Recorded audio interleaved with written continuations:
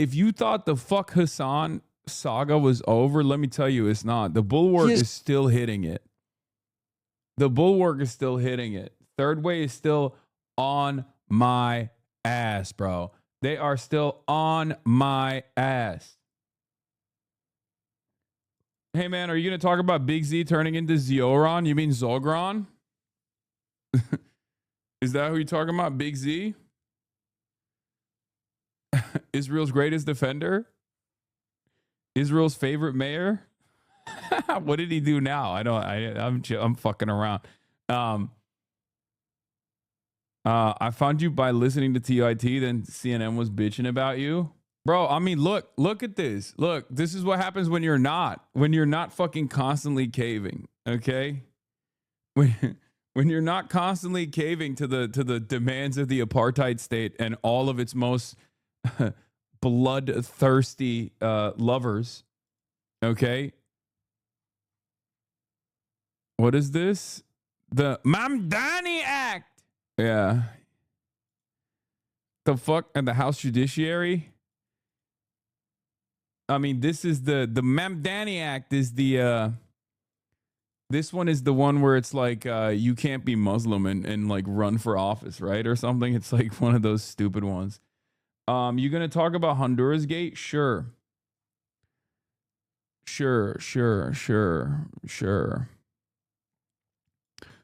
To direct the Federal Trade Commission to conduct a study on the potential impacts of... Oh, this is a separate one. There's another Mamdani one that Chip Roy put out, which was like, if you're Muslim, you shouldn't be...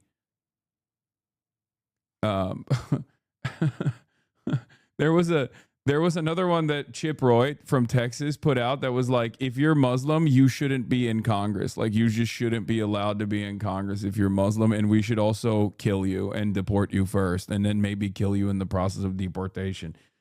Very cool. It's very cool that you get to do stuff like that in American Congress, and everyone is just like, yeah, I guess this guy has a reasonable disagreement. Yeah, he does, doesn't he? We do have a disagreement. I want to live. He doesn't want me to live. But I guess that's a reasonable disagreement from your perspective. Very strange.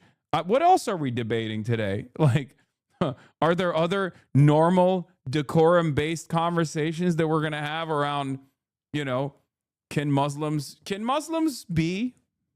Question mark? That's it. That's the question. Can Muslims be? Are Muslims allowed? Question mark. Nothing further. Nothing beyond that. Should they be allowed to live on U.S. soil? Should they all be deported, or should we just deport at least 50% of the Muslims? Should Muslims be allowed to be in office? Right? Is Islam anti-Semitic across the board? Very cool stuff. Oh yeah, this was awesome. I saw this earlier. Also, yeah, happy John Brown Day. Also, happy Victory Day. Don't you think you went a little too far with Harper's Ferry? Don't you think slavery went a little too far? What Kami says. Thank you for the 20 gifted subs. Yeah, do Muslims have a right to exist? The answer is no, of course. But yeah, let's see what the CNN folks, the good folks at CNN, were saying about the fuck Hassan times 54. This is like the what is it now? 3 months. I'm honored. I'll admit I'm honored. By the way, we blasted off. Let the people know we're live and alive. I'm honored that I have been the singular focus of enmity, that like the media can focus on one issue for longer than like a 24-hour media cycle, and it's truly remarkable, because for the longest time I thought this was impossible, right? I thought it was impossible to have anything stay in the media cycle for longer than like 24 hours or 48 hours. And it turns out that is the case. It turns out they can have something in the media cycle for a lot longer than 24 hours, because we're now currently sitting on the 3rd month almost. Some people want to read the fucking chat. Oh, I'm sorry. Are you mad that I'm spamming? in my own chat the blast off link so that people can go and interact with it, so that we can let the people know that I'm alive, and we can welcome people into the community. Overtime with Bill Maher, John Fetterman, Dan Crenshaw, Donna Brazil. Oh my God. This is like an op fest. Well, I guess maybe not Donna. What is, I assume that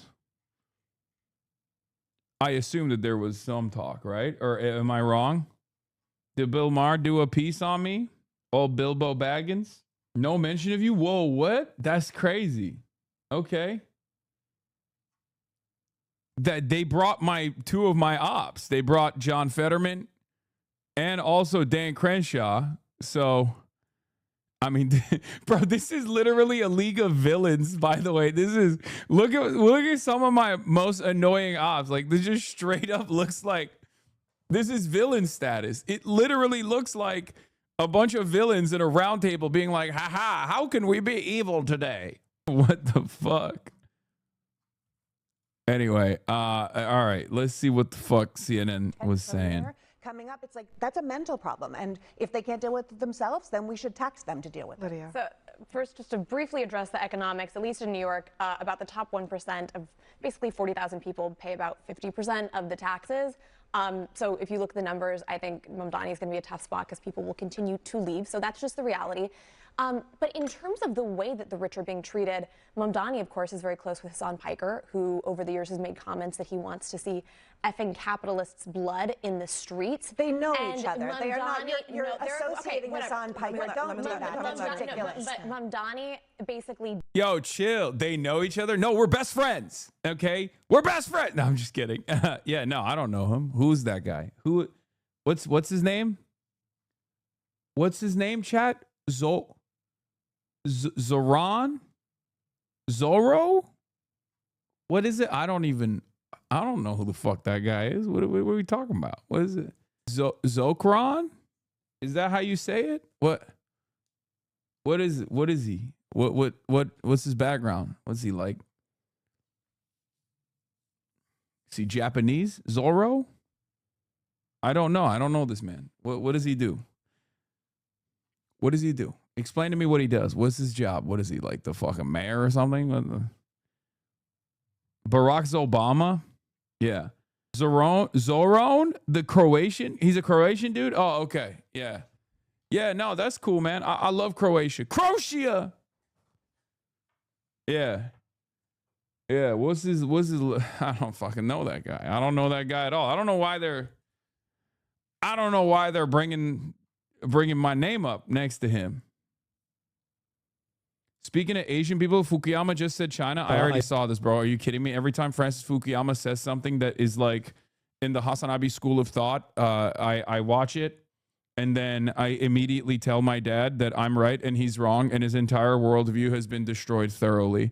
That capitalism is over, and that the end of history, turns out there was a lot more history, and then the next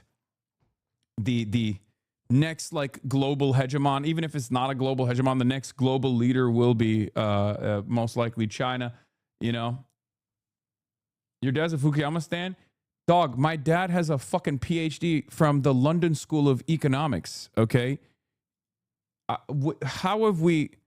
I've explained this before. Like, we do not agree on a lot of things, on the way that we see the world. Okay. He will get mad if I call him King Neoliberal, because he apparently he fancies himself to be a not even a social democrat, but he thinks that he's a socialist. He's not. Okay, he is literally, his entire life's work is upholding neoliberalism. This is what he grew up in. Debate your dad on stream? Absolutely not. One, he doesn't speak English, so he's probably more pro-Palestine than you. He absolutely is not. I'm definitely more pro-Palestine than he is. I mean, he's also pro-Palestine, but he can, but he doesn't. Yes, that just means he's a dingus. No, he's not. He is not. He's not very pro-China. Let's be real. Chill, broski. Some of us went to LSE and turned out third world is. There's only one guy that is Pink Corbett Teal says, chill broski, someone went to LSE and turned out third worlders. There's only one guy that I know that is like an LSE guy that is unironically a Maoist third worlders. But I mean, maybe not a Maoist third worlders, but it's Jason Hickel. Jason Hickel is one of my favorite guys on Twitter. He's a professor and a visiting senior fellow at London School of Economics, and he is like sincerely a third worldist, I think. He probably wouldn't say that he's a third worldist, but yeah, he's a degrowth guy. He's definitely a socialist. He's definitely a Marxist. Not Jackson Hinkledink, not the ACP MAGA communist guys. I'm talking specifically about Jason Hickel, professor and visiting senior fellow at London School of Economics, who I read his stuff all the time. My sister went to LSE and she's an anarchist. It happens. Look, I did the Oxbridge move, okay? I went to Oxford. I went to Cambridge. There were a lot of Hasanabi heads there. So it does happen. I mean, fuck it. There were Hasanabi heads at Yale, which in my opinion is even more shocking, right? So it happens. I don't know why. I don't know how. Maybe people like accidentally read too much and then they become woke. But it does happen. So I'm not discounting that. So 9 articles since the rally. Jesus Christ. Corporate media condemns Hassan Piker. I'm a Hasanabi head going to Oxford for my PhD. Hell yeah. Jewish News Syndicate. Racist, misogynistic, xenophobic. Democratic City official says so. Far left podcaster. The Daily Caller. Far left streamer calls for violent revolution after the court side with GOP on redistricting. F-bombs and disco balls. Fox News. Leftist streamer calls violent revolution inevitable as Democrats explode over Virginia courts. Yeah. You know what's really funny about this stuff, by the way? These guys run around. At least the Democrats run around apologizing.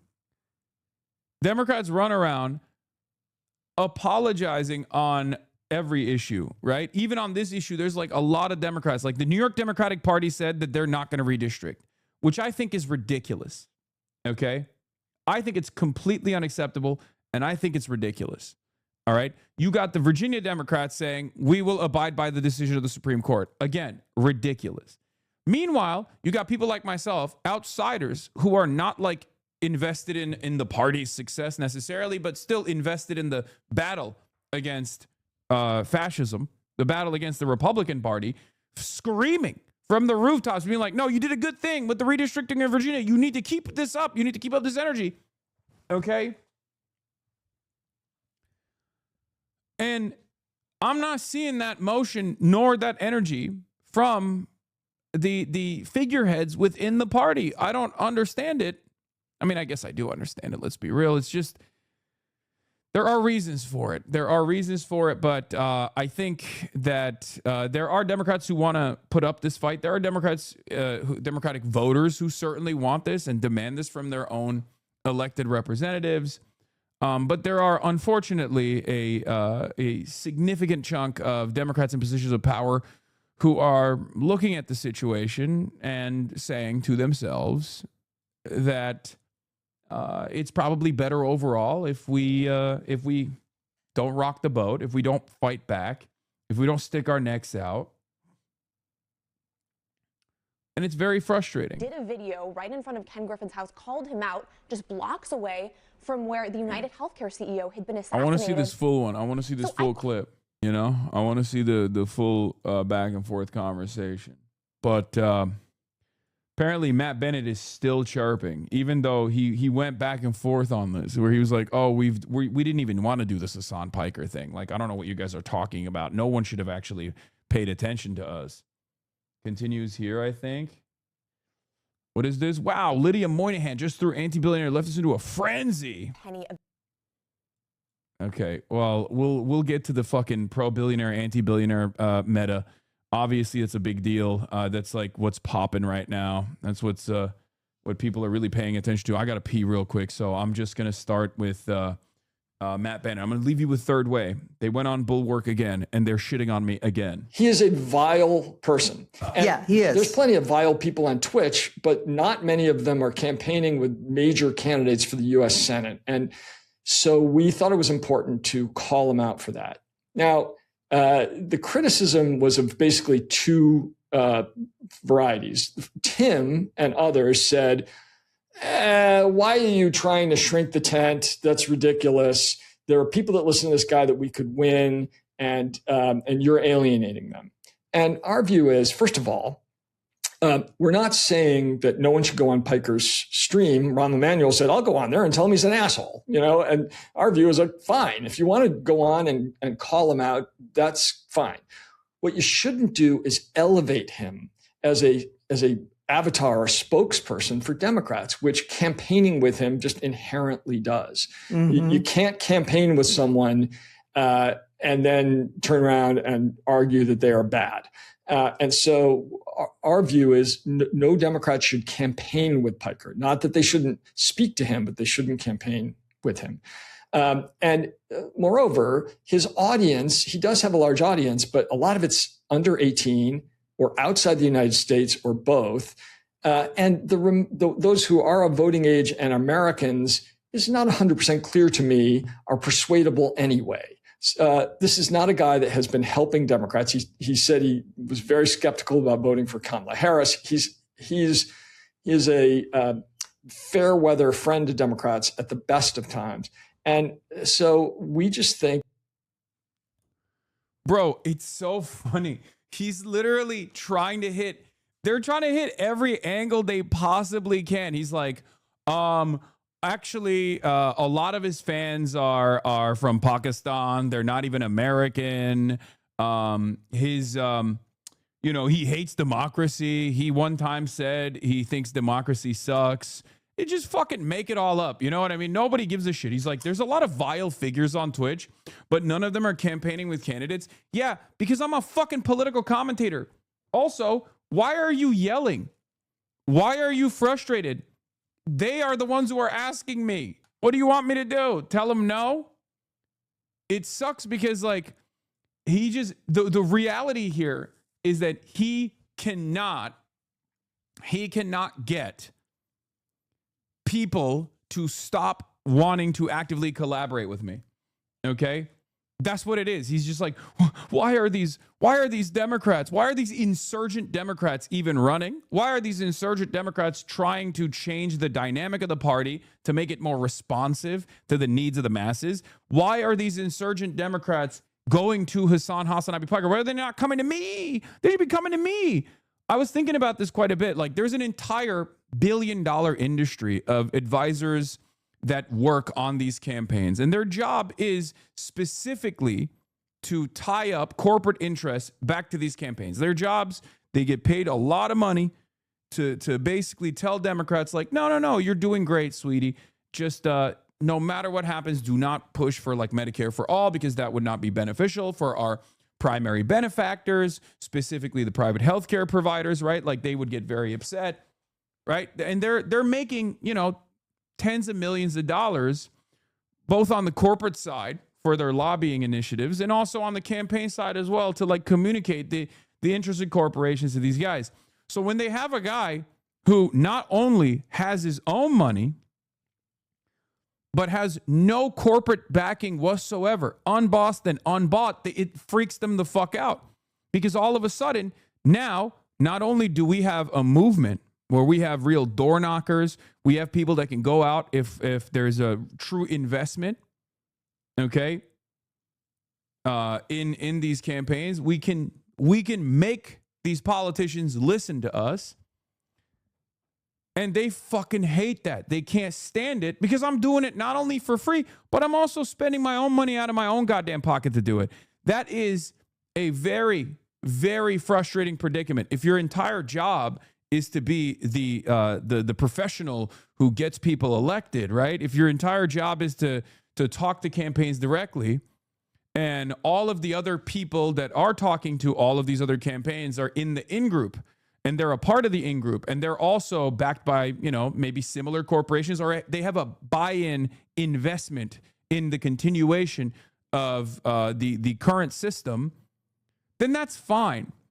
Third Way doesn't care if there are other people that maybe sometimes even attend their conferences that might have some disagreements with them, but ultimately they're backed by some kind of corporate entity, right? There is a buy-in for a lot of these people. They are getting paid by these corporations, right? It might not always be the insurance industry, but it could be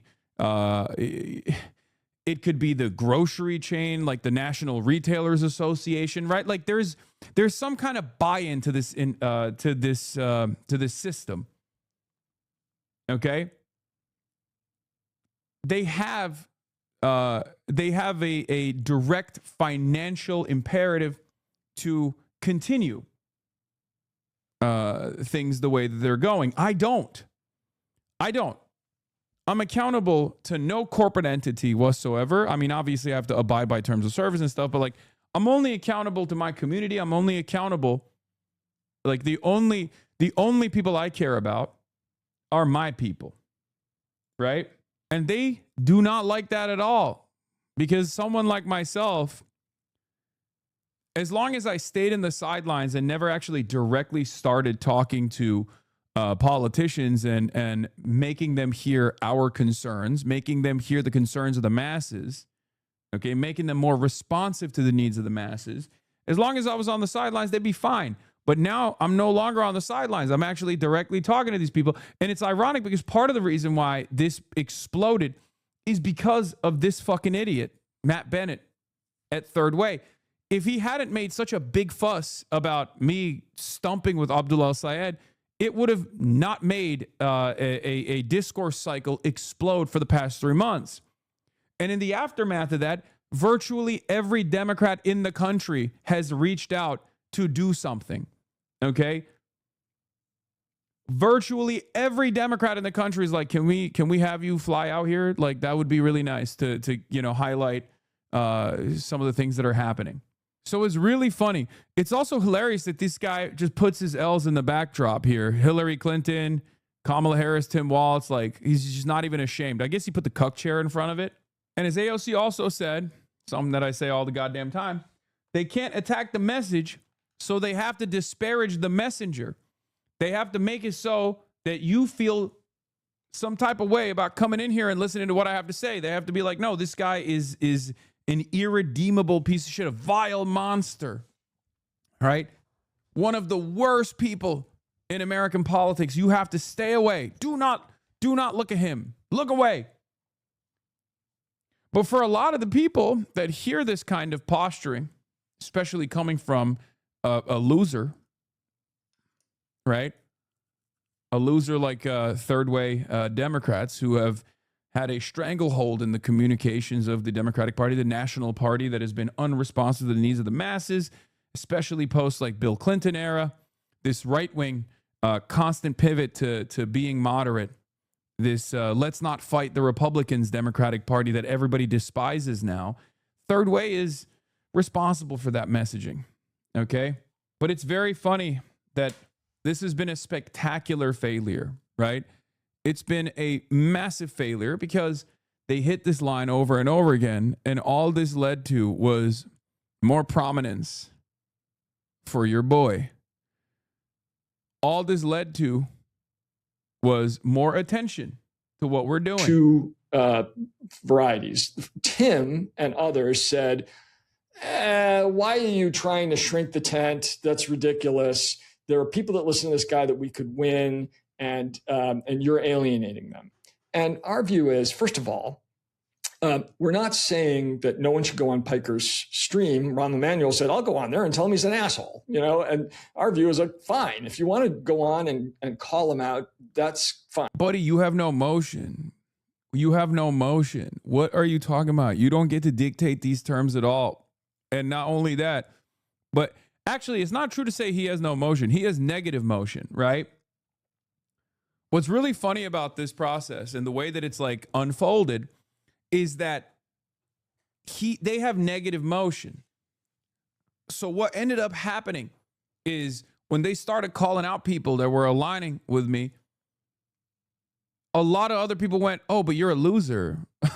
We don't like what you have to say at all. And you, more importantly, don't know how to win races. So we're going to go with this other guy. Also, I'm rocking a suit and he's not. So which one of us is the real professional? Which one of us is the real professional, sir? What you shouldn't do is elevate him as a avatar or spokesperson for Democrats, which campaigning with him just inherently does. You can't campaign with someone and then turn around and argue that they are bad. And so, maybe that's the reason why they're not doing that. They're doing that so you basically get off their asses. Campaign all you want with Bill Kristol and Liz Cheney, who have immense amounts of blood on their hands, but Hassan Piker's off limits. Amazing that Bill Kristol's website has become the leading Dem foreign policy arm and the self-anointed moral conscience of the party. Yeah. I'm not going to lie. I think Bill Kristol's probably more woke than these guys, for the record. Like, Bill Kristol's been, like, talking about abolishing ICE and shit. So, low-key, Bill Kristol probably aligns with me more than he aligns with Sarah Longwell at this point, you know? He's just writing fanfics about you on live TV now. View is no Democrat should campaign with Piker. Not that they shouldn't speak to him, but they shouldn't campaign with him. And moreover, his audience, he does have a large audience, but a lot of it's under 18 or that's not true. Outside the United States. Also not true. Overwhelming majority of my audience, if not damn near entirety of my audience, is America, some in Canada, and the UK. Okay, it's mostly the English-speaking world, but like the hugest chunk of my audience is Americans. That's number one. Number two, under 18 is a minuscule percentage of my audience, so he's wrong about that as well. This community is now basically in the 18 to 35 bracket firmly, and it's actually more so in the plus 25 to 35 range. This community has grown older, as I have grown older, okay? This community has aged alongside myself. Or so both. That's also untrue. And those who are of voting age and Americans is not 100% clear to me are persuadable anyway. This is not a guy that has been helping Democrats. He said he was very skeptical about voting for Kamala Harris. He is a fair weather friend to Democrats at the best of times. And so we just think having a bigot around is bad. And the second reason it's super bad, not only is it immoral, but it's terrible politics. It allows Republicans, not unfairly, to connect us to his most vile. Dog, you're the Republican. You're the Republican connecting the Democrats. This is the problem, okay? I just want these guys to be honest. Just fucking be honest. Because if he was honest, here's what he would say. We here at the Third Way, let's look at Third Way's donors real quick, okay? Third Way donors. Yeah, here, I'll do the AI summary first, okay? Third Way is a centrist think tank funded by a combination of wealthy investors, liberal mega donors, and corporate interests, including financial services and lobbying groups. I've actually given up on this at this point. It's just like that's the only fucking thing that works now. Everything is AI summary. Okay. Corporate and trade groups. Third Way has received funding from entities including the NCTA, Pharmaceutical Research and Manufacturers of America, and Securities Industry and Financial Markets Association. Their donors and foundations reported supporters include Bernard and Ann Spitzer Charitable Trust, Bernard and Irene Schwartz Foundation. Individuals, the board and supporters include wealthy investors and donors such as David Horvitz, Rachel Pritzker.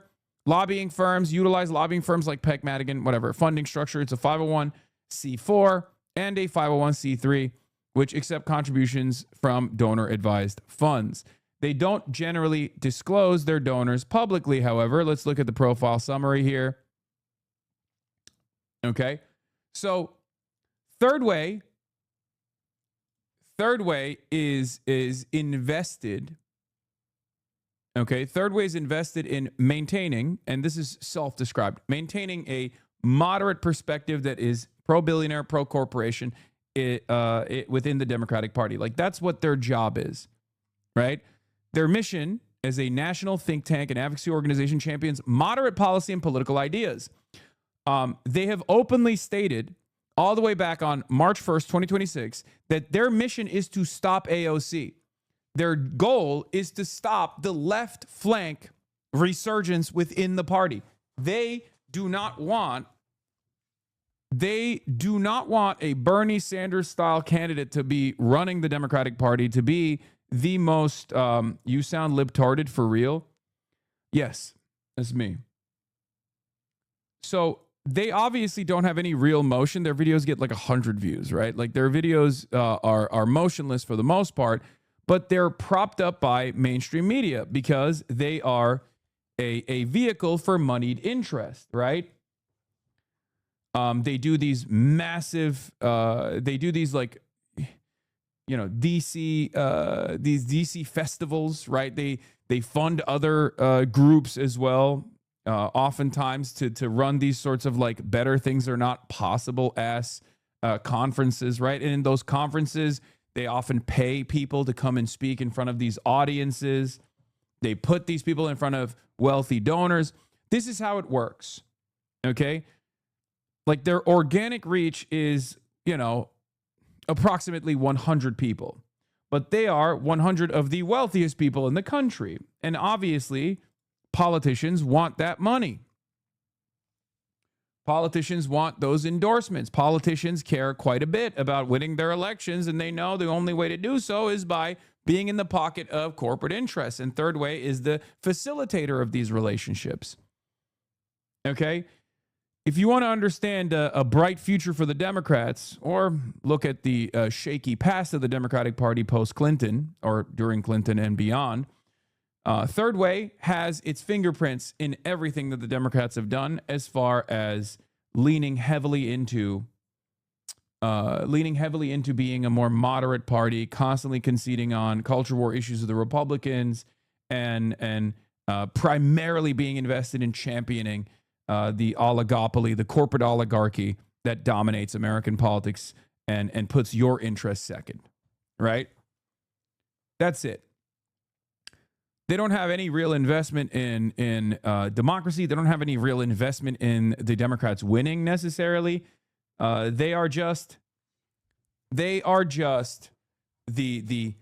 corporate vehicle for the Democrat side. Okay, there's a million of them on the Republican side, but this is basically like the corporate one, the corporate lobbying wing in the Democratic Party side. What is this? Oh yeah. This was their response to the 2024 loss. Takeaways on why Democrats have a cultural disconnect with the working class. Overemphasis on identity politics, the faculty lounge problem, failure to prioritize economic concerns. Yeah, except the Democratic Party's failure to prioritize economic concerns stems from Third Way's impact, ironically enough. Allowing the far left to define the party, all this stuff. Right? Yeah. Takeaways on why Democrats are not trusted by the working class. Vilification of wealth. Really? That's what the problem was, that Kamala Harris wasn't too pro-billionaire. These guys don't know what real people want, okay? These guys don't know how real people feel. I can say that. Vilification of greed. They're too angry at the greedy. Anyway, Third Way is they got 31 million in revenue in 2024, and their expenses were 24.5 million. But it's not just the amount of money that they're dumping, and they're dumping a lot more money this time around. Okay, and their goal is to basically thwart some sort of like AOC run, not just AOC, but any kind of. Basically any kind of insurgent left candidacy. They don't want the Democratic Party to become a party that works in the interests of the working class. They don't want that. They want to maintain the current corporate stranglehold over the Democratic Party. That's their job, and that's why they're attacking me so aggressively, so viciously. And my point is this: if they were honest.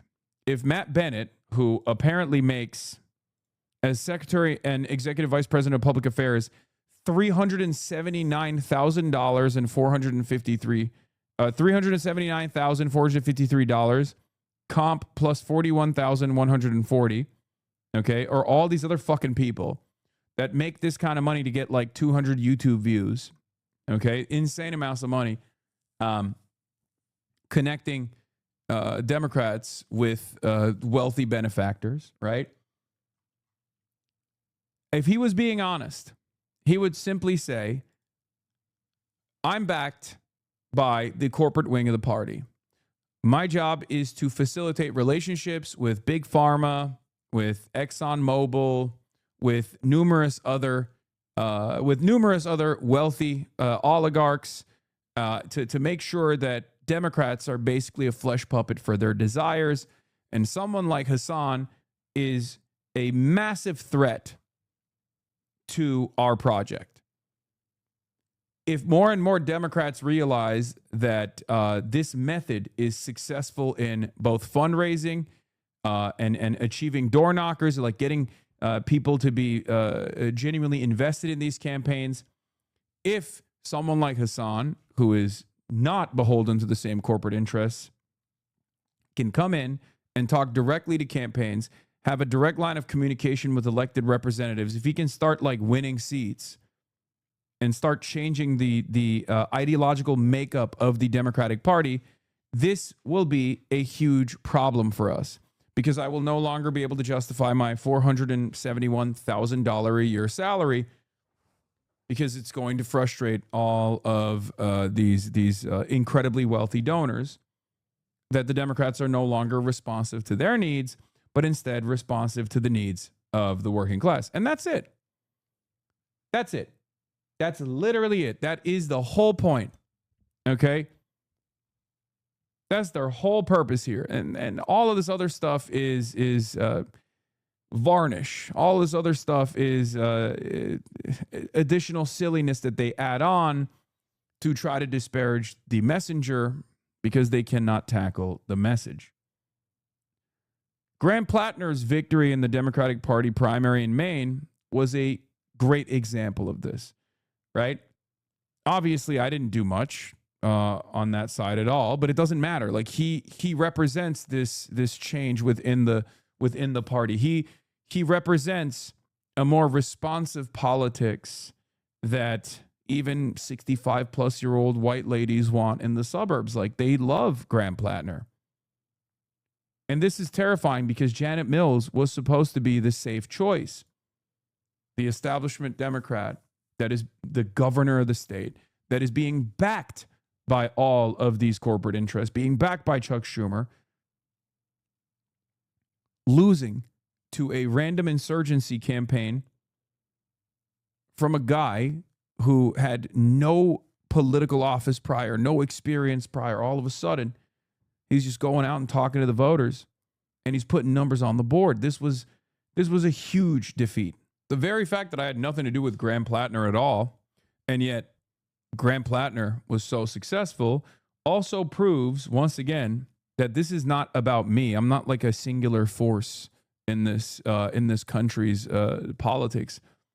But instead, this is a very real, organic anger that a lot of Democrats feel. And there are candidates that they are willing. There are candidates that are willing to bet on these insurgencies, because they feel like people like Graham Plattner are more responsive to their needs, their demands. Okay? So that's it. People are saying enough. Now, the same mistake is also being committed by the far-right reactionaries as well. When AOC comes out and makes a totally normal statement about like how billionaires are not earning, they don't earn $1 billion by the normal way, the normal design, and that the very fact that you've made $1 billion means that you've, cut corners, done some unethical things, and it's virtually impossible to generate $1 billion by, working a regular job. When she comes out and says something that most Americans intrinsically understand and also agree with, You don't have to be a card-carrying, ideologically loyal Marxist-Leninist or something to recognize that $1 billion is an unfathomable amount of wealth accumulation, and it's genuinely broken. Like the system is genuinely broken that there are so many billionaires, right? Most people feel this way. Most people understand it. Most people recognize that this is a level of wealth accumulation that immediately proves that the system is broken. So when you turn around and say billionaires are not working 1 billion times harder than you, most people agree with that. So it's great that the Republicans are actively positioning themselves as being pro-billionaires and pro-corporations. As a matter of fact, Donald Trump, in spite of his billionaire status, was a towering figure in American politics on the right because he never did that. Okay? Donald Trump would be like, as a billionaire, I bought all these politicians and now I'm unbought and not corruptible. And that's why you should vote for me, because I'm going to care about your perspective. I'm going to make sure nobody touches your Social Security, right? I'm going to drain the swamp. I'm going to attack how corrupt Washington, D.C. is. Now, of course, he didn't follow through on those promises, but the very fact that he made those promises was unique, especially from a Republican perspective. So people are looking for this. People are looking for this kind of statement, right? They want it. They recognize that there's real problems in the system, and they want someone who will address those problems. So anytime that these Republicans come out as the pro-billionaire side, I think they're chipping away at their base. Okay, if you are white working class, West Virginia, used to be a Democrat voter, now you vote for the Republicans, and you hear in the aftermath of the 10 years of Trump, you hear Republicans now turning back to pivot into the pro-billionaire category, you're going to realize real quick that the country club Republicans never actually went away. Now, some people do have that fealty, that peasant mindset, where they do actually think that the billionaires deserve it, right? Some poor people do feel this way, certainly. But not many of them do. So, it's country roads, not country club. No. I'm talking about a specific type of Republican. Republicans for the longest time were country club Republicans. They were elitist. They were entitled. They had genuine and open disdain for the working class. They didn't even engage in this kind of like populism, sloppyism. Yeah, Nick Fuentes said he's voting blue in November. I don't know if he will, and it doesn't make him less of a massive human garbage. What are you talking about? You're getting duped by a fucking avowed neo-Nazi. What the hell's wrong with you? Please don't do that. Oh my God. Nick Fuentes has been on and off the Trump train 1 million times over. Y'all are silly if you think that there's anything sincere there beyond Nick Fuentes trying to boost his own personal profile, knowing full well that there are a lot of liberals who will highlight Nick Fuentes and go, see, even Nick Fuentes doesn't like Trump. Yeah. Don't give fools like that the time of day. Okay? Don't be gullible. That's your point, Lee. Elon Musk has deserved every single penny of the money he's made. Jeff Bezos, absolutely yes, not. They have that a large, is the most. Yes, bigger. I don't know why you're shilling for these people. Living, it's nuts. It has made our standard of living, because capitalism has a moral argument that needs to be defended. It has made our standard of living better than any other group of people in any other time. And I would say, I want standard of living, Lydia? Elon Musk, Whose standard I hope of living? He's a trillionaire, because guess what? Okay. With his money, he's literally letting blind people see. He's letting paralyzed people walk. I want him to have the money, not Elizabeth Warren, who's going to funnel it to fraud. He's letting blind people see and paralyzed people walk. I think what are we doing? The greatest counter to this is everything that we're doing, everything that Elon Musk is taking credit for, could just as easily be publicly funded. As a matter of fact, all around the world, it is publicly funded. Even in the United States of America, a big chunk of the new inventions happening in the medical field are also coming from publicly funded research.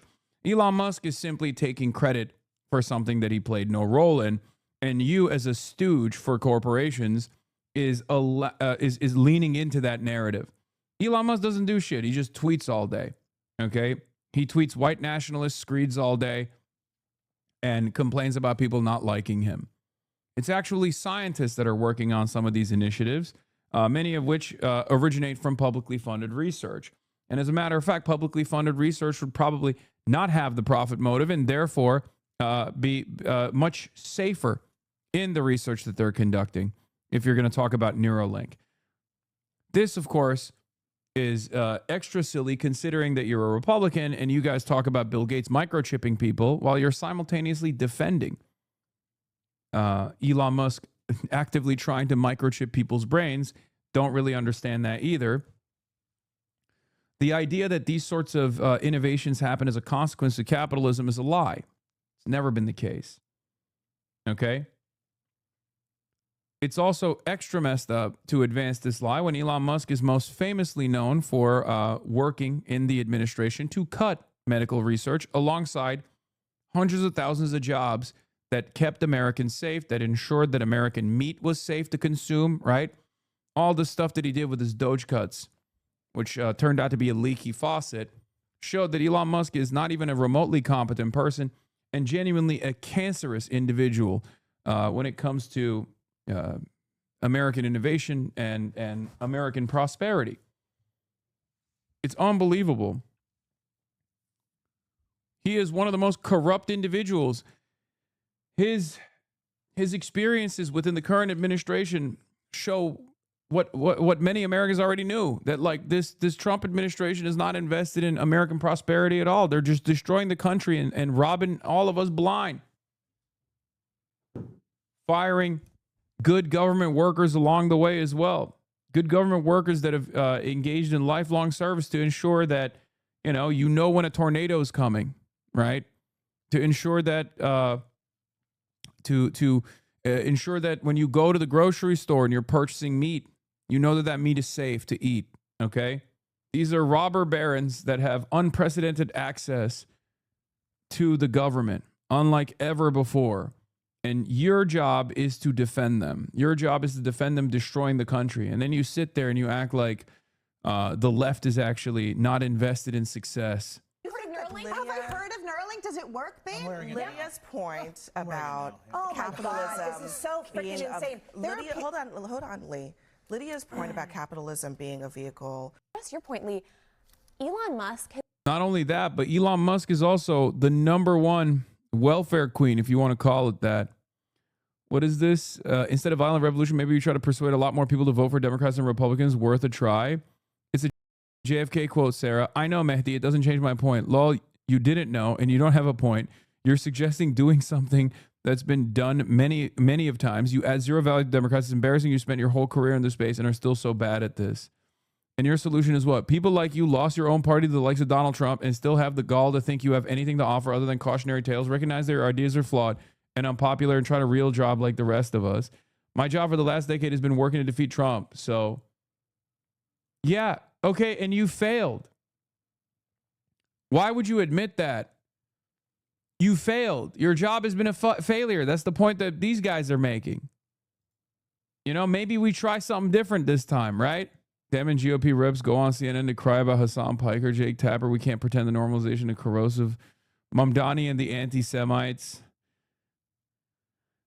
American Thinker, a deplorable, subscribes to the New York Times, SF Gate, Free Press, Abdullah Syed, Dispatch. Dispatch writes, anti-Zionism is a dead end for Palestinians. Nice. Republicans will eviscerate the democratic process through voter suppression, gerrymandering, and overruling legitimate redistricting, and libs will still be like, all we can do is #vote, smile. Funniest thing about this is that their only argument is go vote, and yet they're abysmal at actually motivating voters to do exactly that. Also, this conversation is taking place after people did go out and vote, and they won, okay? People in Virginia went out and they voted for a redistricting in a referendum, and the Republican forces in the country were able to overwrite that vote by way of the Supreme Court in the state of Virginia. That's the whole fucking argument. My argument is, if you keep suppressing people's wishes, suppressing people's demands, if you make peaceful revolution impossible, you make violent revolution inevitable, which is what JFK also said, right? If you show people that the democratic process doesn't work when voting is a pressure valve for people, they are going to take matters in their own hands. And if you don't want that chaos to unfold in the country, then you have to fucking make sure that these institutions remain, that people still have confidence in these institutions. You have to fight back. 3 million people went out and voted for this redistricting initiative, and they won that vote. So why is it that there's like unaccountable people wearing robes, doing politics while wearing robes, ironically enough, that get to override the demand of the majority? That's what democracy is. No, Hassan, you don't understand. Fighting back would violate. This is excellent creative thinking on how to overturn the redistricting decision, lower the retirement age of justice on the VA Supreme Court, and wish they all have to go appoint new judges, rehear the case, get a different ruling. Anyway, let's get to Victory Day, and a lot of people chirping about it. I've seen a lot of AFD people openly come out and basically say that like Victory Day was no liberation for Germans. They should have a little bit more shame, in my opinion, to be so openly pro-Nazi. But I guess we're living in different and unprecedented times in many respects. President Vladimir Putin lays flowers on the tomb of the unknown soldier as Russia marks Victory Day in Moscow. Commemorating the Soviet Union's victory over Nazi Germany, the Russian leader used the occasion to rally support for troops fighting in Ukraine. The great feat of the generation of victors inspires the soldiers carrying out the goals of the special military operation today. They are confronting an aggressive force, armed and supported by the entire NATO bloc. And despite this, our heroes are moving forward. It's a little bit of an asshole move, let's be real, comparing what the Red Army did. Ironically enough, many Ukrainians, for the record, in those fronts, who fought and died to defeat the Nazi scourge, as he's comparing it to like what he's doing in Ukraine. Okay, man. Okay, buddy. The parade was more pared down than in previous years. For the first time in nearly 2 decades, no tanks or heavy military hardware rolled across Red Square. A scaled-back display held under tight security. From the Western media's perspective, of course, the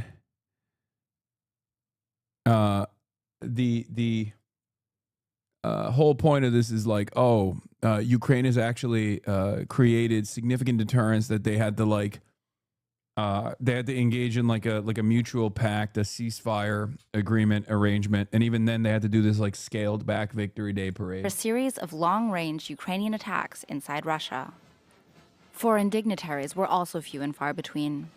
Only Moscow's most fervent allies, notably the leaders of Belarus, Malaysia, Laos, and Slovakia, made the trip.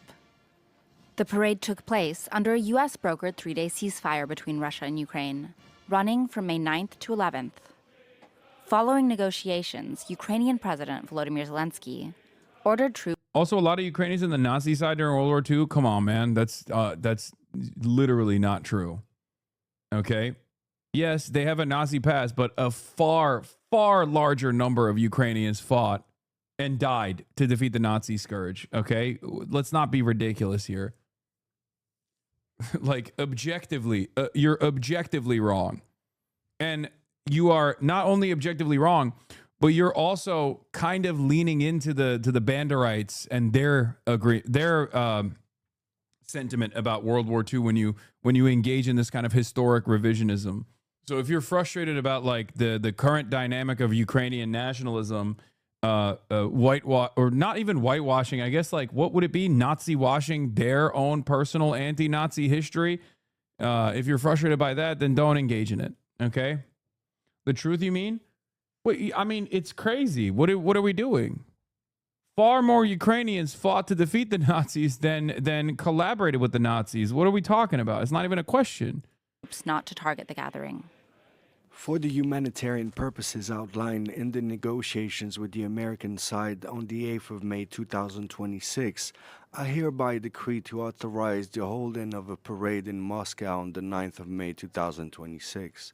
For the duration of the parade, the area of Red Square shall be excluded from the plan for the use of Ukrainian weapons. Russia and Ukraine have also agreed to use the pause to exchange 1,000 prisoners of war on each side.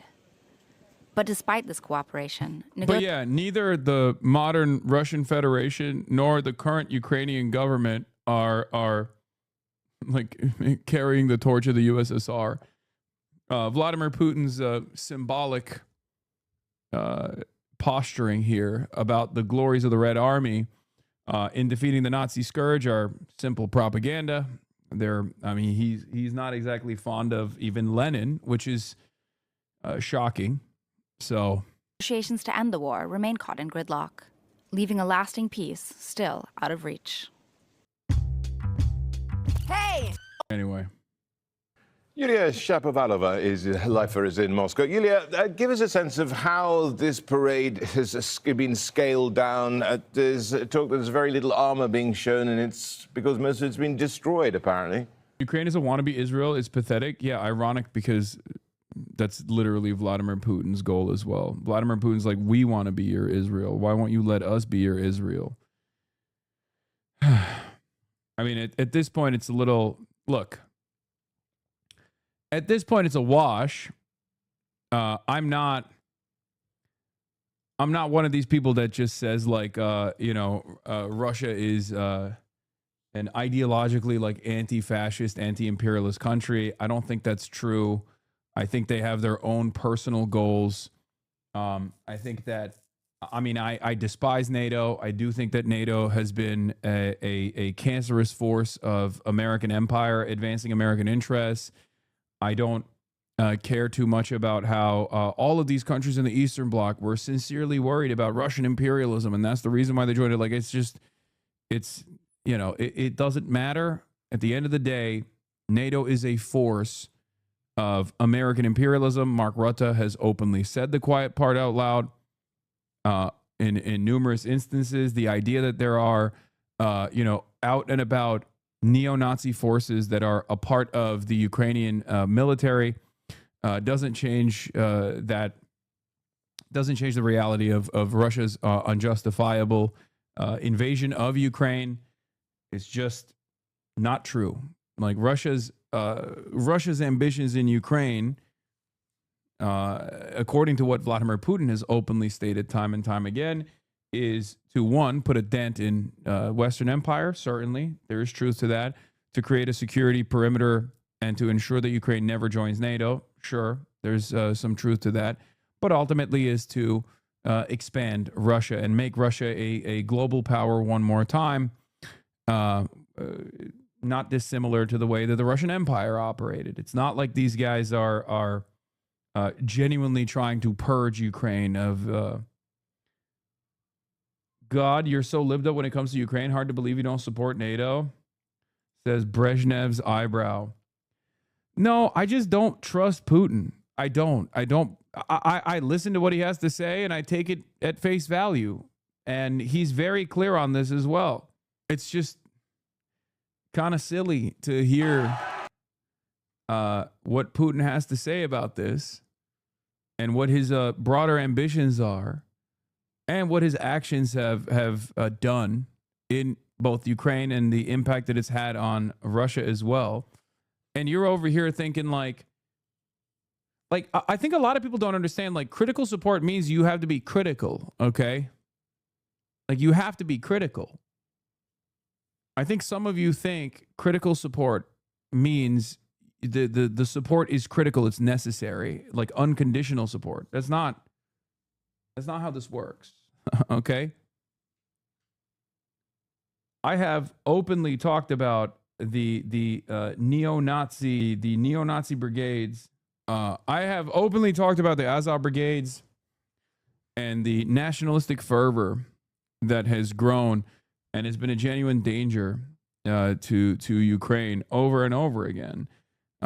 Certainly before the invasion, certainly after the invasion, is part of the reason why people say I'm a fucking Vladimir Putin supporter.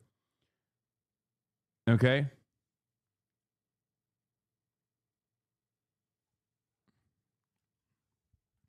Problem, however, is that I also explained time and time again that if you invade a country, all you are doing is galvanizing those forces. The most nationalistic forces will become the great emancipators. And that's precisely what Vladimir Putin did.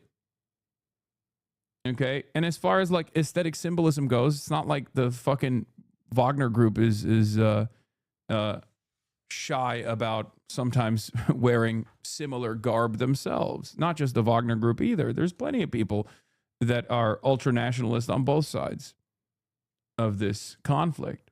So you have to look at the situation. Was there a better way to deal with this problem? Because I do understand that there is a real problem with turning a country that is within striking distance of the Kremlin into another NATO base. NATO encroachment is a real issue for Russia's security concerns. That makes 100% sense. That makes total sense. Okay? So the question is, was there a better way to deal with it? And the answer is yes. Okay? My perspective always has been that Russia should have continued to solidify their economic ties to Europe and continue demanding the same things that they were demanding initially, like abiding by the Minsk agreement. This would have been beneficial for Russia. It would have been beneficial for Ukraine. It would have been beneficial for every country. And instead, they launched this unbelievably stupid military operation. They took some L's initially. It didn't go the way that they wanted it to go. They weren't able to take over the entirety of Ukraine. But it's very clear at this point that in spite of the entire Western world opposing Russia's incursions into Ukraine, they took significant losses and yet still, at the end of the day, won the annexation of at least 25% of the country, specifically eastern Ukraine. Why would they listen to you, bozo? I mean, of course, they're not going to listen to me. I'm just giving you my opinion on it.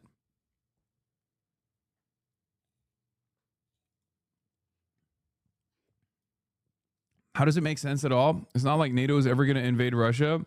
Come on, man. That's crazy. Why is it that there's no equivalence to a NATO-style situation? Like, think about when the USSR put nukes inside of Cuba after the US put nukes in Turkey. Think about the tensions at that point. A country 90 miles off the coastline of the United States of America was now operating like a military base, okay?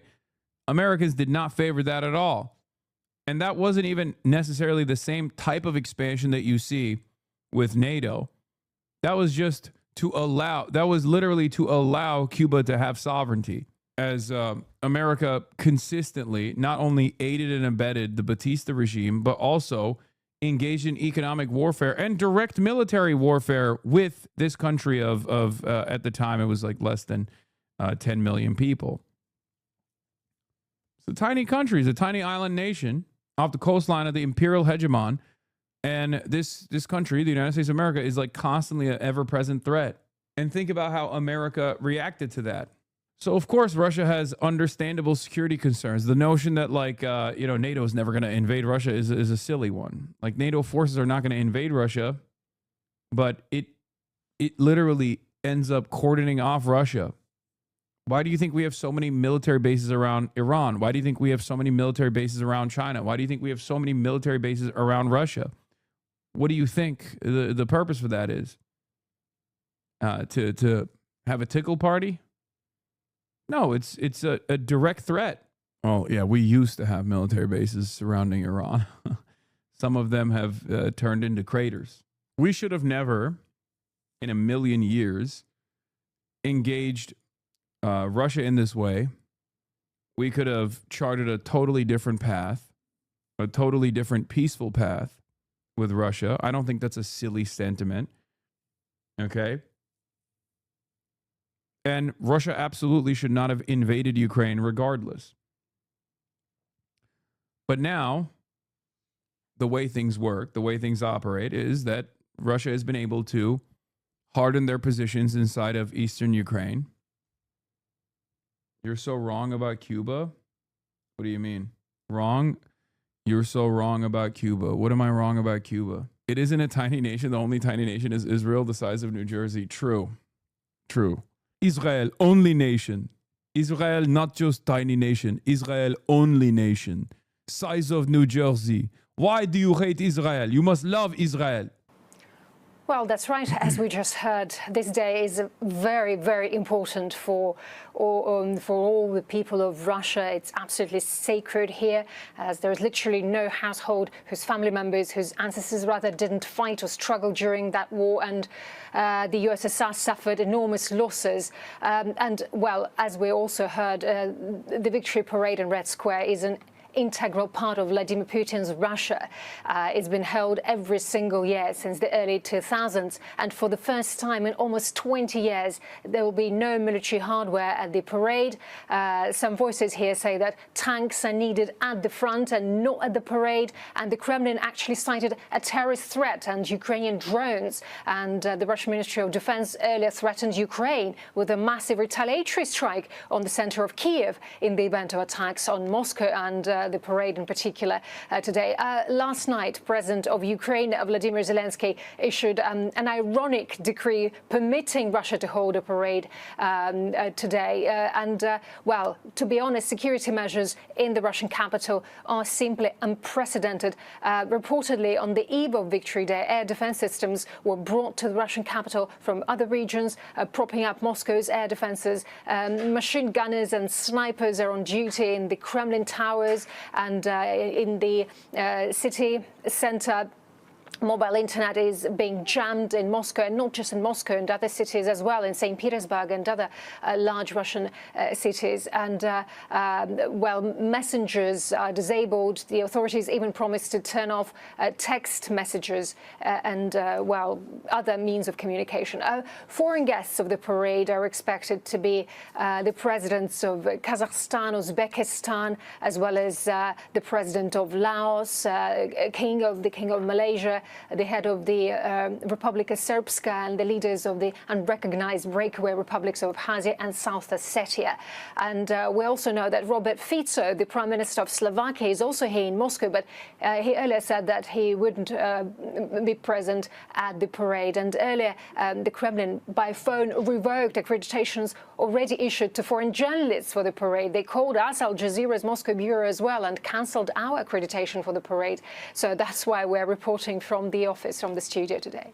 Yulia, a 3-day ceasefire. What can we expect after this? We've seen Ukraine step up its drone attacks on Russia recently, and there's a feeling they're gaining the upper hand slowly. Well, as we understand that Russia is not going to make any concessions, and it's agreed with the truce, which is in force right now, and it's agreed to exchange prisoners of war, 1,000 people from each side. But still, the Russian authorities report that a number of regions have been attacked by Ukrainian drones, despite the ceasefire. Well, and there were many attempts to attack Moscow, not just Moscow, but Yaroslav, Rostov-on-Don in the south, the city of Perm in the Urals, and the Republic of Chechnya. Oil refineries are mainly subject to attacks. Well, the city of Perm was attacked for the 3rd time in the last week. On social networks, people post videos of fires at refineries as well as their neighborhoods, and basically they talk about environmental damage. Dozens of airports throughout Russia have been closed. Well, in the south of Russia, or the country in particular, also here in Moscow, airports are constantly closed due to drone attacks. Hundreds of flights have been postponed. What ceasefire are they talking about? They issued a 3-day ceasefire between Ukraine and Russia so they could hold this Victory Day parade.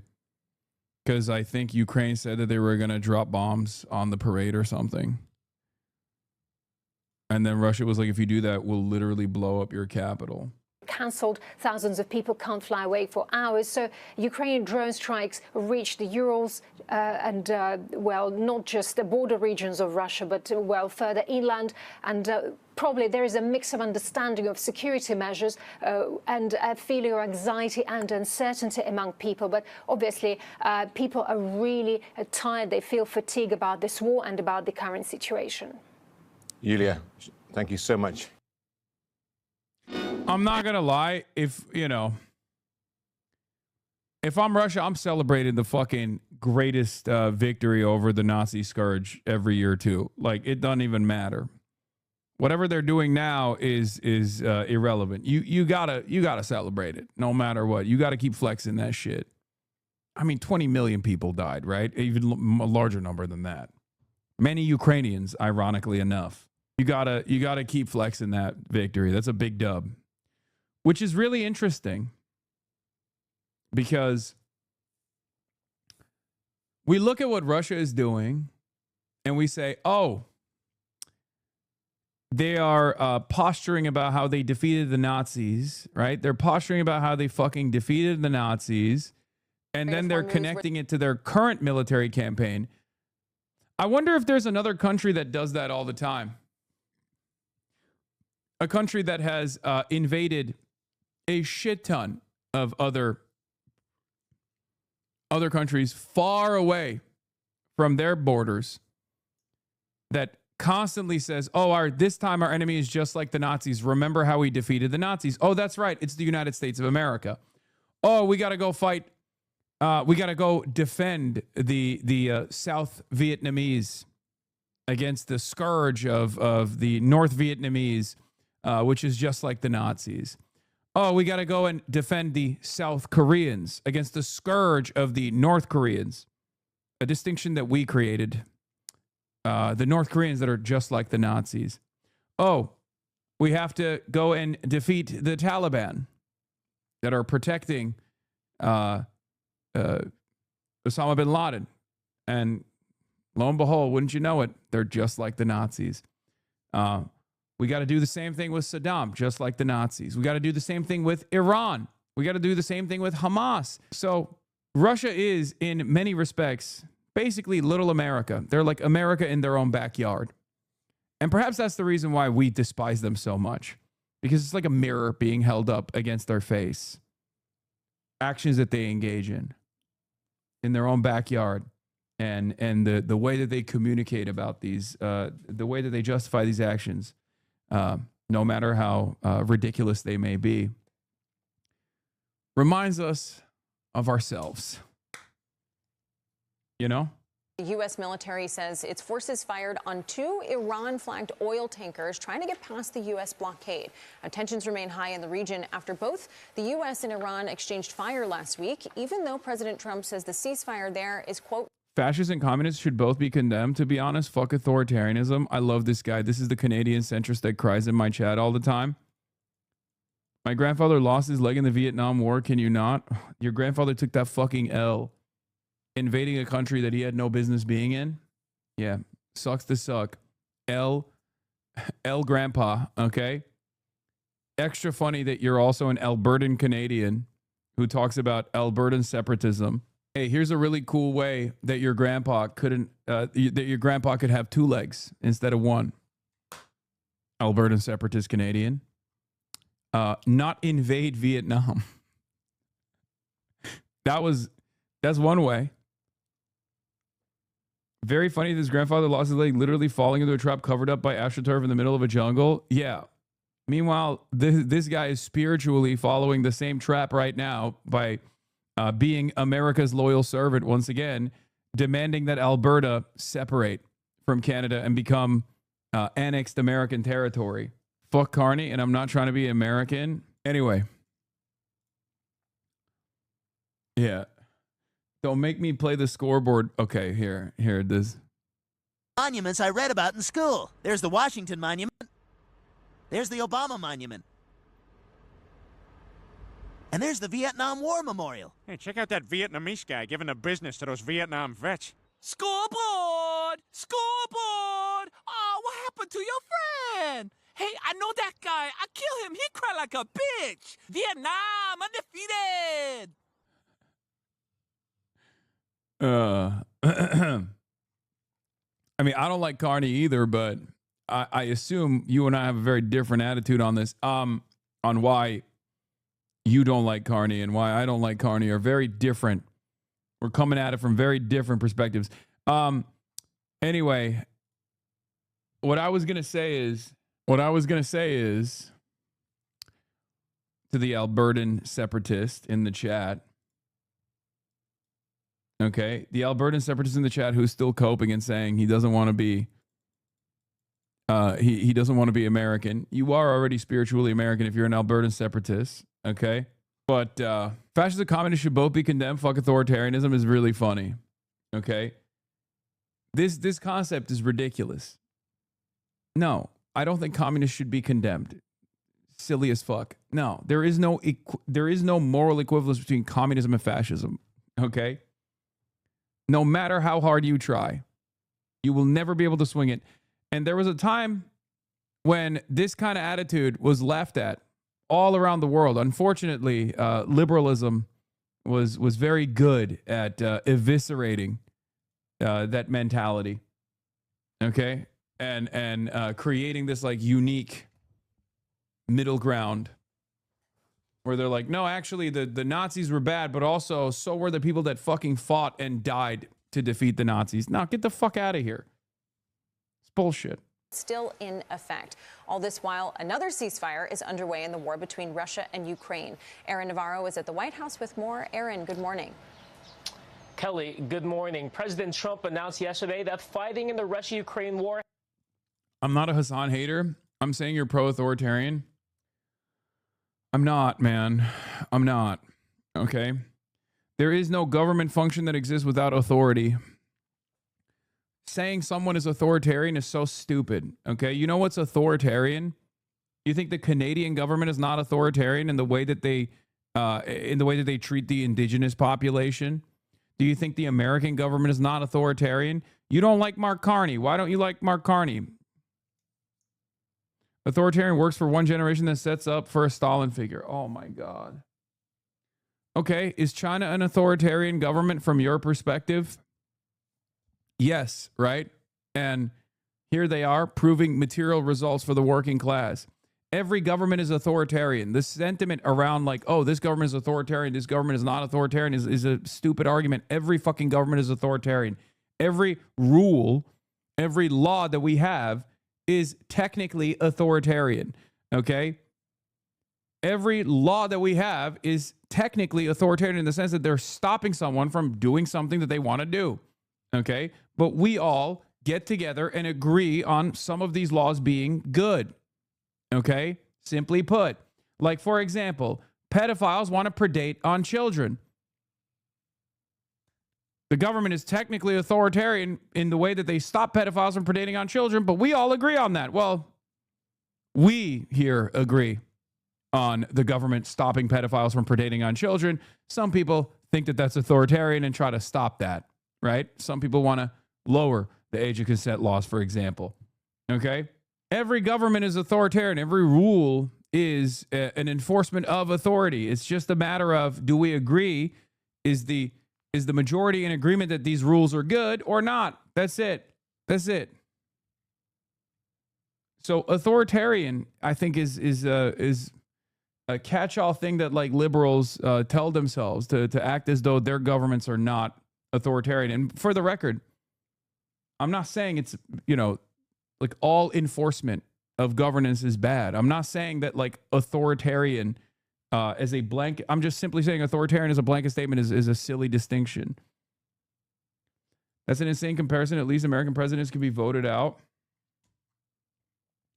I'm sorry, this is not a convincing take. I know, I will never be able to convince people. Okay? Like, for example, the overwhelming majority of Americans don't want to fucking give money to Israel, yet your tax dollars are spent on murdering children overseas. Many Americans would rather spend those dollars here on American healthcare, on American schools. Good luck not paying your fucking taxes if you want to protest against that. And then you'll understand what authoritarianism truly looks like. Okay? I'm simply describing what the social contract is and what the other side of the social contract is. For libertarians, for example, think all taxation is theft. and that the American government, utilizing the monopoly of violence that the state has, will literally at gunpoint force you to pay those taxes. Okay? Look at North and South Korea, for example. I'd much rather live in one than the other. Anyway, thanks for responding. Again, the difference between North Korea and South Korea is unbelievable amounts of sanctions on North Korea. We don't know what North Korea would look like if they were able to participate in the global marketplace as a normal country. Okay, we don't know. As a matter of fact, in the aftermath of the Korean War, in spite of the fucking American and allied forces that conducted a genocide in North Korea, okay, in the immediate aftermath, North Korea was actually doing a lot better than South Korea was, ironically enough. Most people don't know this, of course. South Korea was a fucking military dictatorship that was slaughtering its civilians en masse. And you're over here talking about how, like, oh, well, one country is much more livable than the other. Yeah, I agree. I agree. South Korea was not necessarily a much more livable nation state, and it still isn't necessarily a great place to live in. Their own citizens call it hell. North Korea literally started the Korean War. Yeah, no. All of the wholesale slaughter of communist, socialist, trade unionists in South Korea was actually a self-defensive slaughter. A self-defensive slaughter that the South Korean military dictatorship engaged in. You know? And all of the carpet bombing of North Korea, a distinction that we designed for the record, that was also done in a self-defensive manner. This take is flopping because authoritarian doesn't just mean wielding some amount of authoritarian in political science. It's a specific descriptor for countries where power is highly centralized. Yes.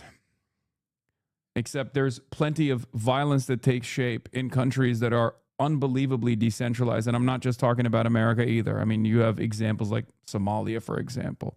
Okay? I look at results. And of course, the political science terminology that is deeply anti-communist is going to use this perspective in an effort to disparage whatever kind of centralized authority. Famously, totalitarianism was coined by McCarthyites to conflate Nazism with communism. I'm sure something similar can be said about authoritarianism, like you have to double think to forget how authoritarian the U.S. is with respect to ICE, the institutional anti-leftist slant, institutional Islamophobia, institutional transphobia. Yeah. Like, we currently have concentration camps that we have placed. Like, Alligator Alcatraz is slated to close. Okay? That was the Florida government taking taxpayer funds from Floridians and spending it so that they could have a fucking concentration camp surrounded by a moat with alligators in it, where they put literally the overwhelming majority non-criminal migrants, non-criminal non-citizens in these horrifying conditions. We don't even have an account of what took place in Alligator Alcatraz. That happened on U.S. soil. And you're over here being like, you know what's authoritarian? Every other country. It's because you have a biased framework that you're operating off of. I don't make excuses for the dragnets that were implemented in Xinjiang, but you do make excuses for American and other liberal countries engaging in authoritarian actions. Okay? That's it. Yes, there is a real description for what authoritarianism is or what totalitarianism is in political science. I know, I studied it. Okay? I'm moving beyond that distinction, and I'm trying to explain to you that all governments enforce authority. All governments centralize power. All governments have a monopoly on violence. What you have to look at is whether people's material conditions are advancing or not. We talked a big deal about how, oh, in China, you can't criticize the party. This is true. Okay? It's repression. It's, in my opinion, silly or even outright dangerous. But I think it's just as silly or outright dangerous that in the country of Germany currently, you can't say from the river to the sea, Palestine will be free. You go to jail. You go to prison. In the last bastion of free speech around the world, in the wealthiest nation on the planet, the most powerful nation on the planet, Joe Biden, the Democrat, the liberal, put 3 3,500 student protesters in jail for the crime of holding peaceful protests on an issue that is now the majority position. They were right too early and they were punished for it. That's repression. Yesterday in the United States of America, in the state of Virginia, unelected judges decided to overthrow the democratic process, to subvert democracy. 3 million Virginians voted to redraw their district maps. Why did they do this? Because the current president is unbelievably unpopular and knew that he was going to lose both the House of Representatives and the Senate, and this would create a check on his authoritarian power grab. So in an effort to avoid that, he wanted to game the system and secure comfortable seats in the state of Texas. So in order to continue having some semblance of democracy, some checks on the administration through the democratic process in the midterm elections, Virginia Democrats decided to fight back. And then the Supreme Court in the state of Virginia decided, fuck the referendum. Fuck the wishes of the majority. That's authoritarianism. All countries have these sorts of issues.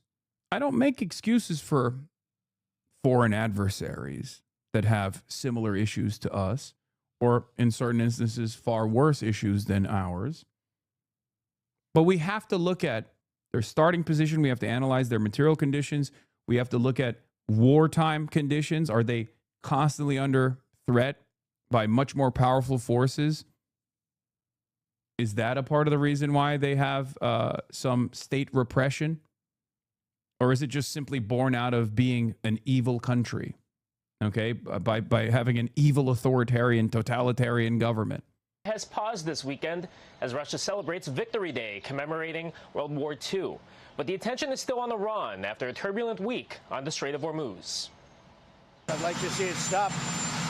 Russia, Ukraine, it's the worst thing since World War II in terms of life. President Trump said the three-day ceasefire between Russia and Ukraine was a personal request. We have a little period of time where they're not going to be killing people. I'd like to see a big extension. As part of the agreement, the two countries will swap 1,000 prisoners. And fighting will pause as Russia celebrates its victory Day one, by the way, Donald Trump doing the damn thing, man. He really brought about peace. This weekend. But as Russia and Ukraine begin a short-term ceasefire, the one between the U.S. and Iran is being tested by several firefights in the Strait of Hormuz this week. Trump says the ceasefire is still on and that he's waiting on Iran's response about restarting negotiations. We want to get the whole thing ended, not just individual movements. Historically, ceasefires have seen various displays of military fire. CBS News national security contributor Sam Vinograd. The question here is whether... Dude, he's trying his fucking best. I know, I'm being too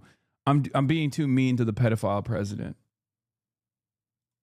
This tit-for-tat exchange of fire is going to outpace negotiations to actually establish an armistice or end the war. The war has paralyzed the Strait of Hormuz and global supply chains, leaving American farmers frustrated. Business is... Apartheid is the most... Wait, did I accidentally fucking mod this person? No. Apartheid is the most democratic form of governance. Israel is a democracy. Okay, guys, you're baiting one another at this point. Okay, stop baiting each other. Like, this person is obviously being sarcastic. Like, the point that he's making is like, Israel's an apartheid state that is democratically organized amongst the in-group to be an apartheid state. It's justified endlessly amongst the masses in Israel, right? The masses that actually do have the power to vote or have their voices be heard. And then the other guy is literally leaning into that bait and getting angry at that person. Rough. Almost every farmer in Iowa will tell you that they've had difficult times. The challenge comes obviously with the price. The price of urea fertilizer used for vegetable crops has gone up 47% since the war began. Yeah, by the way, speaking of authoritarian or totalitarian governments, do you feel like your democratic wishes are being heard by the current American administration in this unbelievably stupid war that we're waging against Iran? Do you like it? Because, I mean, I know the answer. The answer is in the polls. The polls say, no, they don't like it, actually. Please stop. Please stop the bleeding. Right? But in this bountiful liberal democracy that we have here in the United States of America, your voices are not heard at all. And as a matter of fact, the only opportunity you have to let your voice be heard in the midterms, which is a pressure valve, right? So that maybe you can bring about some semblance of accountability if the Democratic Party becomes the majority party, okay? To offer some kind of check or balance to the administration's ridiculous actions is being subverted by Donald Trump right now with these redistricting campaigns around the country where he's trying to create more seats, more red seats, so that they don't lose the majority in the House of Representatives. What do you think that is? Like, why do you think that's happening? What do you think that means for our future? We have this belief system that, like, everything is intact. Of course, it can't happen here. Only other countries are authoritarian. We're fucking authoritarian. And as an American citizen, I want to stop that from happening. So we can sit around and talk about how devastating North Korea is, right? Over and over and over again. How unbelievably authoritarian North Korea is, how repressive the state is. That's just pure cope. It's a distraction. It's a way for you to feel a little bit better in comparison to fucking North Korea. I say we've fallen. We've fallen so hard that we have to compare ourselves to a mode of governance that has had to exist under unbelievable fucking sanctions. Like, if you're comparing, as an American, if you're comparing your situation to North Korea, like if you're comparing the state repression that you experience here to the state repression in North Korea and going, well, it's far worse there, it's over. You're done. It's ridiculous. This is the United States of America. What the fuck do you mean?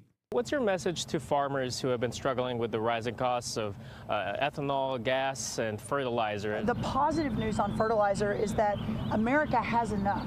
Because of President Trump's energy independence agenda, what that is now allowing us to do is the next step for fertilizer, which again, food security is national security, but to build our own plants here. President Trump will be heading to Beijing early next week to meet with Chinese. We're gonna manifest fertilizer plants. President Xi Jinping. China has talked to Iran in recent days, pushing them to reach a deal and reopen the strait. Adriana? Aaron, thank you so much for that update. The U.S. economy shows. What's your position with NATO? Where are you at with NATO? Because NATO's dead.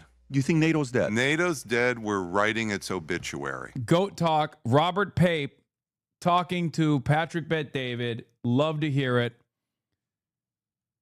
Let's hear what Robert Pape has to say. Tell me why. Bro, what the hell happened? I feel like University of Chicago, that created the Chicago Boys, that was like the heart of American interventionism, is now responsible for Mersheimer and Robert Pape. They're like all talking about how NATO is fucked, NATO is over. What the hell happened to the University of Chicago? How did they fall from grace like this? Marxist coup? Yeah, none of these guys are Marxists. What are you talking about? They're all like saying Mersheimer is a Marxist is so funny. First thing people need to know about NATO is it's not just a political alliance. It is a political alliance where leaders get together and we have Brussels and so forth, but it's more.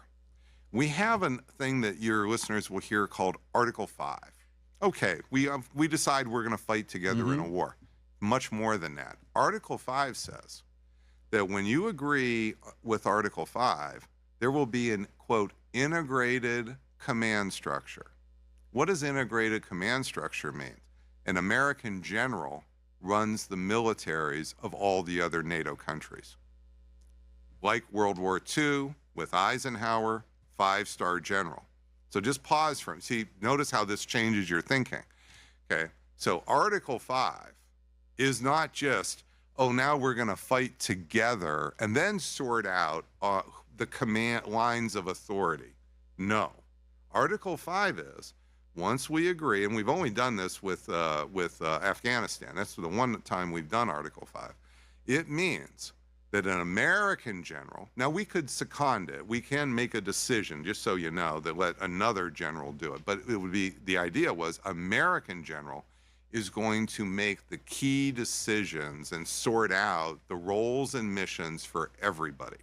Because if you don't have a SINC, a commander-in-chief in a theater, that's what a SINC is, commander-in-chief, everybody's going to not know their piece of what they're supposed to do, their geographic location. All of that needs to be sorted out, or you can't efficiently fight, and you'll have a lot of friendly fire casualty and all kinds of other problems here. So you need an integrated command structure if you're going to have what's called a combined set of militaries, where you have militaries from other countries coming together.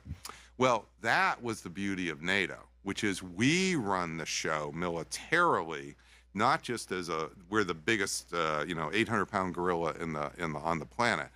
Well, now what you've had, not just last year we had Trump tariffs hurting different countries, something very different happened with Iran. What happened with Iran is that when President Trump failed strategically, tactically succeeded but failed strategically, what did he say? He wanted the European militaries to send the militaries, and because we weren't going to put our ships in harm's way. Think about that. This is too dangerous for our ships to go into harm's way. And what he said is he wanted them to put their ships in harm's way.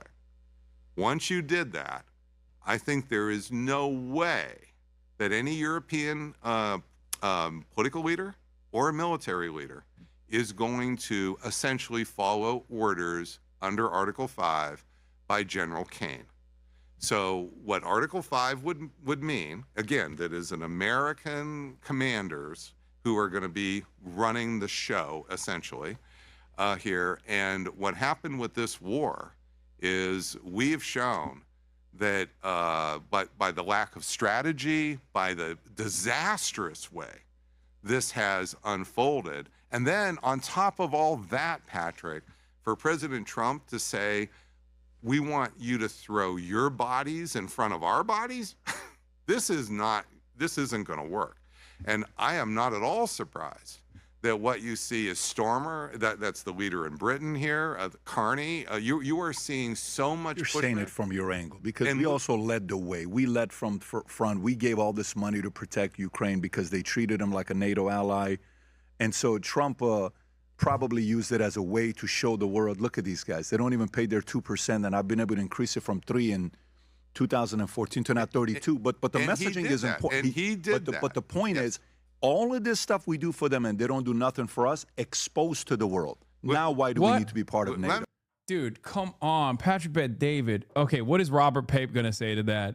That's ridiculous. All the stuff that we're doing for NATO. All the stuff that we're doing for NATO, and they do nothing for us. Why don't we grok it? Why don't we grok it? Robert Pape, you are a professor, but why don't we grok it right now? Okay? I'm a numbers guy. We need to see the numbers. Your Patrick Bet David is so bad? No. Let me come at this from a little different perspective. So first of all, President Trump, start in the first term, that's mostly what that rhetoric was from. He did move them from 2% to now the average is near 3, and it's going to soon be 3.5. That part is not really what that's true, and it was the first term. Only 3 were paying 2%, now it's 32. Exactly. That's first term President Trump. So that all came from. Yeah, you know who actually wanted that to happen, by the way? Barack Obama. And that's precisely the reason why Joe Biden never reversed that decision. Okay? The idea that this is not also uniparty is very silly. I don't like that. It's a lie that we tell ourselves and to whoever is listening. That this wasn't this was like done just by Donald Trump. When Donald Trump came out and said that, everyone in the media was like, oh my God, they're trying to destroy NATO. It's like, well, okay, Barack Obama was the one who actually advanced that. from the first term of President Trump. But let me tell you a set of data that you don't hear in this regard very much, by the Democrats either, which is what matters for power in the world is your economy is so critical because it generates the money and the technology and the resources for your military and your actual military. In 1990, when the Cold War ended, America's economy was 26% of the world's economy. Write it down. 26% of the world's economy. 1990. I'm a numbers guy, so I like what you're saying. You're giving me the numbers. You are giving me the numbers. I'm a numbers guy. I'm going to grok it. Robert Pape, I'm going to grok it. Okay. World Bank. Vini, get the numbers out. Bank numbers. These are all verified. Okay. What is it today? 15? No, 26, 27%. 2025 numbers. Look at our European allies during this time. Let's pick Germany, for example. Germany was about 6-7% of the world's economy. 6-7 in 1990. What are they today? 3.5. 3.5. What about Britain? Britain was about 4.5% of the world's economy in 1990. What are they today? 3. France, almost exactly with Britain, 4.5 to about 3. 100% correct, by the way. Everything he's saying is facts. All facts, no printer. America's positioning has not grown, which is obviously bad for America, but every other ally has diminished in the global stage. Europe has diminished the global stage. Japan has diminished spectacularly in the global stage. The only other country that has grown phenomenally in this process is China. That's it. I could go through Italy. So what does that mean, Patrick? If you take power. I'm really curious what you think, because I'm Well, I'm wondering trying to what show you the power here. In 1990, compared to our European allies here, we were certainly big, but notice they weren't trivial, certainly as a group. Sure. But as we stayed at 26, they've fallen by a third. They've fallen by a third, Patrick. So the way I put it to my classes sometimes, I lay this out for them, and I say, yeah, we say we're Uncle Sucker, but who's the sucker here? Who's the real sucker here? See, what I understand President Trump saying. Patrick Bet-David is listening to Robert Pape describe that America has basically sucked up all of the resources from its allies around the globe as it's basically been able to maintain its position. And Patrick Bet-David will turn around and tomorrow still continue the narrative like, oh, we are not getting anything from the partners. He just looks at this statistic about who's paying for defense. And he's right on the numbers. This is not a mistake of numbers. It's not that President Trump's getting his numbers wrong. But there's a businessman, if you're up against companies here, if you're one of the big mega companies here and you're 26% of the market and your competitor is here at like 7-8% of the market and you stay at 26 and they go to 4, who's got the power here? Who's gaining power here? We're gaining power. I'm very concerned that what's going to happen in the next 5-10 years is we'll go from 26 to 22 to 23%, something like that. Other countries, and I'm mostly worried about China, are just going to eat our lunch, and then maybe even the Europeans will start to get their act together and start to become economically stronger. Now, I'm not saying they will for sure, but we have not had our lunch eaten from us here since the end of the Cold War, and this is over 30 years.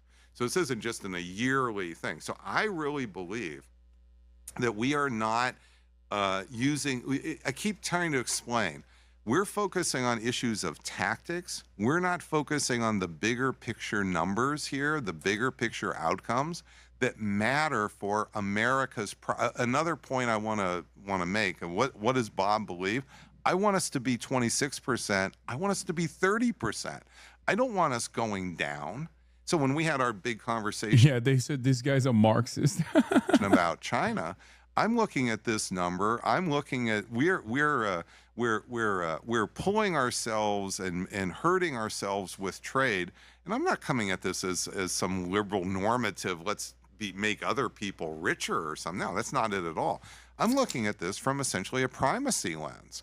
I'm looking at this. How does America remain the number one most powerful, wealthiest country in the world for the next 20 years? And I think we need to understand that we have actually had quite a set of advantages versus Western Europe and also Japan. You know what Japan was in 1990? 10%. Japan was 10% in 1990. You look at Japan today, they're 4%. Wow. So just think about that for a moment. Where does China go from? China? Oh, China went from in 1990, 2 to 17. Okay. 2 to 17. See, that's the one that matters to me. Well, no, yes, but the whole thing needs to matter to you is what I'm telling you, because you want us to be not just bigger, badder than China. You want us to be the biggest, baddest, richest here, 26%.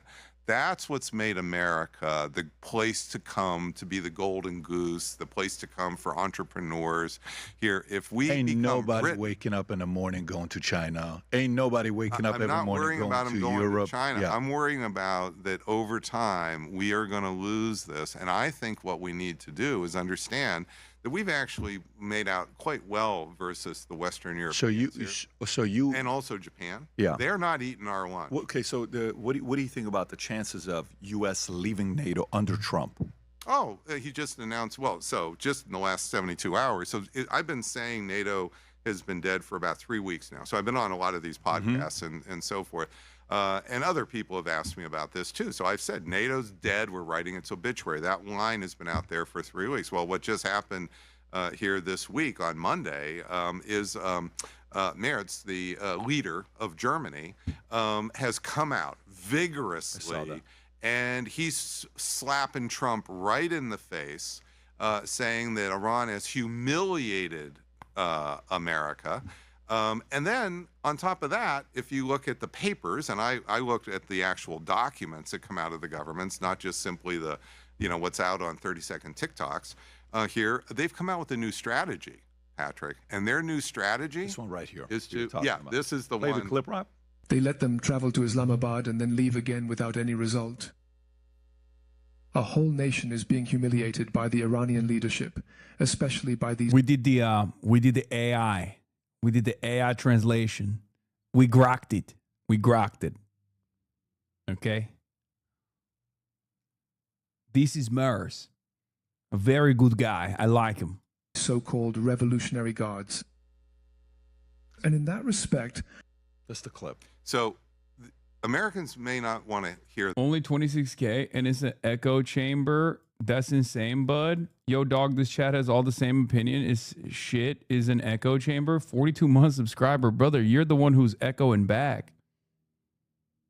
What happened? You want to... You want... It's Saturday. I'm sorry. I'm baiting happy Saturday. Yeah. What happened? You wanna attention? Is that what it is?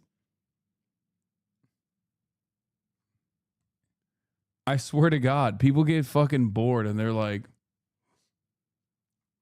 people get so bored and then just like, I really want Hassan to notice me, please. Bro, if you want to notice me, say something like, oh, I love your Patrick Bet David impersonation. You know what I mean? Like, or give me something good. Give me something good to read. What is this cheap bait? Is the only way to get noticed? No. That's not the only way to get noticed. That, and I'm an American, and that he's needy, not a liar. That's crazy. That hurts me to hear that, but we need to understand that's not unique.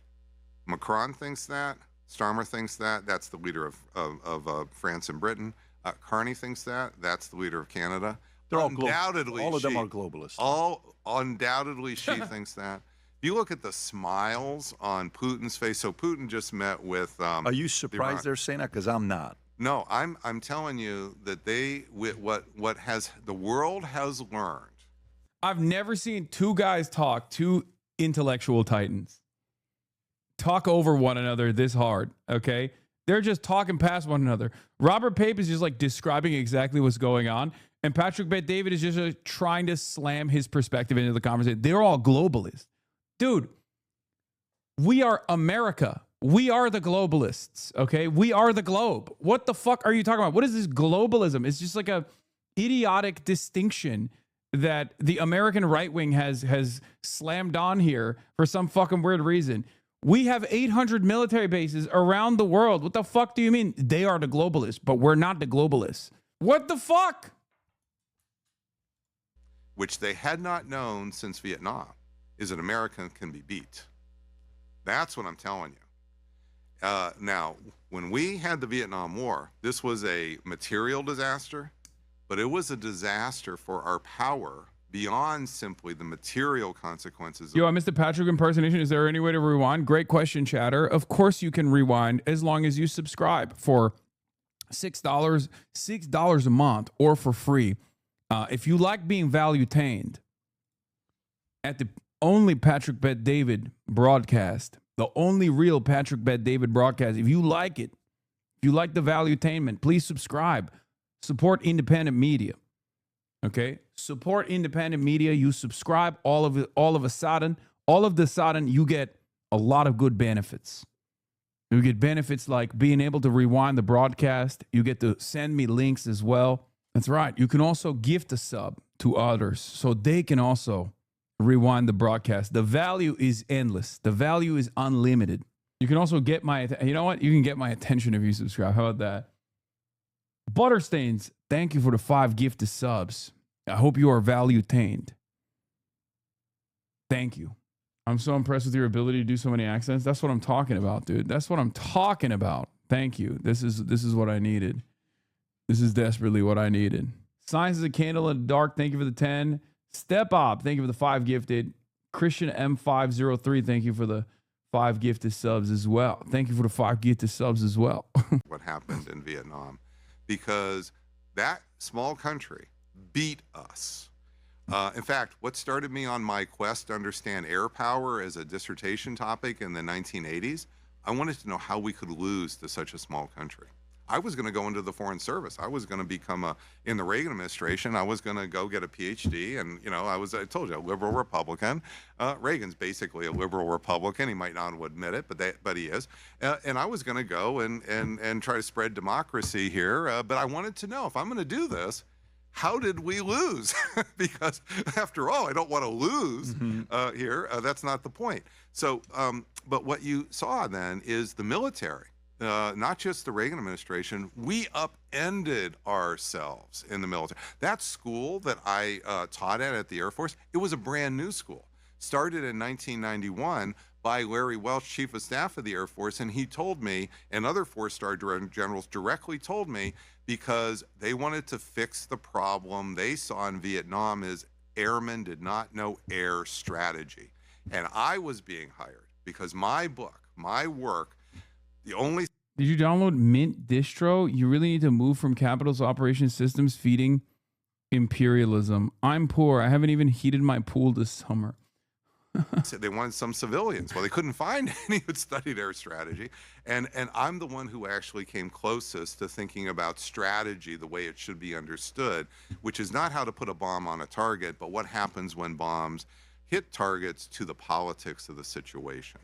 And so that we were in lockstep here at that point in time. What you are seeing here, though, is since Vietnam, we have not. We had Desert Storm, 1991. Yes, we've had other problems, but we haven't had a disaster. You really disrespectful talking about Vietnam veterans. My uncle died fighting the American invaders. How dare you?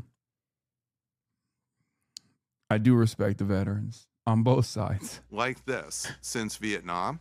And we haven't, and in Vietnam, America didn't do things that are wrecking the world's economy. So this could be even worse than Vietnam on that dimension. What you're seeing with these world leaders is they have learned America can be beat. Why is the UAE pulling out of OPEC? They don't want to be tethered to Saudi Arabia. Saudi Arabia, even though it's a collective, is the biggest one in OPEC, and they call most of the shots in OPEC. And they, as we know, MBS was on the phone right next to Netanyahu, encouraging Trump to do the regime change bombing. So if that's true, then you know that this Iranian regime, as it gets more powerful, they're coming they want to topple now the Saudi regime. Why are you in the UAE wanting to hitch your wagon to that? It's not that you want to have any love for Iran, but the last thing you want to do is get sunk by these groups over here. You think that's why they left OPEC? I don't know for sure. I have no deep knowledge, but I said on my Substack that as this was before they left OPEC, I said that what you're going to see is as Iran emerges as a far more powerful global player here, and it's just beginning, in the Gulf, what you're going to see is fragmentation. That you had unity, you had this with the Abraham Accords, you had Trump, and this was Jared Kushner's idea, really, from going back to the first Trump administration, where you're going to try to counterbalance Iran. Now, he didn't use that term, but that's basically what's happening here, what was happening. And so you're going to build a coalition where it's Israel, it's the UAE, it's Saudi Arabia. If you can bring in the other GCC countries, that's great, and that's what Trump's last May, you saw, he did a wide swing through the GCC countries. And what they're basically doing, among other things, is they're building a counterbalancing coalition against Iran. But as Iran grows, and especially as everybody sees what he is now articulating, Meretz is articulating, is that we can be beat. This is not going to hold together. You are not going to be able to keep this counterbalancing coalition together, and it's not because of Trump's unique. It's because this is the pattern of history. This is going to fragment, and then I explained they would have different countries fragmenting in different ways. It wasn't going to be a Pax Islamica is happening. Robert Pape confirmed it. Oh, Professor Jiang. My God. Unison, everybody moved to Iran. It's fragmentation or atomization, and that's what's happening here. Iraq was actually the beginning. Hasanabi, it's awfully impressive how you barely touch Patrick Bet-David's accent, yet when you do, you play like you've been secretly studying for years. There's no buildup, no struggle, just a subtle, efficient skill that even feels misplaced. Despite being extremely invested in valuetainment, you never stoop too low, which somehow makes it more impressive and slightly confusing to witness. You're not just good at valuetainment. You're gifted. God, I fucking hate ChatGPT so much. It's just, I hate it. I hate the way it speaks. I am becoming a full-blown Luddite, I think. I was thinking about this the other night. I was like, I feel like this is a new piece of technology that is like being utilized by so many people, and I probably have to understand it, and I probably have to use it. And basically, the only time I touch any kind of like LLM, large language model, any kind of LLM whatsoever, any kind of AI whatsoever is like the top of the Google searches, right? Like that's it. And I don't know. I find it so gross, but I feel like I need to learn it. You know, don't lie. The AI glaze made you wet.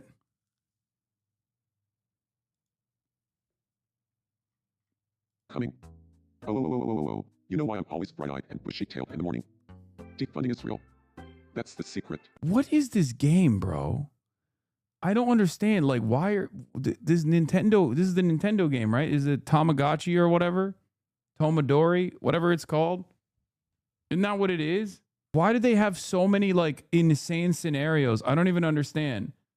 It's Animal Crossing with Mii's. Yeah, but like, is Sims but Nintendo? Okay, but like, why is it that they're saying such cool things about Israel?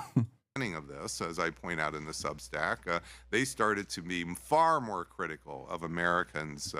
And what did Iran do? They started to let some Iraqi oil go through. So the more these countries are moving in, even Macron was making statements here that Iran found positive, and they let a French oil tanker through. And that's one of the reasons why Trump decided to do the blockade, because he doesn't want Iran feeling its oats and using its power in this way. But what you're seeing is, I believe, the beginning stages of what I was explaining would happen is fragmentation of the Gulf. It's not greater unity in the Gulf, and it's because once everybody knows America can be beat, there's a power vacuum now in the Gulf. It's literally a power vacuum. And that power, and the states are going to respond on their own, for their own survival. They may make mistakes, they may do something good for their survival, but they're not going to simply listen to President Trump, Jared Kushner, and just simply say, "Oh, sure, we're just going to keep doing everything and following your lead." And with OPEC now, this is a real sign of disunity. And you see this in NATO here, and the idea, and you saw with Japan, President Trump browbeat the leader of Japan, and she would not budge. Well, they're only 4% of the world's GDP now. They're not 10% like they were. And why exactly are they throwing their bodies in front of this thing? What is they and their oil?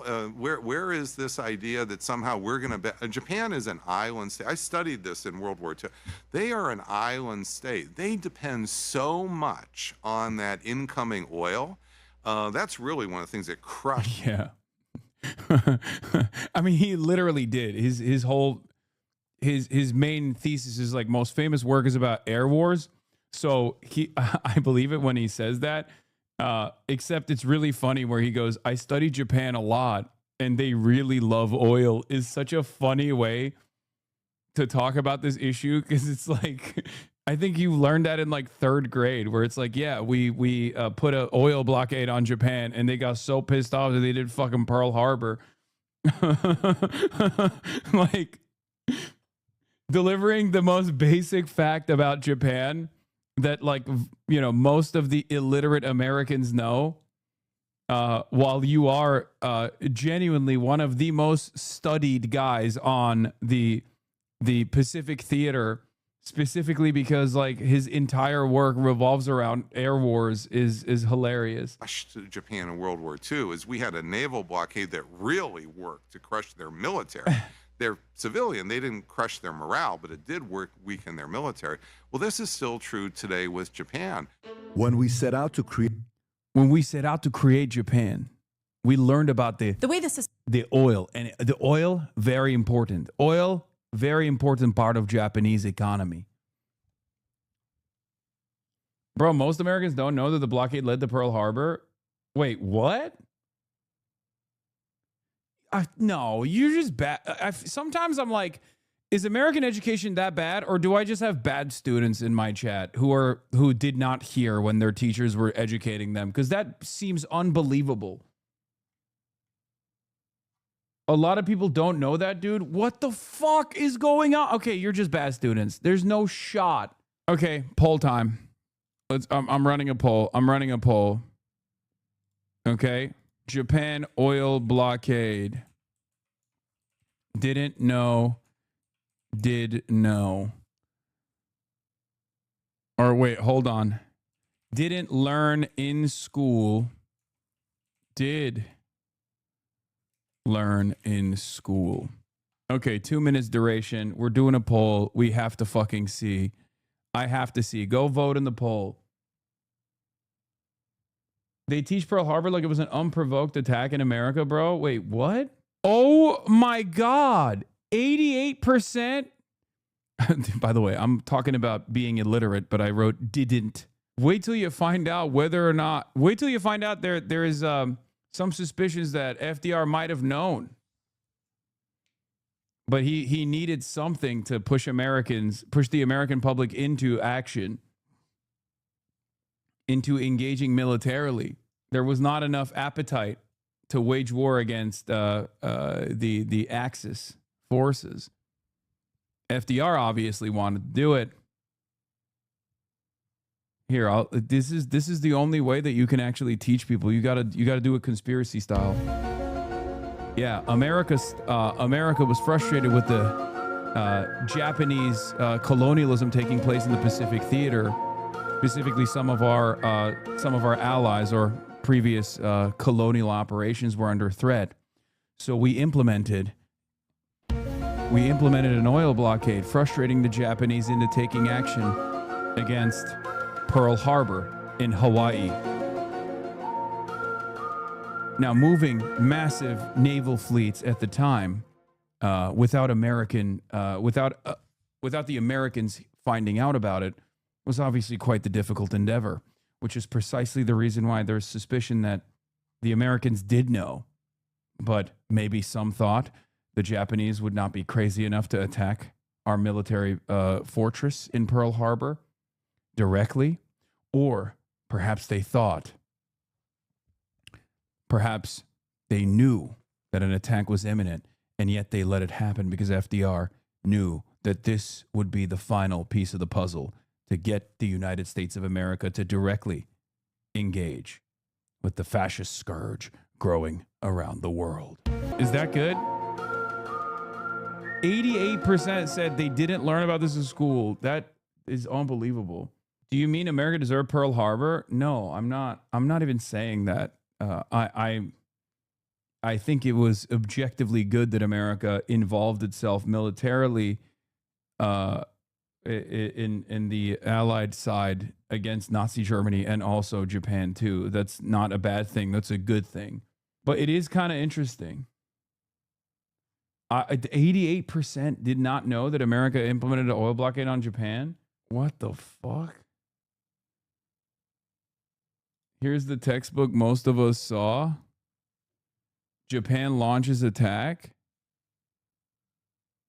Not in the curriculum, Hassan. I'm a Cali Sosai high school teacher. Not in the textbooks, nor in the standards. World War II. How can war affect civilians? Making connections. What the fuck? How do you zoom in on this? Okay, it's not fucking zooming in. Foldable study organizer explaining. Create a 2-tab book. Nazi death camps in full operation. 44 allies under Eisenhower launched D-Day invasion. United States drops atomic bombs on Japan. Germany and Japan surrender in 1945. Okay, the Japanese path to war. The need for natural resources fueled the Japanese plan to seize other countries. Okay. The Nazi-Soviet non-aggression pact getting like its own peace. Meanwhile, appeasement just gets a brief mention is really funny. This is like a whole, I like that they did a whole chapter on it. Okay, Japanese expansion. Japan had not planned to declare war on China. However, the 1937 incident eventually turned into a major conflict. The Japanese seized Chinese capital of Nanjing in December. Chiang Kai-shek refused to surrender and moved his government upriver, first to Hankou, then to Chongqing. As the Japanese pushed forward, Chinese civilians experienced extreme brutality, aerial bombing. Although they were defeated, the Chinese continued to resist the Japanese for the entire course of the war. A move southward, however, would risk the war with the European colonial powers in the United States. Japan's attack on China in the summer of 1937 had already aroused strong criticism, especially in the U.S. Nevertheless, in the summer of 1940, Japan demanded the right to exploit economic resources in French Indochina. The United States objected. It warned Japan that it would apply economic sanctions, restrictions intended to enforce international law, unless Japan withdrew from the area and returned to its borders in 1931. Japan badly needed the oil and scrap iron it was getting from the United States. Should these resources be cut off, Japan would have, see, it does bring it up. Japan would have to find them elsewhere. Japan viewed the possibility of sanctions as a threat in the long-term objectives. Japan was now caught in a dilemma to guarantee access to raw materials in Southeast Asia. Japan had the risk of losing raw materials from the United States. After much debate, Japan decided to launch a surprise attack on the European colonies, the U.S. and European colonies in Southeast Asia. So you guys are just bad students, including that one teacher. I was homeschooled, though. It barely, sure, it doesn't really bring it up, to be fair. You asked if we didn't learn it, not if we paid attention. No, that was the first question that I had, was whether or not you guys are bad students or if they don't bring it up at all. So, like, what do you guys think whenever... Sometimes I make jokes and I don't realize that many of you don't even know what the joke is. You just laugh along without understanding. Like, I have made these jokes in the past, especially in the last, 71 days, 72 days, where I'll be like, you know, you never want to stop Japan from getting oil. They get really mad when they don't get oil. What do you think the joke is? The joke is literally about Pearl Harbor. That was the joke. Like, that's... Like, this whole time, you guys have just been laughing, and you didn't even know why you were laughing? What the fuck? I mean, it's fine. Now you know. I thought it was a cooking thing. Wait, what? I wonder how much of the stuff that I say on here is, like, misconstrued by people who just simply don't have fucking access to information, or have access to information but have never actually, sought it out. Interesting. I'm a history buff and 33 years old at the time in high school. They really glossed over the sanctions or anything that America did. They really just focused on Pearl Harbor and the aftermath. I was really interested in personally. I had to go check out my own books in the library and actually learn about American oil sanctions. That's interesting. Yeah. Well, maybe Robert A. Pape should... I mean, they do mention it. They say it's sanctions, but it's not just sanctions. They did an embargo. The 1941 bombing of Pearl Harbor by the Japanese was one of the most devastating attacks on American soil. But just a few decades earlier, Japan and the United States were allies in World War I. So how did things get so bad between them? It all comes down to oil. To explain, we need to go all the way back to the 19th century. Once an isolated nation, Japan underwent a makeover of sorts to compete with the West. Known as the Meiji Restoration, it embraced industrialization, built up its military, and restored Japan's emperor as the powerful head of state. Aided by 2 successful wars, Japan aggressively expanded its empire. The Japanese were becoming an imperial superpower, until the Great Depression hit. You see, Japan is an island nation with few natural resources, so it depends on international trade to keep its economy afloat. The economic crisis put a stop to all that. Japan was in a bind, so its military leaders, who called the shots at this point, decided the best defense against financial ruin would be a good offense. They would invade nearby China, particularly Manchuria, for its plentiful resources like iron, soybeans, and land. Lots and lots of unsettled land. So what does this all have to do with the United States? Well, the US was a long-standing Chinese ally, and it watched uneasily from the sidelines as the 2 nations clashed in the 1930s. But America wanted nothing to do with another war, so it just denounced Japan's aggression. Tensions rose in 1937 when Japan invaded the Chinese city of Nanjing. In doing so, they attacked an American gunboat, killing 3 and wounding dozens. Disturbing images coming out of war-torn China further swayed American opinion against Japan. In response, America attacked Japan's resources. They imposed economic sanctions of aircraft, scrap metal, and other items crucial to Japan's military. The U.S. hoped that... Just so you know, the tide has shifted now as far as manufacturing goes, and now China can do that to America if it chooses to do so. Just something to consider. Sanctions would stop Japanese expansion. But Japan doubled down, invading French Indochina in 1940 and then teaming up with Germany and Italy. Why those? Yeah. I learned in middle school that Chiang Kai-shek was the good guy, by the way, and that was the verbatim phrase used by my teacher, good guy. I mean, Chiang Kai-shek during World War II was not a bad guy. I mean, he wasn't a great guy, but he definitely was not the worst guy in the equation either. I mean, this was a nationalist bourgeois force at the end of the day, but they were a force within China that was seeking out emancipation. As a matter of fact, famously, the USSR also wanted, the Soviets wanted the CCP, the communist CPC, the Communist Party of China, to align, because at the time they had no manpower in the early formation, and they wanted them to align with the KMT nationalist forces, because the KMT nationalist forces were also seen as an emancipatory force or even a revolutionary force potentially. So yeah. The Communist Party of China grew from the ranks of the KMT. The KMT was a far more powerful force in Chinese politics at the time. And part of the reason was, of course, because they had the backing of the elites in some respects, the elites that also did not want to live in a country that was war-torn, led in parts by warlords and in other parts by concessions and European powers. So initially they weren't the worst guys, technically, I guess, in comparison to who else was running the show. KMT was failing the people, hence they joined CPC. Buddy, it was not the it was the CPC that joined the KMT. KMT's forces were far larger than the CPC. The Soviets absolutely wanted to get the CPC to shut the fuck up about the KMT's like counter-revolutionary behavior early on.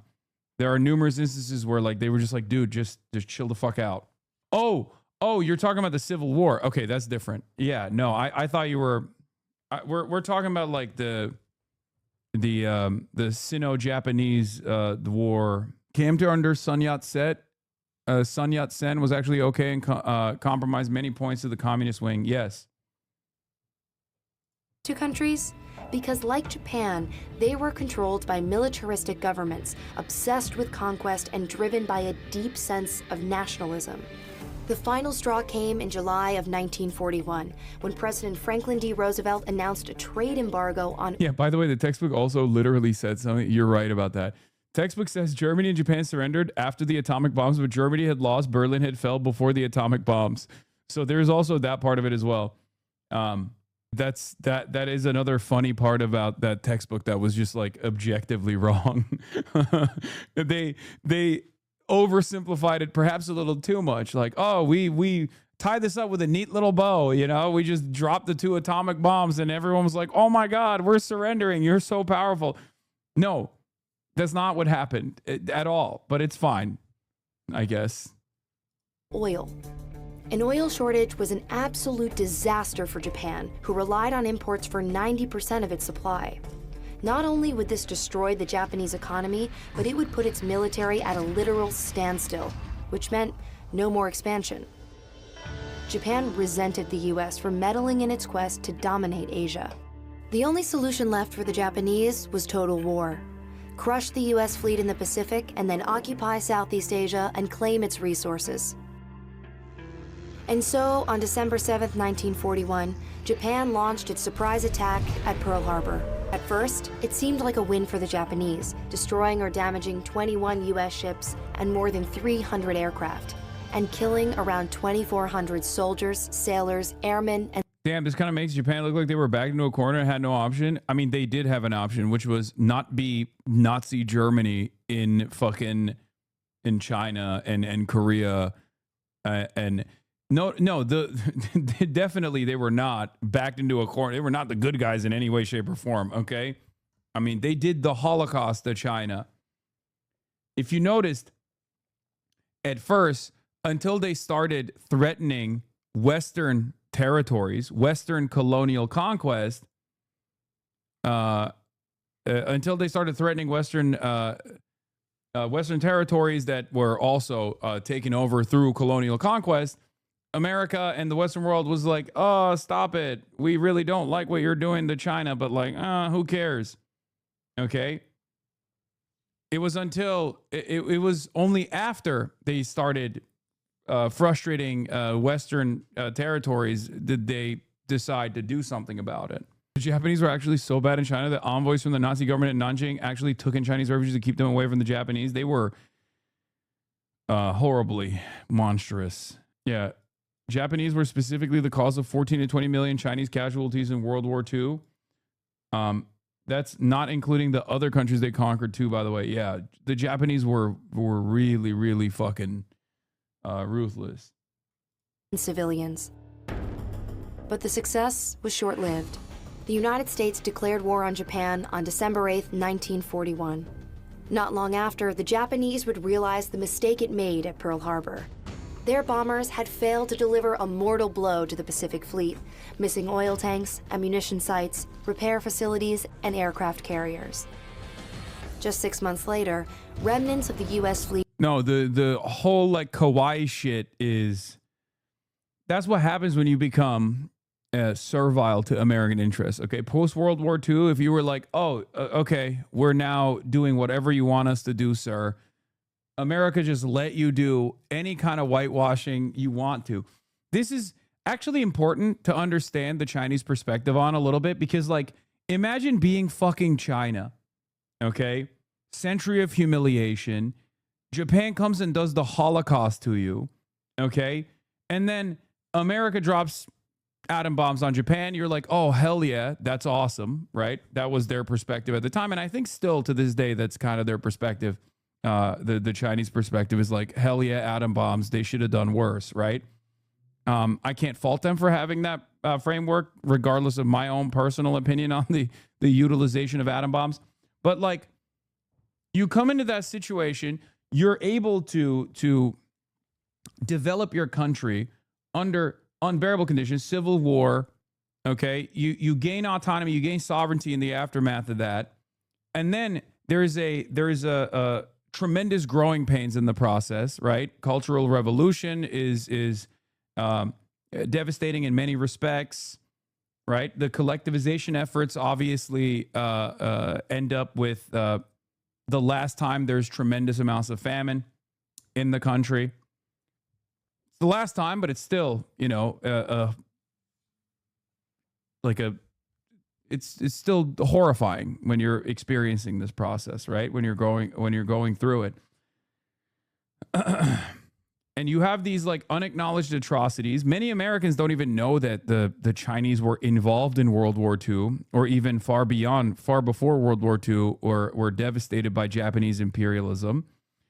And then this country that, this island nation that did this to you, okay, becomes an economic powerhouse, has America write its constitution, becomes an economic powerhouse. America then takes some of the war criminal research and then uses it in Korea, and that conflict is inevitably going to spill over into your country while you're still licking your wounds from World War II, while you're going through your own version, your own civil war, okay, against these nationalist forces. And then you have to muster up enough of your ascetic and unbelievably poor forces to go and defend Korea, and in certain and you do actually end up achieving a bunch of military successes in that endeavor. You can't even fully defeat the KMT because they steal all the gold and they move to Taiwan, the island of Formosa. Okay. And before you can go and take over Taiwan, you have to now deal with the Korean flank. And yes, Mao's son died in Korea, defending Korea. Anyway, all that shit happens, and the Western world, after you've gone through these tremendous hardships, tremendous pain, okay, for decades and decades, you just dial in and you're like, nope. We're just going to focus on development. We're going to focus on building our country, okay? And there are still instances where, regardless of your allegiance with America at times, and regardless of playing a role in American imperialism in the region, which they did, okay? They were very calculated, very strategic, and America thought that they could exploit the Sino-Soviet split, which China absolutely leaned into as well, right? You do all this stuff. The rest of the world doesn't know any of the hardships. They only talk about how you killed hundreds of millions of people. Mao killed hundreds of millions of fucking people. This guy who's like the founding father of your country, modern China, the People's Republic of China, that you have tremendous respect for, okay? And And everyone's like, oh, dude, you're basically like Adolf Hitler. Your country was founded basically by Adolf Hitler. They killed so many of your own people directly at gunpoint. Like, what the fuck? Meanwhile, the real country that did the Holocaust to you, that was the Adolf Hitler to you, is Japan. And they're the most kawaii country on the planet. Everyone's like, oh, I love Japan. I love Japan. Japan is awesome. They've never done anything wrong. Yeah, it would probably piss me off too, you know? It'd probably be very, very frustrating to see the Western world look at this country and look at this country that has done unbelievable amounts of pain that you have a direct connection to, that you experienced only a couple generations ago, only 1 to 2 generations ago, and you've gone through this like tremendous fucking hardship. And the Western world that refused to acknowledge any of that shit is still saying you're the bad guys over and over again. Meanwhile, Japan developed, sure, as a vassal state, okay, became this competitive economy, maybe grew a little bit too much for America's liking. Then America came in and was like, enough, right? Brother, say you love Japan. I mean, it's been a long time since and has great. Yeah, I mean, I think Japan is dope as well. I'm agnostic. I'm a centrist. I love China. I love Japan. I think they both have wonderful qualities, and there are definitely things that we can learn from each country. Okay, but if we're talking about it within the framework of World War II, I mean, they were Adolf Hitler. They were Japanese Adolf Hitler. Okay, the very fact that I have to explain it as they were Japanese Adolf Hitler is an indication that people don't learn about the horrifying war crimes of Japan in general. As a Japanese person, Japan has a rough fucking year. Lamau shamefully hiding in the bushes, hoping nobody notices me. Yeah, I mean, your current leadership is really, really bad. Japan used Korea as a rape colony, for fuck's sake. Yeah, I mean, this is also true. The current leader actually, unironically, refused to acknowledge those war crimes and famously spoke out against it. I think she might have even written a book. Takaichi, I believe, wrote a book about how, Japanese, the Japanese history is actually totally infallible, and it's ridiculous that people even criticize it. Yeah, she's a hardcore revisionist and very, very right wing.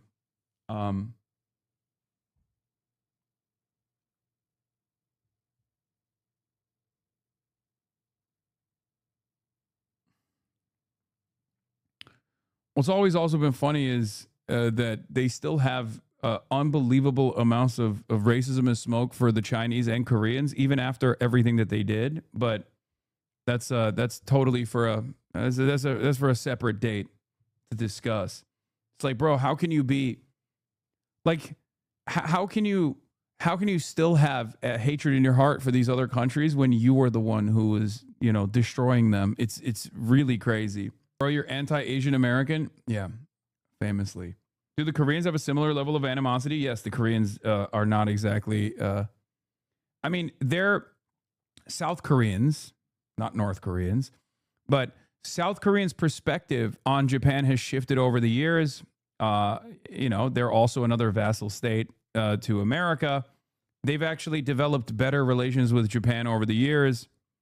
But I would say by and large, South Koreans still obviously don't really like Japan. No, there's polling on the South Korean attitudes towards Japan. It's improved over the years. So would score a key victory even the public's opinion has changed.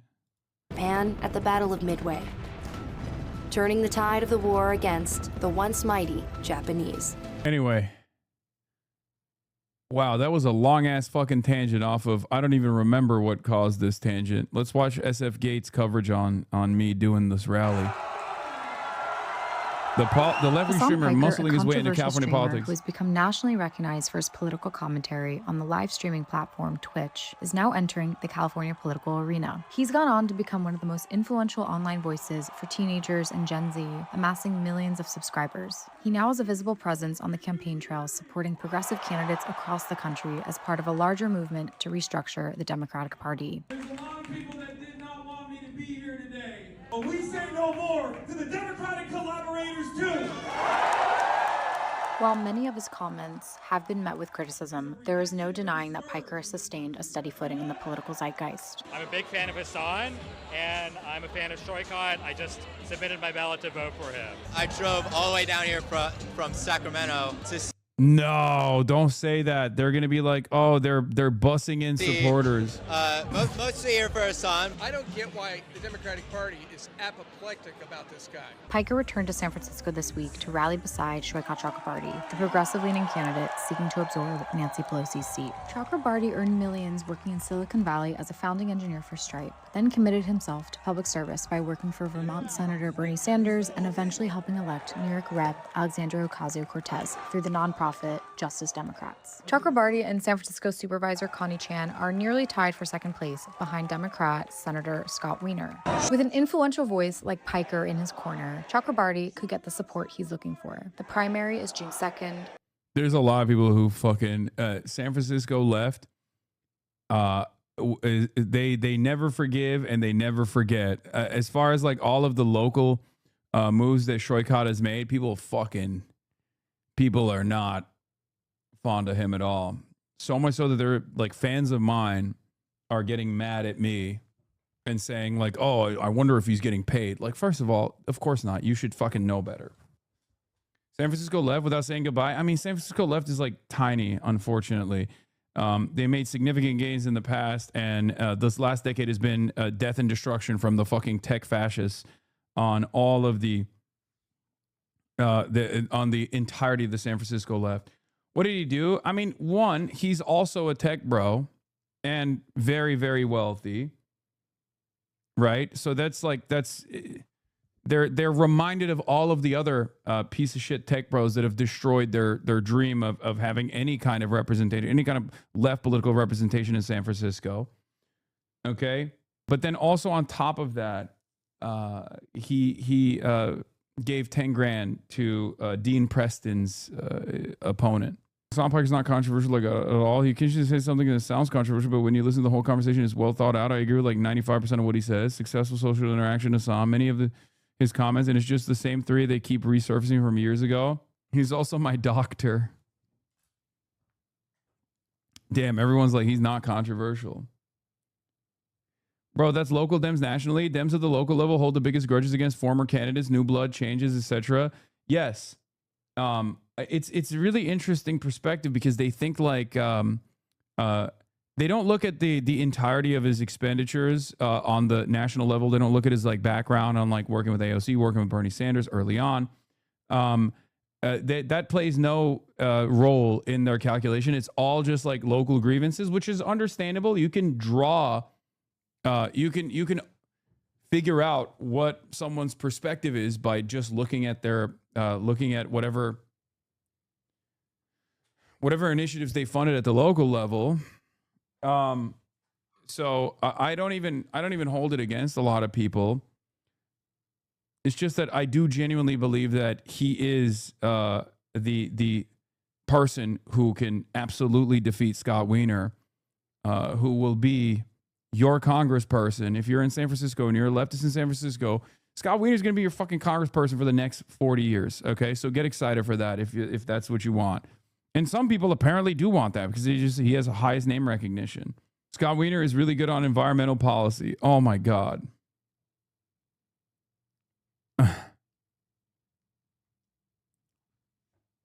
Great. He's really bad on everything else.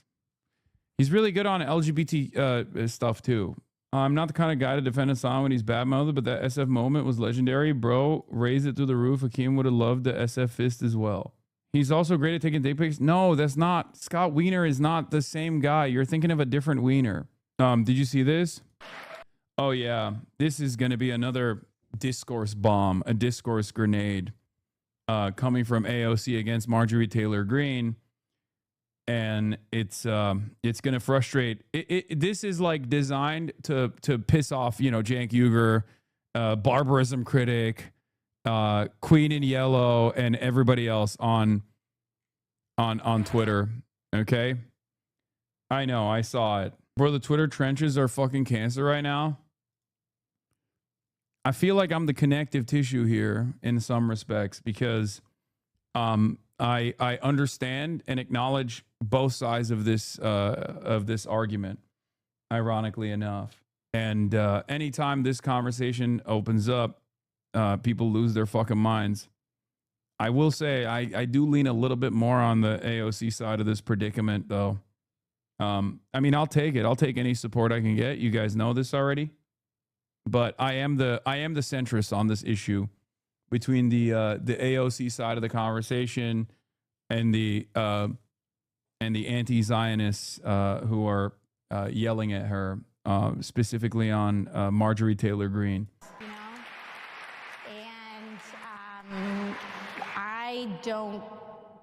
I care about results. I care about results.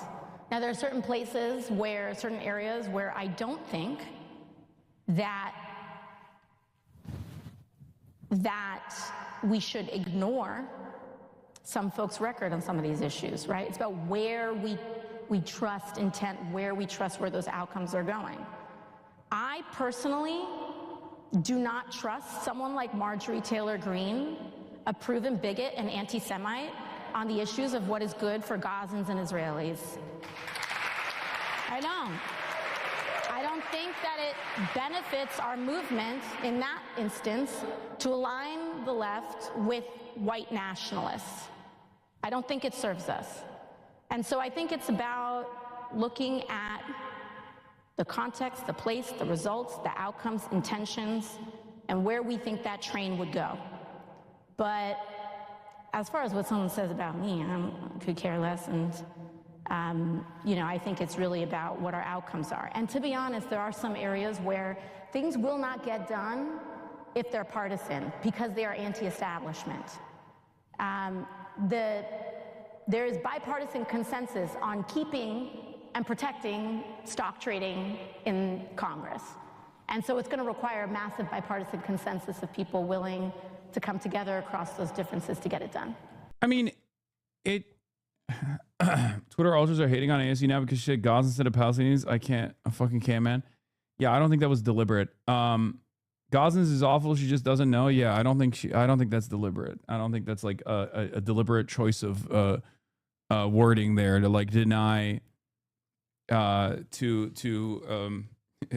Palestinians like recognition as a people. But the Marjorie Taylor Greene situation is a unique one because, like, I love Ilhan Omar. Marjorie Taylor Greene has been unbelievably vile towards Ilhan Omar, and she is like, yeah, in spite of all of that, I do respect. I guess I do think that there is like some gains to be made here, but also at the same time, I think AOC's warnings are correct. Like Marjorie Taylor Greene has not done enough to prove that she is like, she's done a decent chunk to prove that she's more sympathetic than the average politician on this issue, on the issue of Israel. But she absolutely has not done enough to prove that she's like not a fucking demonic entity at this point. I mean, it's crazy. It's crazy. Thing that has been very fascinating, especially about Marjorie and Candace, is that they are not just coming out like the other ones that you'd mentioned, where they're saying this action is wrong, right? They're saying, I am done with you. We should give them credit for that. I don't know what else she said on top of that, though. Why are you so critical of Why are you so critical of AOC, bro? Is genuinely embarrassed. What the fuck has AOC done? Has she criticized Dem leadership like Marjorie Taylor Greene did the Republicans? Bro, check my logs. AOC's working tirelessly for a ceasefire, chatters. I mean, if you make an honest assessment off of like every legislative action that AOC has done in her career, every legislative action that she's ever taken in her career, and then compare it to Marjorie Taylor Greene's track record, and you still think Marjorie Taylor Greene is actually better than AOC, you're genuinely a dumb person. Like, I don't know what to even explain to you. Like, I don't even know how we can have a conversation at that point. Like, I do give Marjorie Taylor Greene credit for being an unlikely ally in this issue, but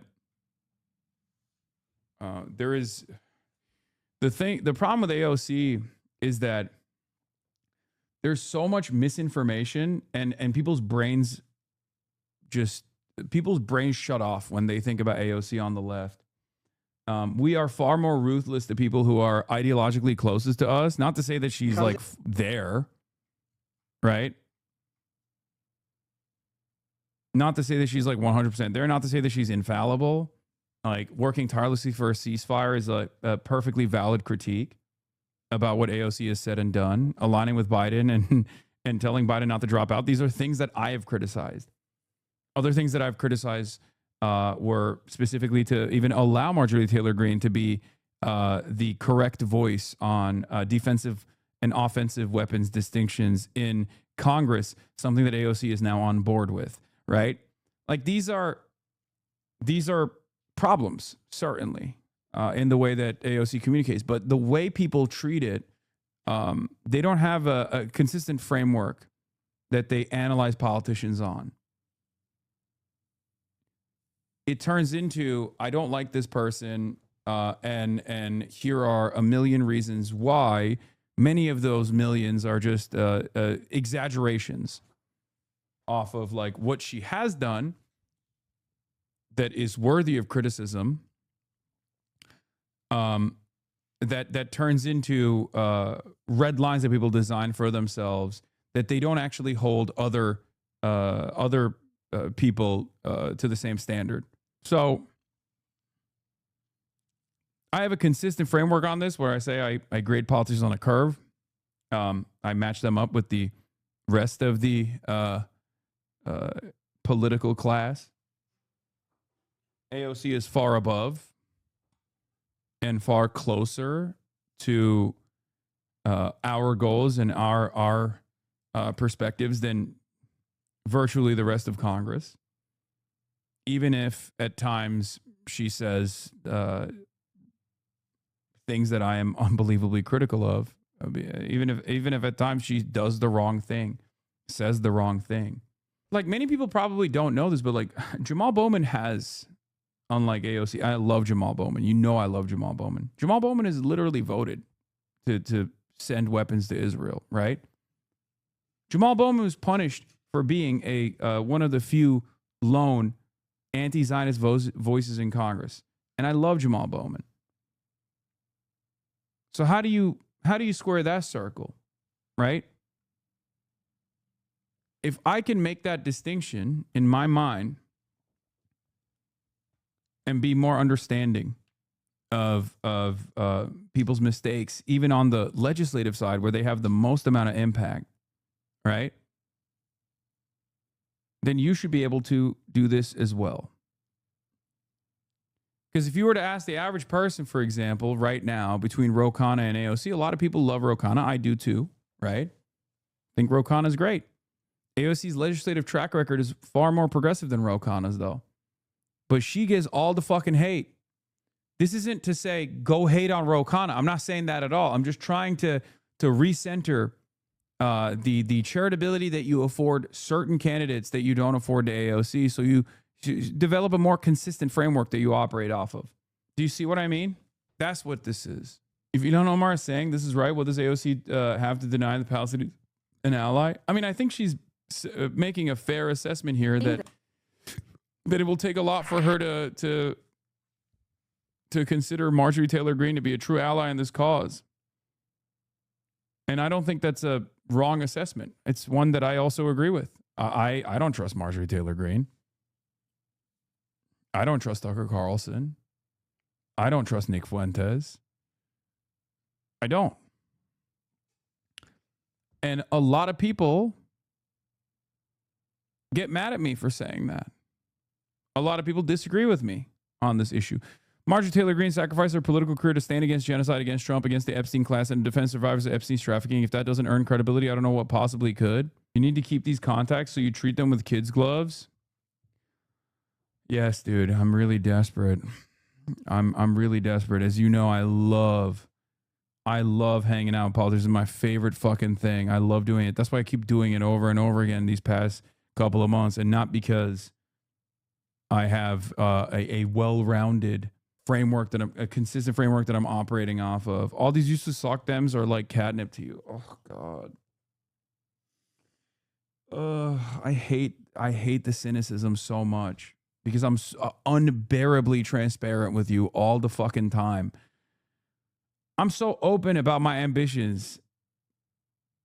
And one more year of entryism. Oh God. It's not even entryism. It's not like I'm saying we're going to fucking rebuild the Democratic Party. I choose my words very carefully on this. Okay. You have an electoral vehicle in front of you right now. It's the primary driver. People just don't like AOC because she talks like a rad lib. I think that's part of it, yes. And also because she is a woman. I think that plays somewhat of a role in this too. But yeah, the rad lib part is correct. Don't you say you want to change the Democratic Party? I'm genuinely confused. Yes, in the interim. But if the Democratic Party, which I expect it to be unbelievably resistant as it is so far, if the Democratic Party is just a brand, okay? That's all it is. You can fill it up with whatever you want to fill it up with. But their goal is to ultimately protect corporate interests, okay? But right now, the Democratic Party is unbelievably weak. And their voters, self-identifying Democrats, self-identifying liberals, actually are not so ideologically invested in third-way neoliberalism as the party is invested. They're not invested in defending Israel as the National Democratic Party is invested in defending Israel. So we have a real opportunity to make significant gains here and to develop an ideological framework that and organize and basically draw up as many numbers as possible. The only way that the American socialist movement has ever grown in the last decade or so is by way of these electoral vehicles that are basically free for the taking. Okay? Bernie Sanders in 2016, Bernie Sanders again in 2020. AOC was another major driver in DSA memberships. Even the most like rabid anti-Democratic Party people will openly admit that the Bernie Sanders was an eye-opening moment for them in 2016. Okay? This is what it takes to build a real fucking, this is what it takes to build a movement. Build a movement beyond the Democratic Party. It's because your SJW is more important to you than anti-imperialism? What? Yeah, if you think Marjorie Taylor Greene is a fucking anti-imperialist, you're an absolute dullard. All right, I'm sorry. Marjorie Taylor Greene, who literally still says, why are we giving money to Ukraine? We should be spending that money bombing Mexico instead. That's your fucking anti-imperialist hero? Are you a donkey? Are you a fucking baboon? Are you a moron? Are you okay? What do you mean SJW? You think I'm a fucking SJW? The hell are you talking about? Half of the fucking critics of mine are radlibs saying I use vulgar fucking language. Suck my dick, dumbass. A lot of people genuinely think Tucker and Marjorie Taylor Greene are better than AOC and others like that. But if you think that you're not on the left, you can put up with the white nationalism, hatred of gay and trans people, historic endless support for Israel until it became unpopular, anti-redistributive policies and hatred of immigrants just became, just because they say fuck Israel. Some of you don't care about anything, I swear to God. Like, this is how you literally end up getting caught off guard and supporting opportunists. I think Tucker Carlson and to a certain degree Marjorie Taylor Greene is an opportunist. Okay? You take their support and you say, great, thank you for your support. But you're joining our side on this. Okay? But some of you genuinely think they are the fucking movement leaders. What the fuck are you talking about? It's totally ridiculous. Do you have a principled worldview? Or do you just like kind of hate Israel and you don't know why you hate Israel? Sometimes it feels like a lot of people hate Israel because it's the cool thing to do. If you have a principled worldview, if you have an underlying ideological distaste for what Israel is doing, if you're an anti-fascist, if you're an anti-imperialist, if you're anti-genocide, and that's the reason why you hate Israel, then what the fuck are we doing? What's next? You're going to tell me Dan Bilzerian is a great person? What are we doing here? Your chat are now doing the centrist wow. All you care about is Israel thing now. Great stuff. What horse shit? It's because of useless Democrats, you know, who come from the party you are supporting. You voted for a genocide era. Piss real. Nobody knows who the fuck you are. Okay? You have to understand at a certain point that I am actually putting my fucking entire family's life on the line when I say the things that I say about Israel, and not only the Israel, but also the Palestinian resistance. You have a username called Pissreal in my fucking chat. Okay? How can you say that I'm not, like, you know, putting my money where my fucking mouth is on this issue? God damn it. You are so fucking stupid. Have a little bit of grace. Have a little bit of humility. Have a little bit of fucking decency in your analysis. Bare minimum stuff. Okay, okay, dude. Well, thank you. Thank you for being the most moral force here, okay? Thank you. God damn, dude. Every fucking day, I'm being called a goddamn terrorist by unbelievably powerful forces in this fucking party. And there's still a moron in the fucking chat that goes, dude, what have you done? You're actually pro-Israel. You're actually a Zionist. Like, holy shit, dude. What do you want? Do you want me to be fucking assassinated until, and at which point you'll go, okay, maybe he actually was serious about this stuff. What the fuck are we doing? How have you not seen the metric ton of dick I'm eating on a fucking daily basis from openly Zionist groups?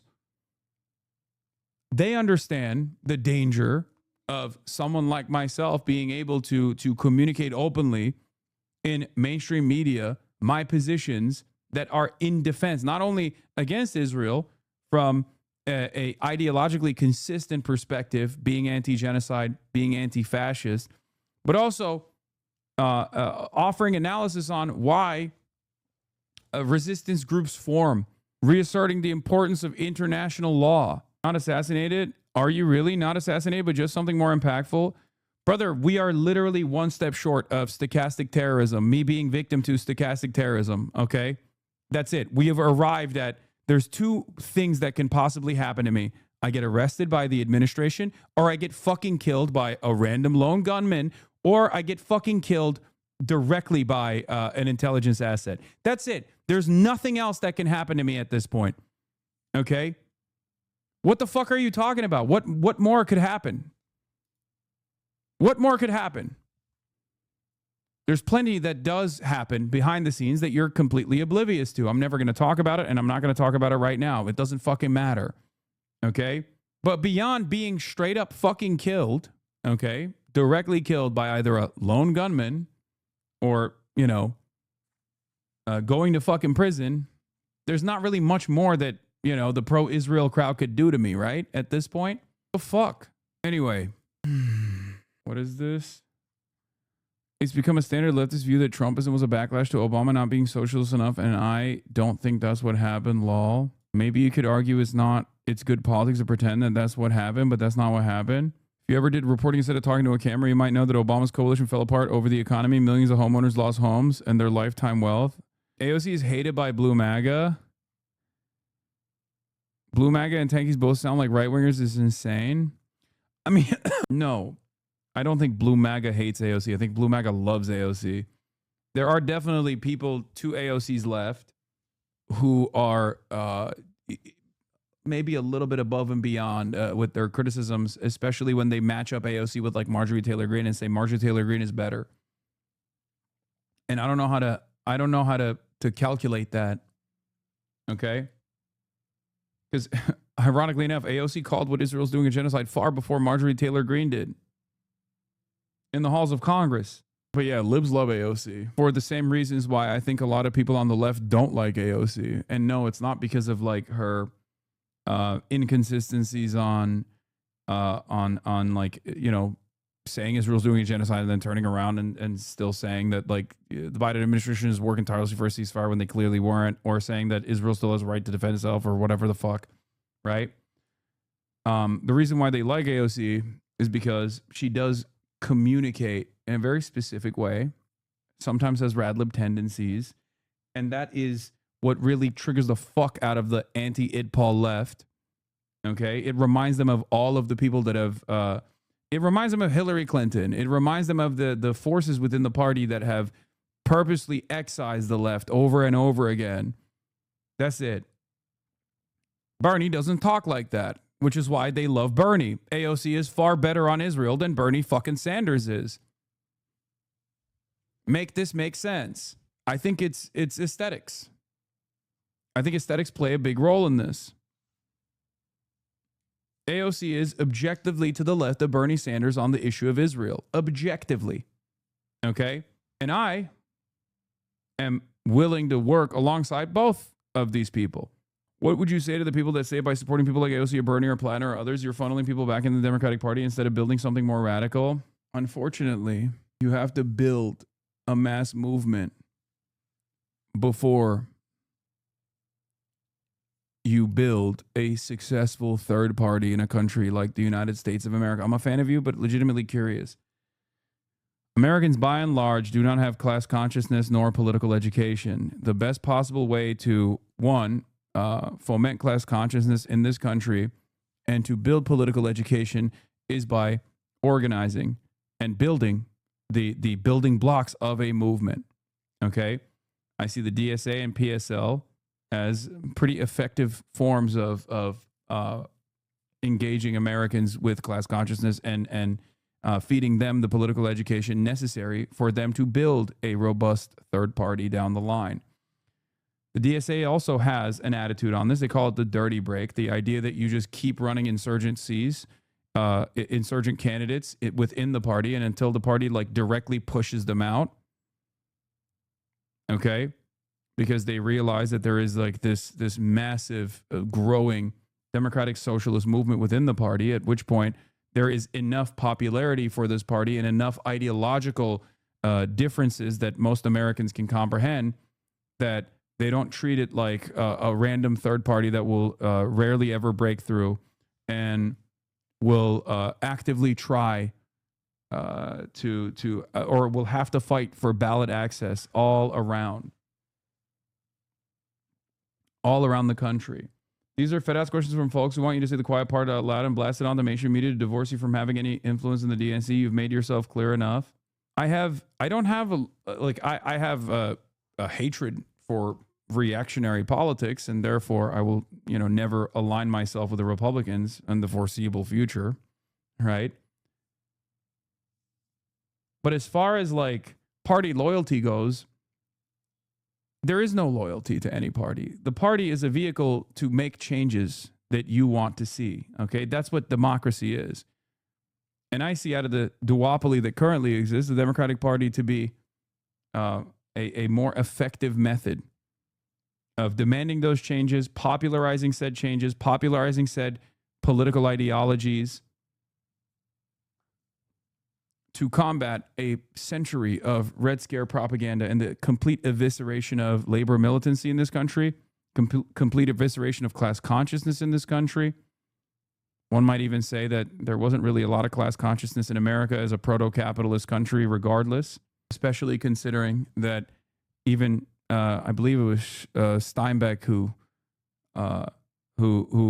during the Great Depression era, when there was far more radical politics, far more open revolutionary politics in this country, who said Americans will never have socialism because the working class here do not see themselves as an exploited proletariat, but temporarily embarrassed millionaires.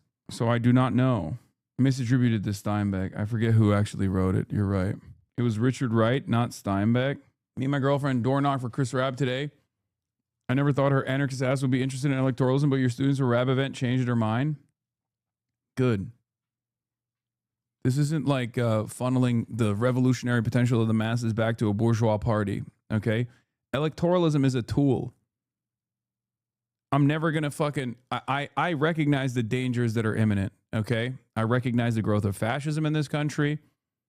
This is an all-front war against fascism, okay? So if there's a tool that is readily available to us, especially in this moment of weakness in the Democratic Party, where the demands from the base of support of the party is a fighting party, candidates that will actually center the interests of the masses rather than the interests of corporations, when there is unprecedented unpopularity of the Democratic Party within the Democratic Party's base of support, the idea that you're not going to push for more responsive politicians that will center the working class is idiotic. You're just wasting it. And contrary to what these Twitter revolutionaries say, the irony is the Democrats who are in control over the party understand that danger.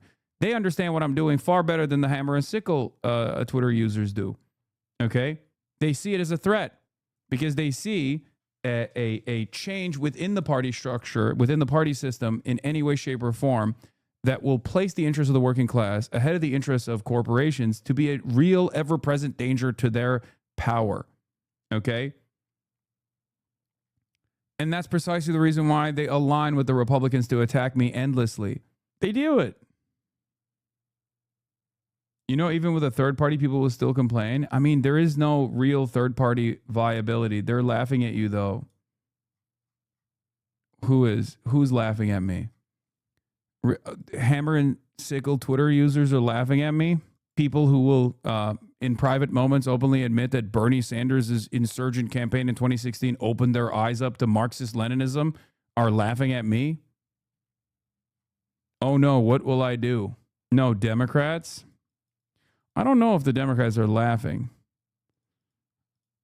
I think there are plenty of Democrats who actually like the insurgency campaigns, including Graham Plattner.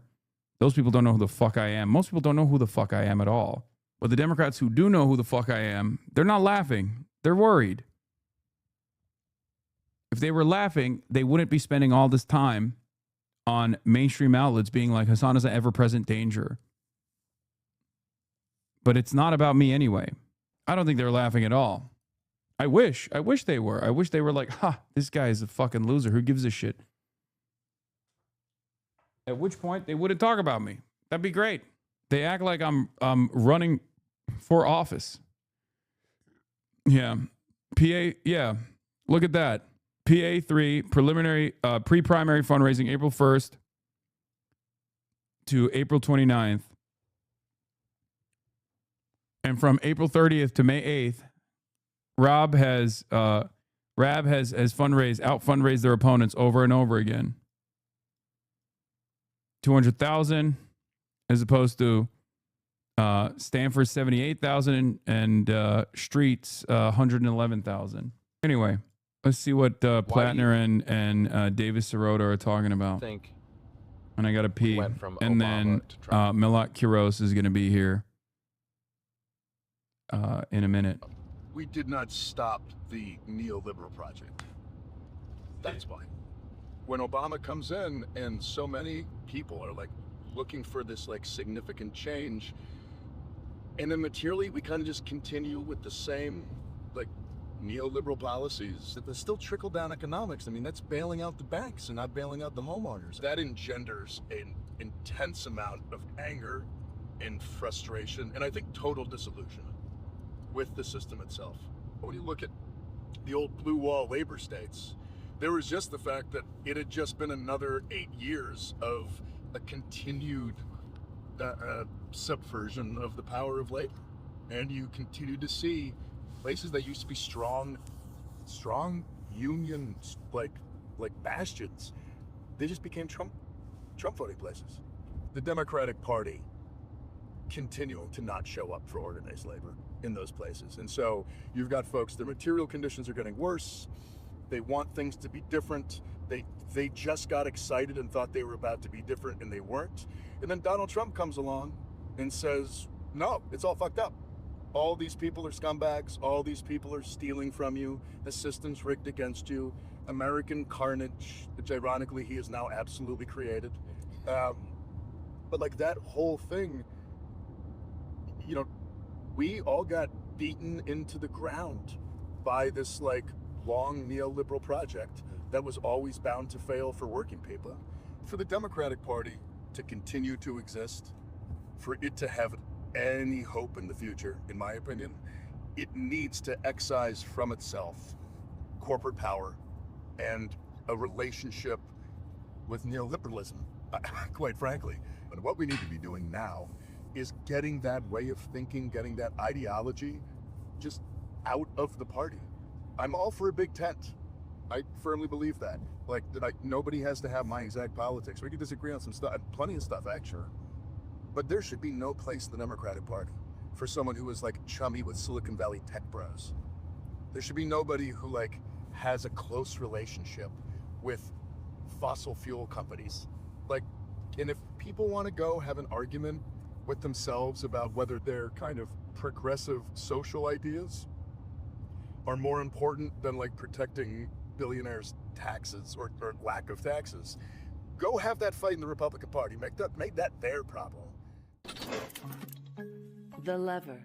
Yo, Unc, I've been spamming this for a day or so. I really need Massachusetts to help. Okay, we're not going to do that right now. I literally have a guest. That's crazy.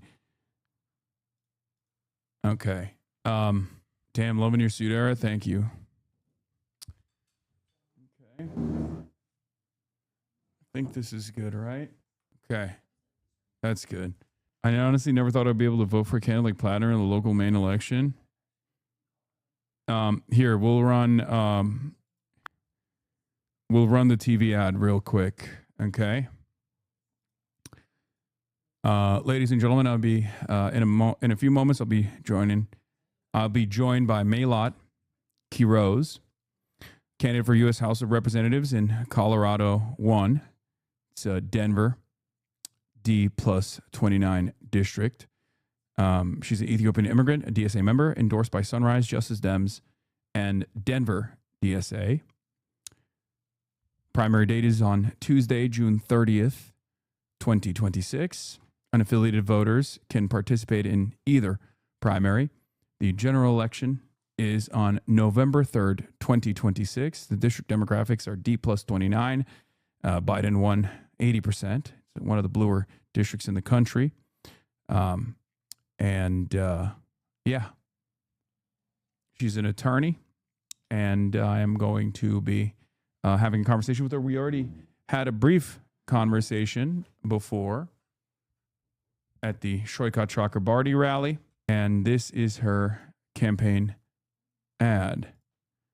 I'm Maylot Quiroz. I'm a lawyer, Hello. an immigrant raised in Denver, and I'm running for Congress because establishment Democrats have failed us. Diana DeGette has been in office smaller for than decades. you expected. Yeah. I hear that a lot from people that come to my house where they're like, you got canceled for this? This doesn't make any sense. Yeah. But yeah, Maylot Quiroz, everybody. Hello. Welcome to the broadcast. We're just gonna watch your campaign ad real quick. I don't know if it's awkward for you to rewatch it.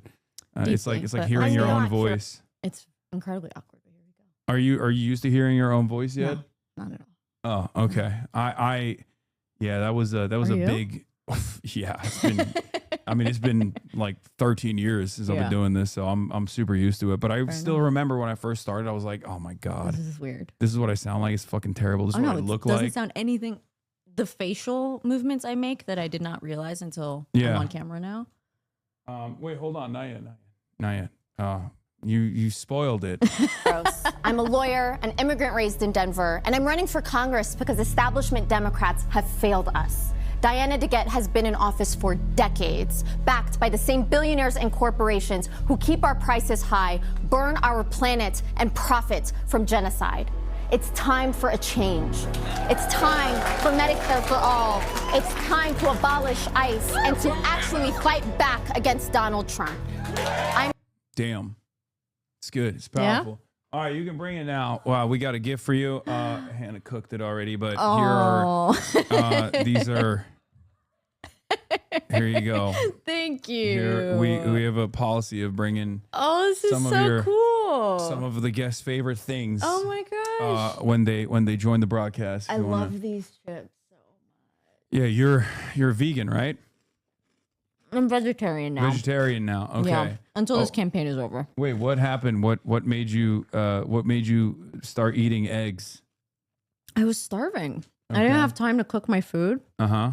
And I needed to eat. I was starting to get really lightheaded a lot at events and stuff. So I was like, all right, let me just put in some dairy so I don't starve. Especially when you travel. If you're a vegan and you're flying, airports are actually like deserts. So you've cooked the vegans in the chat. They're gonna lose their minds know. now. I'm They're gonna be sorry, like, oh, y'all. I'm a she's fake. traitor. I'm a traitor. How can we trust you, Maylot? I'm sorry. You're no longer fully vegan.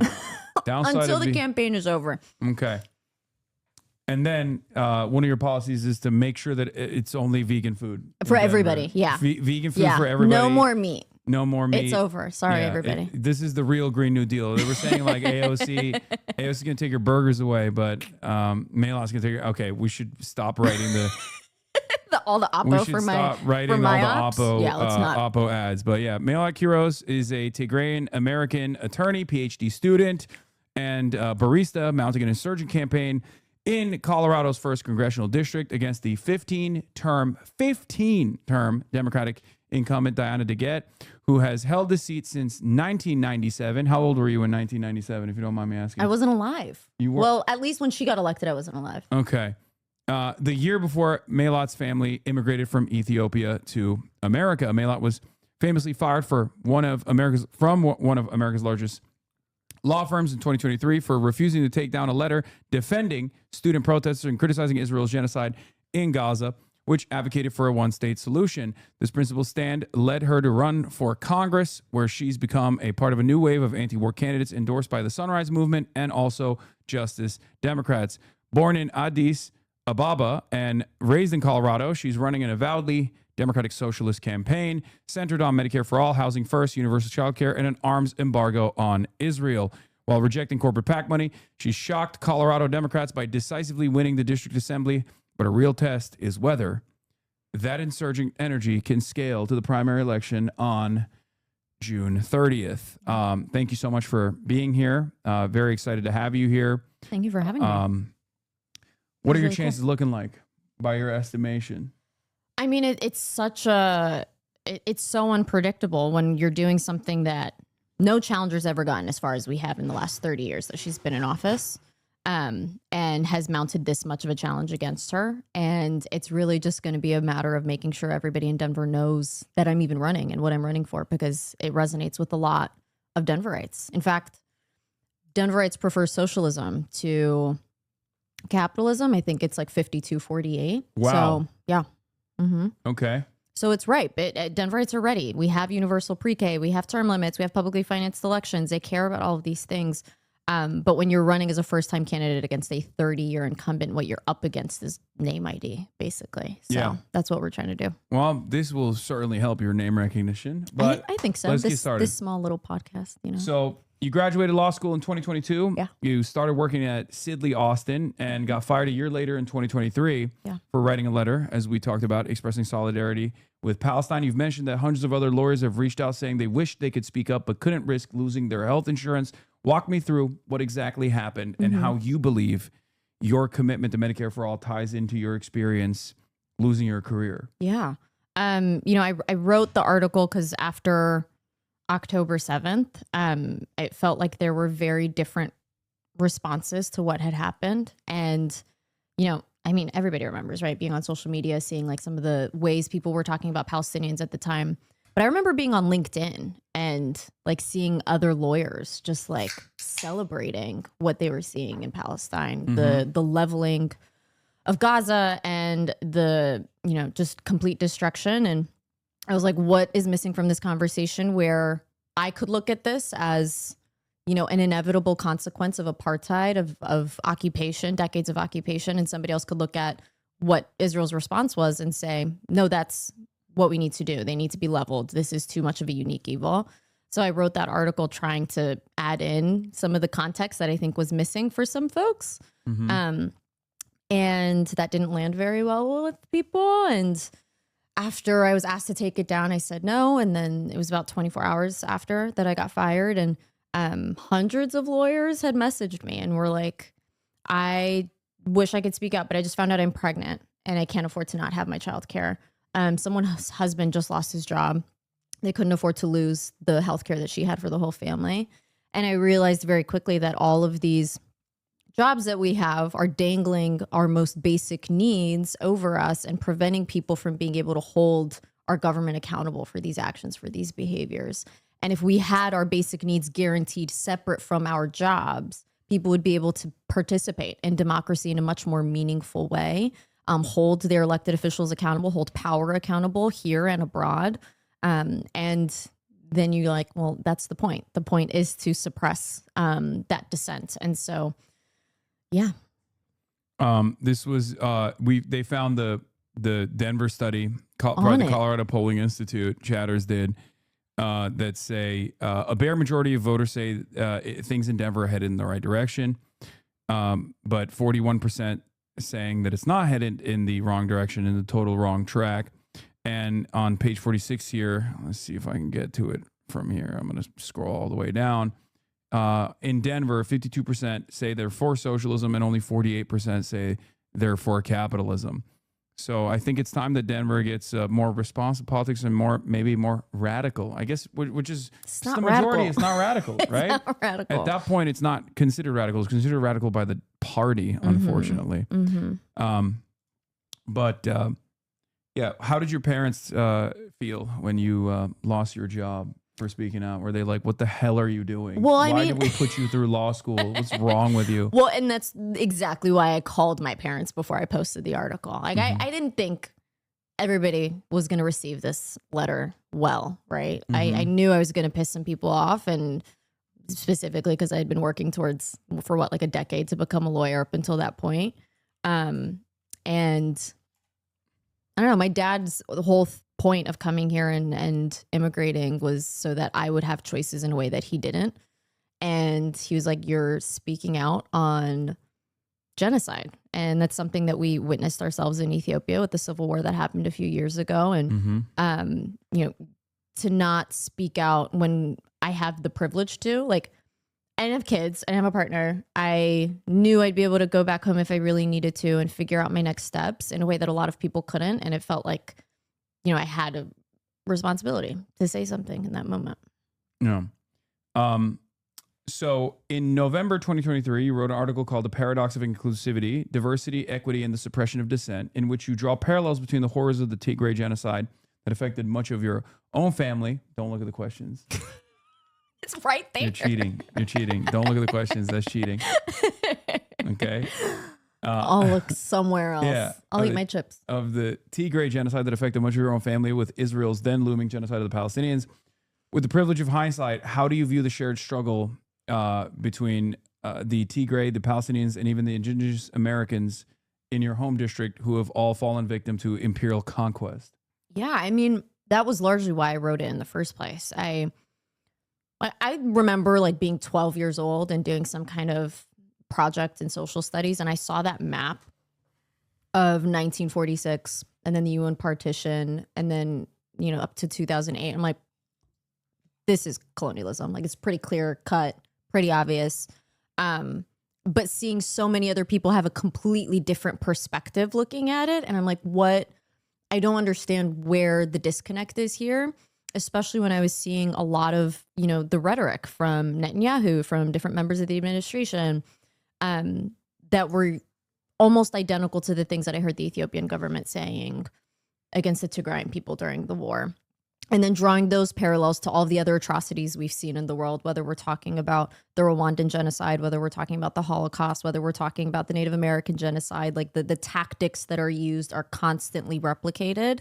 And without being able to build those connections, we're never actually going to be able to stop it. And if we're actually serious about world peace and like trying to resolve these conflicts, we have to learn about all of these things in the context with which they exist versus pretending like these are isolated incidents.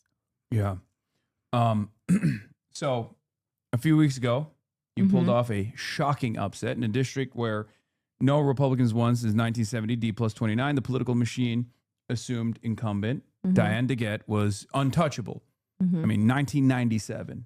Yeah. I was 6 years old when she got into office. Instead, you crushed her at the Democratic Assembly. You took 67% of the delegate vote, and you forced her to barely scrape by with 33%. How did a 28-year-old barista and a PhD student out-organize a 30-year incumbent who has the entire Democratic establishment behind her? How did that happen? Yeah. It happened in like 9 days. We actually almost didn't even go through the process. So Colorado has a mixed primary system where you can either collect signatures, about 1,500 signatures of registered Democrats, or you can go through the caucus and assembly process. And the caucus and assembly process, as much as I love it, as somebody who, you know, just loves the democratic process in general, it's inherently anti-democratic, right? It's something that it takes the it's like 3 different days over the course of 3 different weeks. It takes up 12 to 18 different hours, depending on which levels you go to. If you have an hourly wage job, if you have kids, if you just have a life and don't want to spend all that time participating in the process, you end up finding that it's mostly older, wealthier, more retired, conservative voices that are there, which is why it's such a incubator for protecting a lot of these incumbents.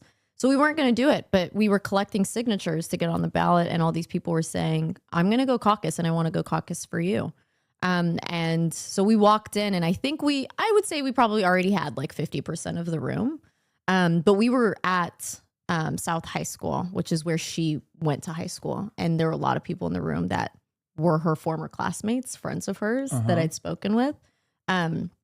And I extended my respect for her service and you know, how much she's done for our city, although I don't think it's nearly enough.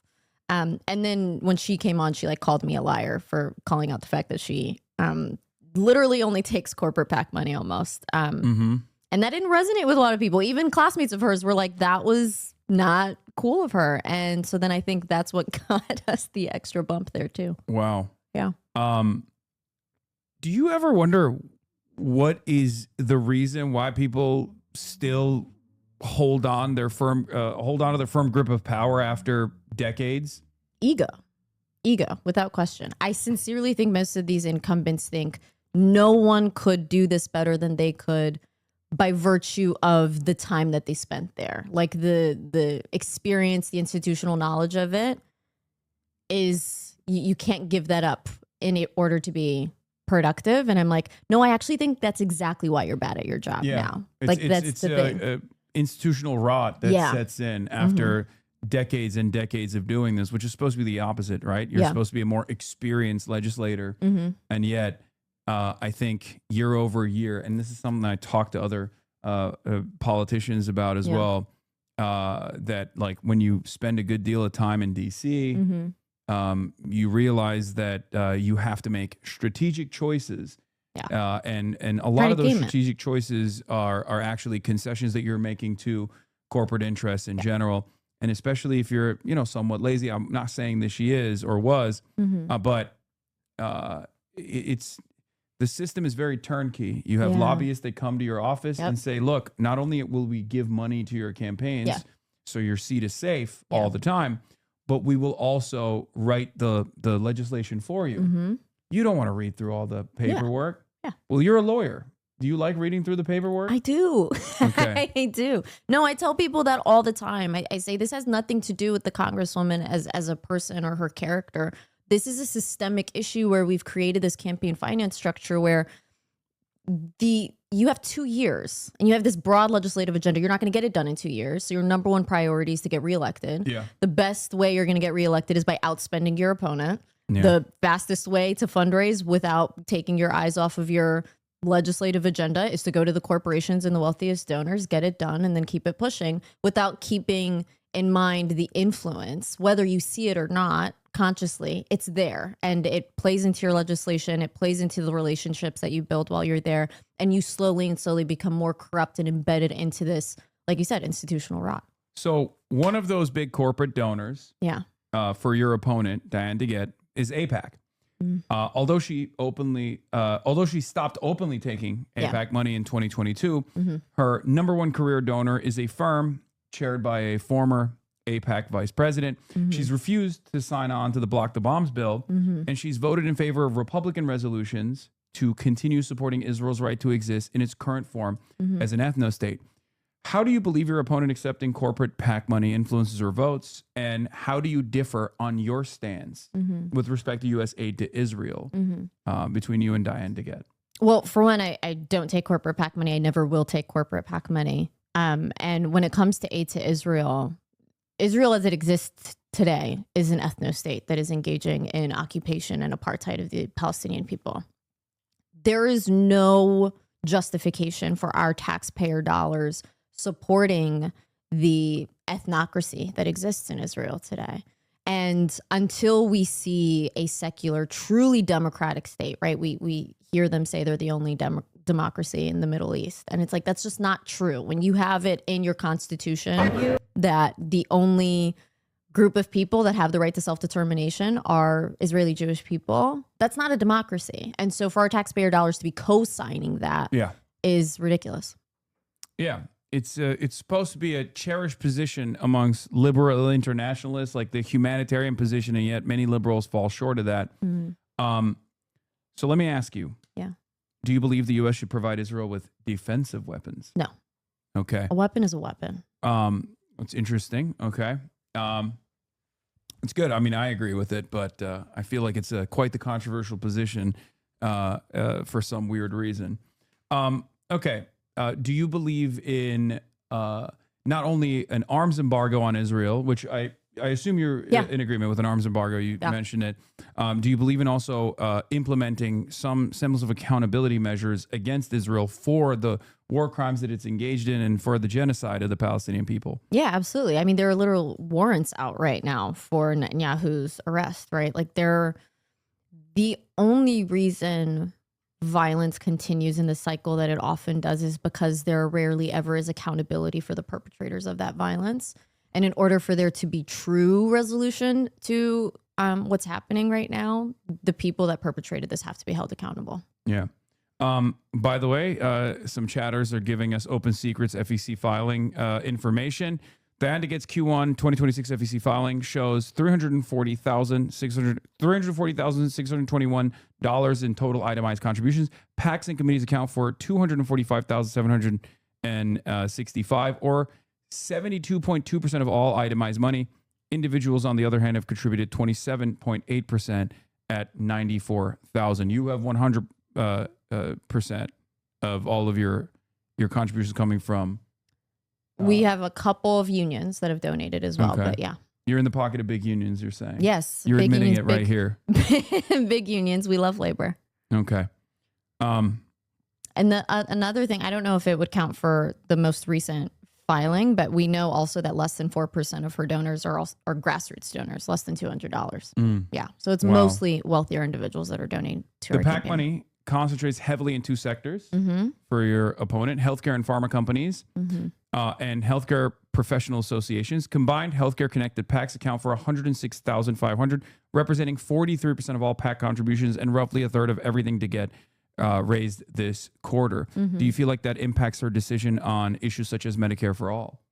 It's interesting, right? I think this is the frustration that I get with people like DeGette, where they cosplay as progressive. And so like she's a co-sponsor of it, despite doing zero to actually advance the legislation. But what she has advanced is the Cures Act. It's this bill that she's really, really proud of, which was a massive giveaway to Big Pharma. Senator Warren, Senator Sanders both called it out as, this is just a payout to all of her donors. This does nothing for the consumers. And so, yeah. Let's see. Well, let's look at DeGette's only congressional endorsements.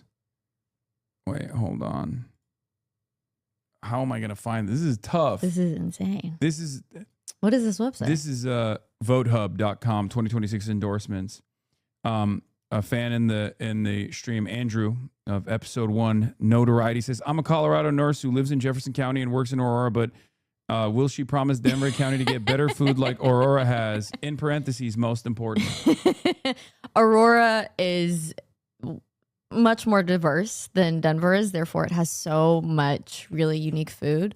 But that's something we can share. We go back and forth between Denver and Aurora and we get to enjoy the food. But Denver has incredible food. You're just not exploring it as much as you need to, Andrew. Search is not working on this. Maybe I can do it here.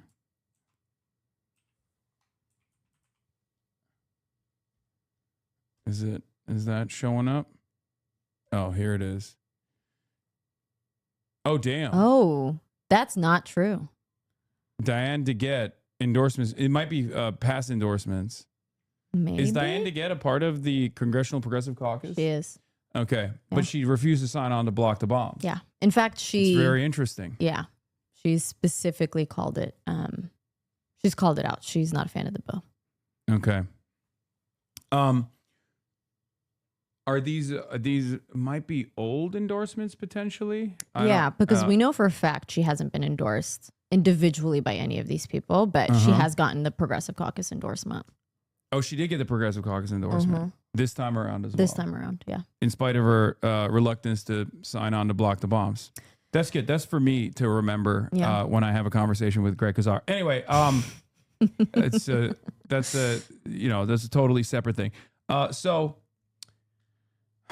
let's get back to your opponent. Yeah. DeGette came out against the war on Iran and the $1 billion per day price tag. In a recent interview, you pointed out that she actually voted no on 10% Pentagon cuts in both 2020 and 2021. Yeah. If we were to cut the Department of War budget by 10%, what's your vision to repurpose that money? Where does it go? I think it's got to go to Medicare for all. When we're talking about what are our values, what are our priorities, I think our budget is a reflection of our moral compass and what our priorities are for our society. And healthcare has to be at the top of that, especially now as people are getting crushed by healthcare costs, by medical debt. And I mean, that on top of the fact that the Pentagon has failed literally every single audit that they've ever had for 8 years now is ridiculous. And so, and mind you, 2020 and 2021, though the cut was meant to go towards pandemic spending. And as somebody who calls herself the #1 healthcare Democrat on the Hill, it's ridiculous. We had an opportunity to do it then and to also actually make a difference in undercutting the military-industrial complex that we have today. Your opponent is CU Regent Wanda James, who's a wealthy weed entrepreneur. One of the challengers, yeah. Yeah. She bypassed grassroots assembly process completely by gathering signatures, likely by paying signature gatherers. She managed campaigns for Central Governor Jared Polis, served on Obama's finance committee, and worked as an executive for multiple Fortune 100 companies. Does her presence in this race come across like a deliberate attempt by the corporate wing of the party to provide a safe alternative to DeGette, specifically to fracture the vote and prevent an actual working class socialist from taking the seat? Or is her presence in the race actually good for you? Wanda is someone who I think there are a lot of Democrats right now that are trying to take advantage of the animosity a lot of people have for the party and the fact that a lot of people want change, but isn't offering anything that is actually change other than a different face, a fresh face. Whether or not she's doing it specifically, I think she wants to run because she wants to do good, but we have very, very, very different theories of change. And yeah, I don't know. I don't know what the intention is there. Okay. Can't speak for her. Well over 100,000 people in Colorado's first congressional district work jobs that are prone to be automated away by company owners. Yeah. How should we protect working class Denverites from being entirely discarded by Silicon Valley in the next decade? And do you support data centers being built in Denver? No. I have, Denver was one of the first cities to say that they wanted to put a moratorium out there. The mayor did recently. The city council is going to be voting on it soon. I think the moratorium on data centers is our leverage against a lot of these AI companies to force them to the table and finally get these regulations on the books, which are going to be necessary because of all of the threats that it poses, existential, but obviously also including to the economy, to the automation of jobs. But what if we find out that it's actually it's a mechanism to displace the existing labor force? Yeah. And then more people get frustrated with AI. What then? What then? Yeah. I mean, look, my opinion. Why do you not care about Sam Altman's salary? Look, why are you putting people in Denver ahead of the needs of Sam Altman and Palantir and Palmer Luckey and numerous other wonderful, perhaps the most productive Americans? The ones who feel like they're actually the ones that are coming in to save us. Yeah, why do you hate success? That's what I should ask. That's what it is. That's what it is. Look, at the end of the day, AI is going to be a technology. Like, it's literally, as we speak, finding proteins to create cures to diseases that we literally would not be able to do without our own computational ability. That being said, it's a tool, but it's a tool that can be used just like any other tool for good or for evil. And Sam Altman and Peter Thiel and all of these other jackasses, to be fair, I don't trust them. I don't trust their motivations. I don't trust what they would want to use this technology for. And I think it does have everything to do with replacing the workforce and replacing human labor as we have it today. And I think the only solution to that is guaranteeing basic needs like housing, healthcare, nutritional food, public education, transportation, access to internet. All of these things should be guaranteed regardless of where you live, what family you're born into, what wealth you're born into. All of those things should be guaranteed. And that's going to be the only way we can protect working people from this new technology. So you're in favor of AI being utilized for boring things like biochemical research and not cool things like AI art. AI art. We love AI art so much. Yeah, no, I fully, the other thing that we need to be doing with AI is making sure that, artists and people that, AI only exists because it's learning from our ingenuity, our creations this entire time. And yet no one is getting paid back for all of that labor that created everything it's learning from in the first place. So there has to be some kind of mechanism to make sure folks are being compensated for their contribution to these learning models. What about AI being used as a mechanism to advance surveillance? Yeah, that's one of my surveillance, and then war also, right? Yeah. Like there was some reporting that indicated that the bombing of that school in Iran could have been because of some kind of discrepancy with AI. And there is too much at stake when it comes to our privacy, when it comes to just world relations in general and foreign policy, that we cannot allow this technology to continue until we all just sit down. And I don't know how Bernie described it earlier in the week, but like just slow down for a second and let's figure this out, because we don't even know how this technology works. The people running it don't even know how it works. And there's just too much at risk for us to not figure this out first. Also, hopefully we can put a moratorium on people using ChatGPT, because I personally hate the way ChatGPT speaks. How does it with speak? the M-dash and the constant juxtaposition. Yeah. Where Starts with the negative, ends with the positive. You're not just brilliant, but you're exceptional. I hate that. I hate the way the AI speaks. But I do feel like it's interesting because we're all starting to catch it now. Yes, people are doing it. Now normies are talking like that. And I don't know if it's like AI psychosis. I don't know what's going on. But I've become a Luddite. I don't know. Maybe I'm a boomer. Well, you're younger than I am. So if you also share the same resentment, then I feel a little bit better. Maybe we'll be okay. Maybe we'll be okay. Okay. Over a third of Denver residents are paying more than 30% of their income just to keep a roof over their heads. While developers and corporate landlords rake in record profits, the state legislature is trying to pass zoning reforms like the Home Act, but you've advocated for massive federal housing first initiatives. What specific, first, what are those initiatives? And also, what specific federal levers can a member of Congress pull to decommodify the housing market and crush the parasitic corporate real estate speculation that is choking working families? Yeah. Well, so a lot of working families, I would say, there are a lot of folks that are paying upwards of like 50% of their income to be able to afford their housing right now. And 30% is where it's supposed to be safe. And the only way that we can get there is by completely reimagining our housing structure. And so part of my PhD program, some of my research was specifically focused on looking at different models of how housing operates in different countries. And Housing First, which ironically actually started in New York City, is the most successful way to actually eradicate homelessness in the way that we understand it here in America. Finland was literally able to eradicate homelessness because of the way that they run Housing First. And that has three separate pillars. We're in California. When you say that, we think of Gavin Newsom literally physically eradicating the homeless. And so in Denver... So you gotta be specific. I know. It's Denver means too. Like they put homeless people in homes. Yes. Okay? Denver also has a Housing First program that isn't actually part that uses the actual pillars of Housing First. And so I do want to speak specifically to what those initiatives are. And the first thing is that, just like you said, it's just you give people homes, right? We have this staircase model largely across the country where you have to get a job first, or you have to pass a drug test first, or you have to pass this mental health test first, or whatever the case is, before you can get stable and supportive housing.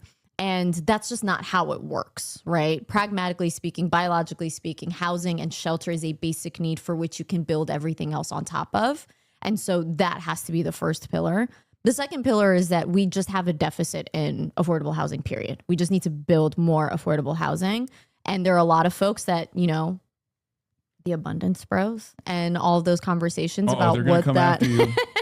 But here's the thing. Here's the thing. And I say this about everything, right? There's never Also, a perspective. your state is led by an abundance bro. Yeah, don't get me started He's the on peak Polis. abundance Please bro. don't get me started on Polis. Do you think it should be illegal for a governor to also be a Redditor? And why is the answer yes? I didn't know will he not was a take- Redditor, but that doesn't surprise me. You I knew didn't he was know online. I knew he was chronically You didn't know online. Jared Polis was a Redditor? I didn't know he was a Redditor. He is I try like- not to pay as much attention to him He anymore. sounds like he just is the perfect embodiment of a Redditor in real life. Okay, well, now the more you know. Yeah. I did not know he I was think a it Redditor. should be illegal. Would you would you be in support of Please don't get me on the books banning people from Reddit from running. Do you think that Jared Polis, as the moderator on r/neoliberalism, a subreddit that He's an I actual think, moderator? Yes.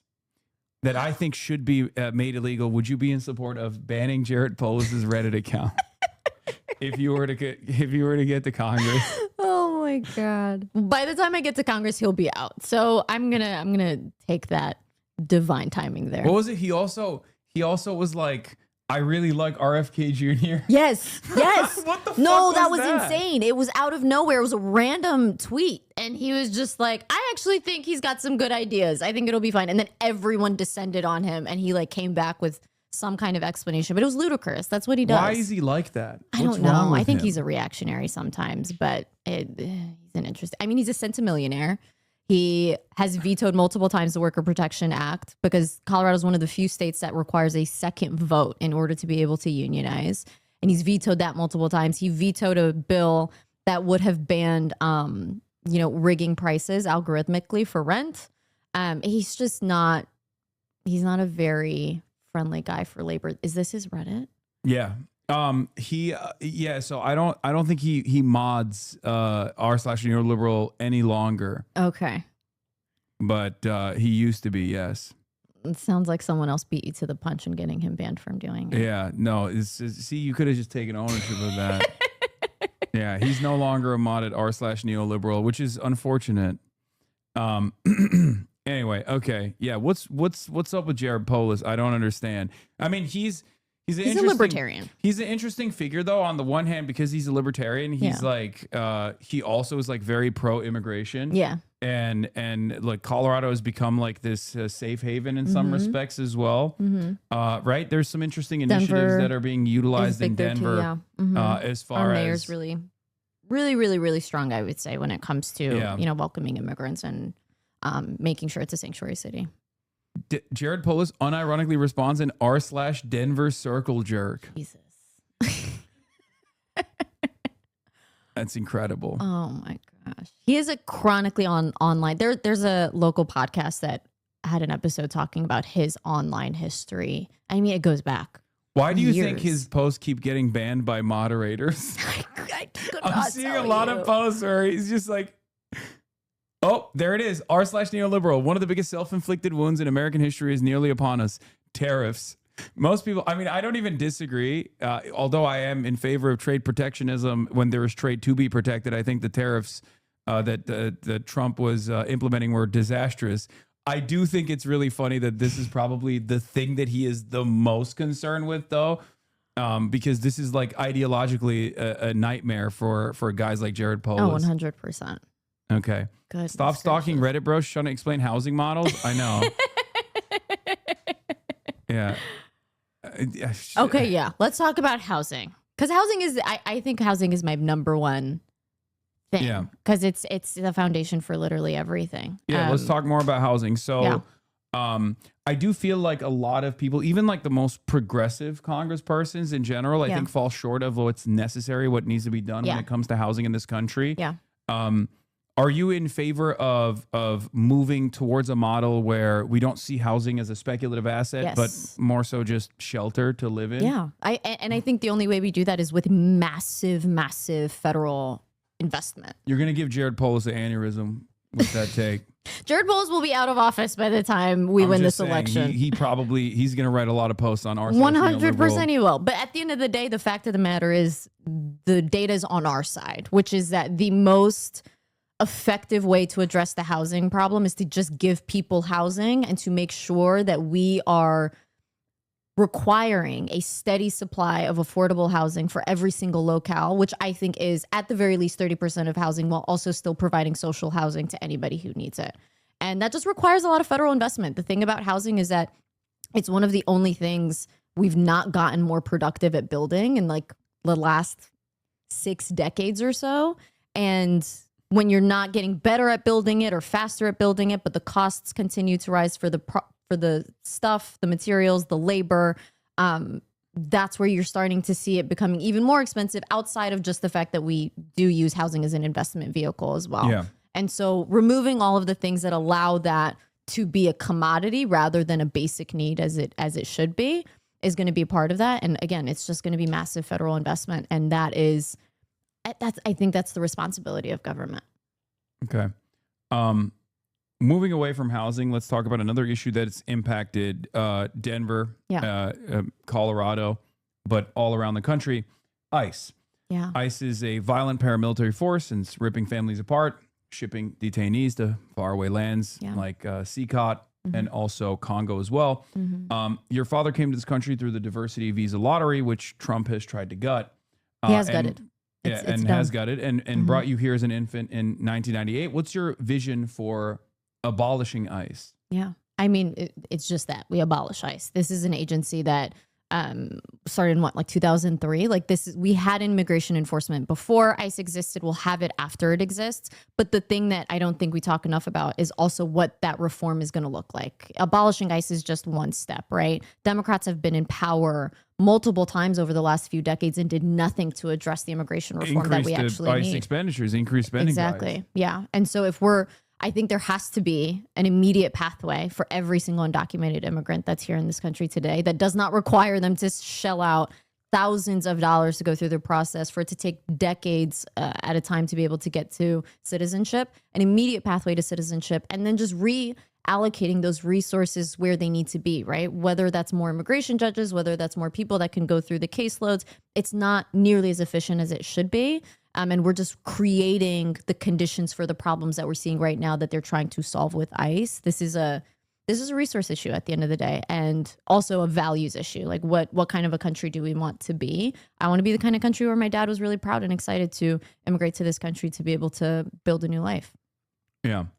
Do you also support Denver resident? Well, do you support, I mean, you already said it for both Israel and somewhat said it for ICE as well, but do you support not just abolishing ICE, but also holding members of the administration and its loyal soldiers accountable for crimes that they may have committed while working for ICE? Yeah, absolutely. I mean, taking back the House might be a little bit harder as of recent events, but I still think it's doable. And, hopefully taking the Senate, although that's even going to be harder, but that has to be our number one concern, is making sure that we're holding all of these administration officials accountable.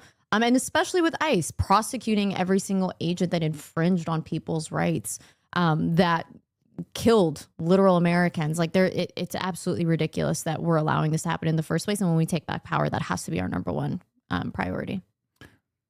What's your vision for America's role in the world? Let's talk foreign policy a little bit. How would you define American leadership in the modern day? And what principles would guide your foreign policy decisions? And would you do a nuclear first strike on Iran? Jesus. No, let's start there. I think, it was a question that Tim Walz had to answer in the vice presidential debate. I had to hit a mainstream media take. Okay, fair enough. You got that in there. No, I think going back to immigration, even, America has been such a destabilizing force for so long that we've created conditions in other countries that have made the crisis that we see in immigration today as well.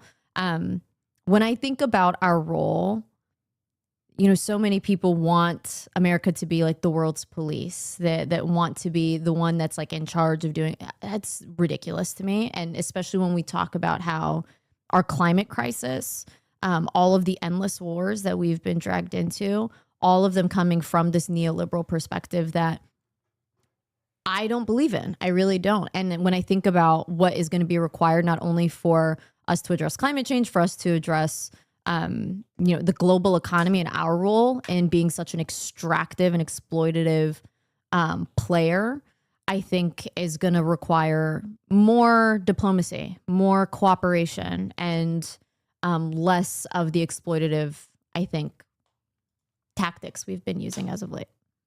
What do you think about China? What's your stance on America's current economic warfare with China?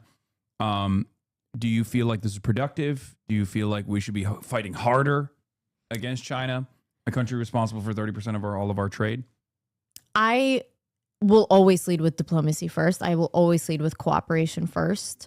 The fact of the matter is, everything is viewed from this lens of combativeness, and as if we are not literally all in this, global economy together and have to figure out ways to be able to participate and collaborate and cooperate in meaningful ways for the good of everybody. That's not everybody's first instinct, I think. And especially when we've created all of these systems that benefit from this combative relationship.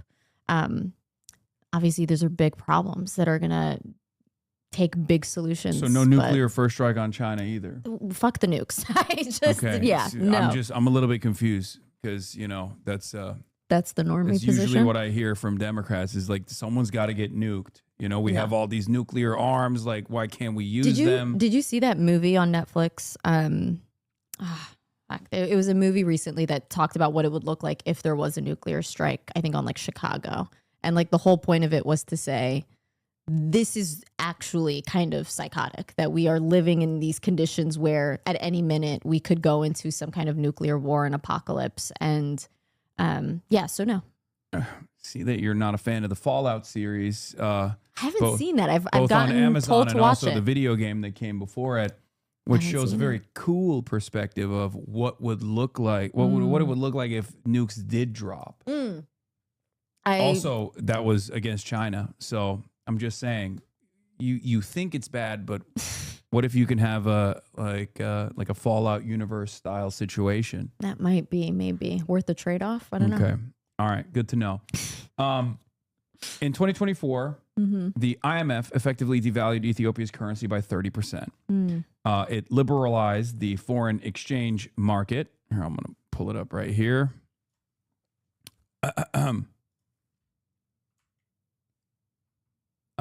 Doesn't look too good. It liberalized the foreign exchange market, opened the banking and telecom sectors to foreign capital, removed fuel subsidies, and pursued privatization of state-owned enterprise like Ethio Telecom and Ethiopian Airlines, although the airline privatization ended up being suspended. As someone born in Ethiopia, what role do you believe the IMF should play in the development of African nations, if any? Do you believe the U.S. should reverse austerity policies implanted by the IMF into developing nations' economies? I'm Turkish, so I have a lot of experience with this as well. Yeah. I was there for like 11 months. So unfortunately, I don't remember very much about being in the country. But when it comes to austerity measures, I think specifically when I think about global economic policy, so much of it, like I was saying earlier, is extractive and exploitative. And then when we are inserting a lot of these ideologies that lead to the privatization of a lot of these industries in a way that obviously is coming from our own influence, I'm not in favor of it. That being said, at the end of the day, I'm in favor of self-determination. I'm in favor of, democratic principles. And I think we have played far too much of a role in kind of influencing a lot of these policies that we are seeing in countries that we are engaging with in a way that's irresponsible. Okay. Now we're going to do the speed round.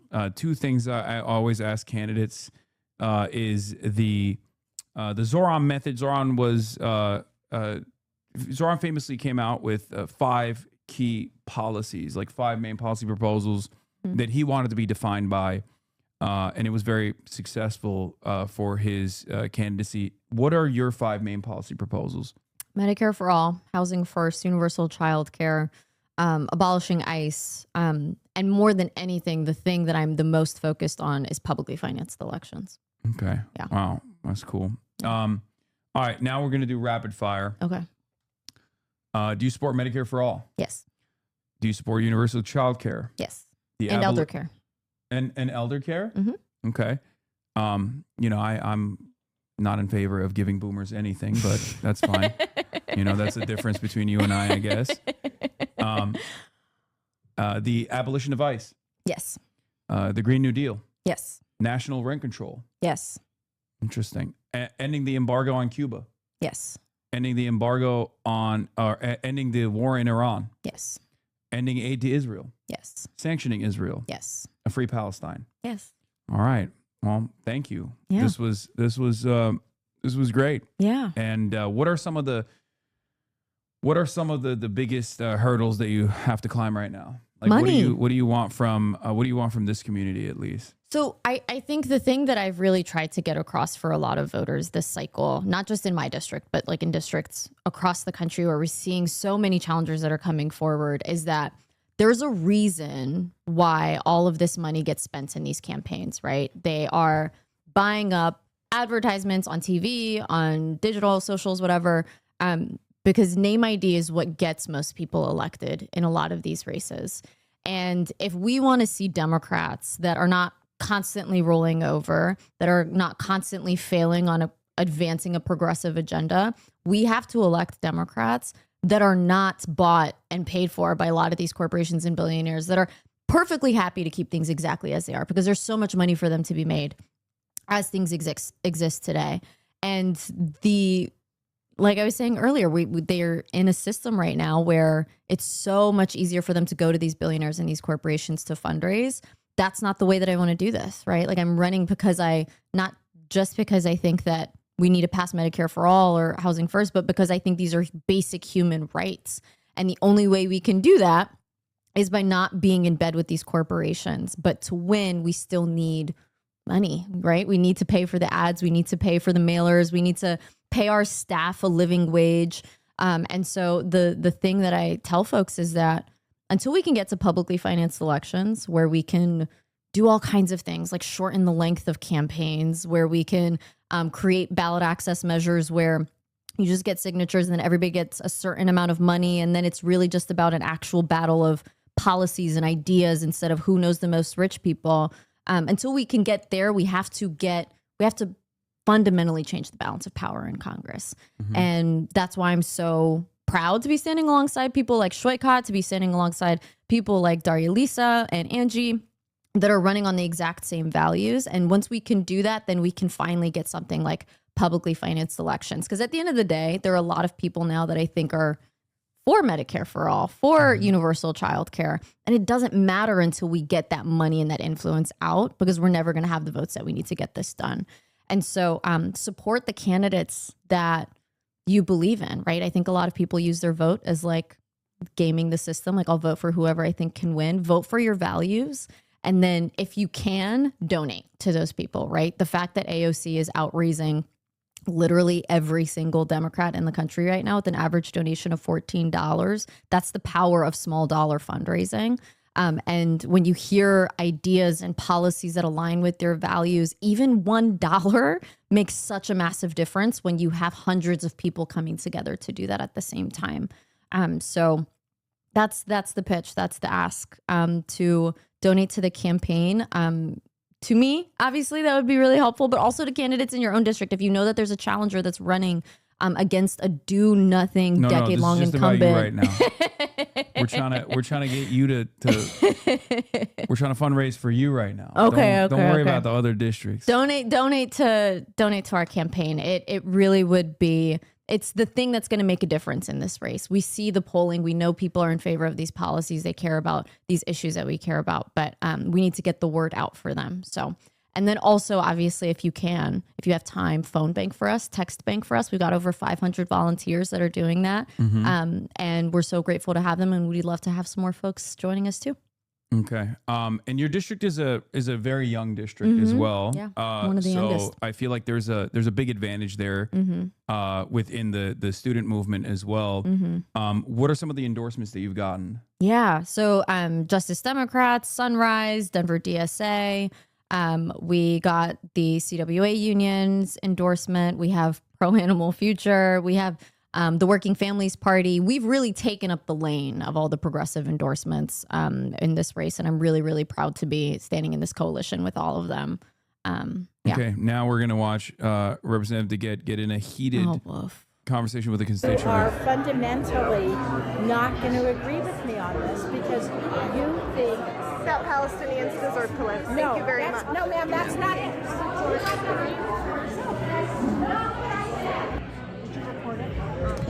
Did you?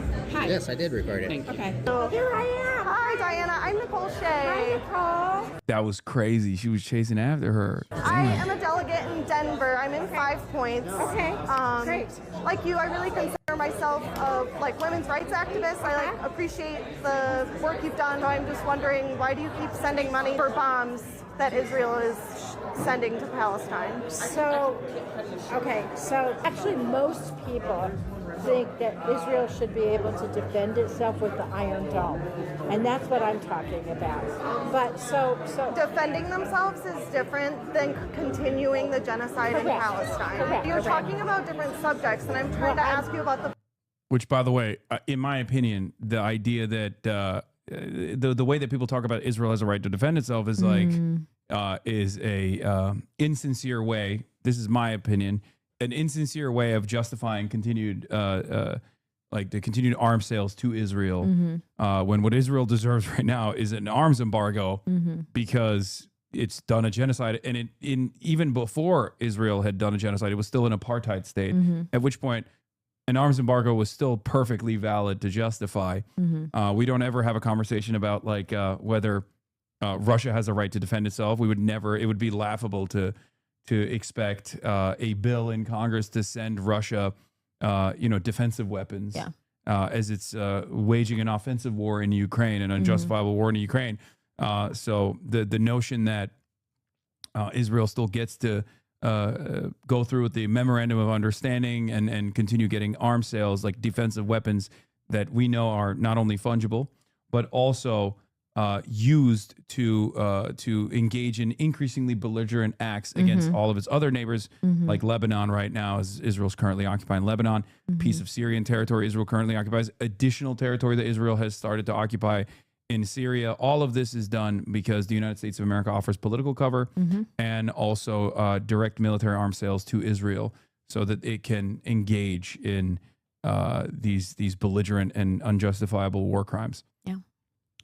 Block the Bombs Act. Okay. But this is not even about that. This is Block the Bombs, which is supposed to be bulldozers and 1,000-pound bombs, I believe, that were supposed to be sent to Israel. I'll tell you about the Block the Bombs Act. I've read the Block the Bombs Act. The Block the Bombs Act is a very poorly written piece of legislation because it's both too narrow and it's too broad. Can I just say, actually, there have been 2 other Congress members, I'm forgetting their name, that used the exact same language to say it was too broad and too narrow, which suggests, one, she probably didn't even actually read the bill, and that these are just talking points against the Block the Bombs Act, which is actually very, very popular in Denver. And again, we're seeing people like DeGette who are being really strategic about hiding where a lot of this influence is actually coming from. I mean, this is what happens. Like, I don't even think that this is I don't know what's in her heart, right? I don't think these congresspersons are like evil people, even if they end up signing off on like evil measures that harm people, right? That hurt a lot of people. But I think that, and the reason why I use Israel as a litmus test is because it's like perfectly representative of becoming a calcified institutionalist that just simply hears talking points from lobbyists or talking points from their aides, and then just repeats it without even ever considering what the impact of that might be. No ideological conviction whatsoever. And after, multiple decades in office, having no real investment in defending the interests of their constituents. And I think that's a major problem. And this is why it's like perfectly demonstrative of the way that a lot of congressional representatives become a product of these corporate influences and even the influence of foreign lobbies. Yeah. No, I completely agree. Diana DeGette was a real champion for reproductive justice, for environmental justice. I think she, you know, I know people who know her. I think she's a good person. But again, when you're talking about these issues that there clearly is no actual conviction that they have themselves for what they think should be happening.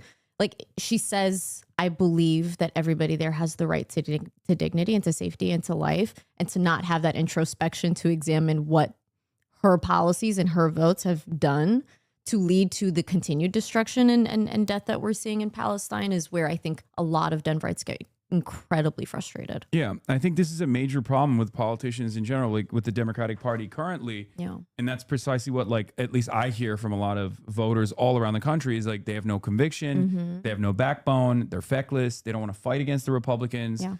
I mean, it was Ta-Nehisi Coates who said it perfectly. He said, like, how can you expect a party that won't stop a genocide to actually defend democracy? And we're seeing that. We've seen that for the last 2 years. So I think that change is a must. It's a necessity to preserve what remains of American theoretical democracy to begin with. Yeah. Well, like I said, thank you so much for coming. I'm going to give you guys some additional information here real quick. The voter registration deadline in person is June 30th, 2026. By mail is postmarked by June 22nd, 2026. For online, voter registration deadline is June 22nd, 2026 as well. You can engage in absentee mail-in voting available to all voters, at least for the time being, until Donald Trump abolishes that. Unless we get an 8-0 map. Yeah. Figure it out. Yeah. The absentee mail-in ballot return deadline in person is June 30th, 2026. By mail, received by June 30th, 2026. Early voting is available to all voters. And the early voting start and end dates are June 22nd, 2026 to June 30th, 2026. And polls are open on election day from 7 a.m. to 7 p.m. Mountain Time. We have gifts for you. You have gifts for me. Okay. Wow. Oh, wow. Oh, hell yeah. Denver Democratic Socialists of America. I'm collecting these hats. We got, I mean, I don't know. We have so many people at Denver DSA that love watching your stream and like picked out these shirts for you and got you that custom hat. So we got some. Oh, it's a custom hat. It's a custom hat. You can't even get this, chat. No. So some t-shirts. That's crazy. And then this is our mascot. This is the Denver DSA mascot. It's a pica. Wow. So obviously we named it Hassan Pica. Oh So there you my go. God. This is so cute. Isn't it cute? It's native to the Rocky Mountains and it collects flowers and obviously the rose. So yeah. No way. So thank you will maybe get some more t-shirts and stuff if you come out to Denver. Okay. Yeah. Yeah. Come no, and join us it's the 12th largest chapter in the country. Wow. You know, Bernie and AOC brought out like 30 something thousand people that were out there. Like Denver, Yeah, I think I don't think I can do that. well, maybe not 30,000. Maybe not but, 30,000. But I think, you know, it's a bastion of really progressive socialist values that would be really cool to do something out there. Yeah. Yeah, no, absolutely. I'm down for sure. I mean, Let's if do you it. guys have any events that you are organizing around like college campuses or anything like that, I could definitely let's do it. pull up on something like that. Let's do it.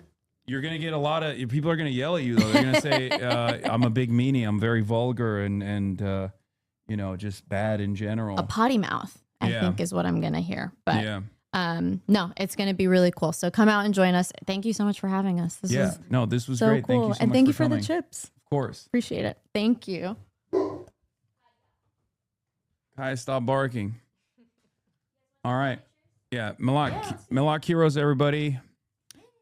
All right. I'm going to take a quick photo. And then we're going to continue. Damn, this guy's good.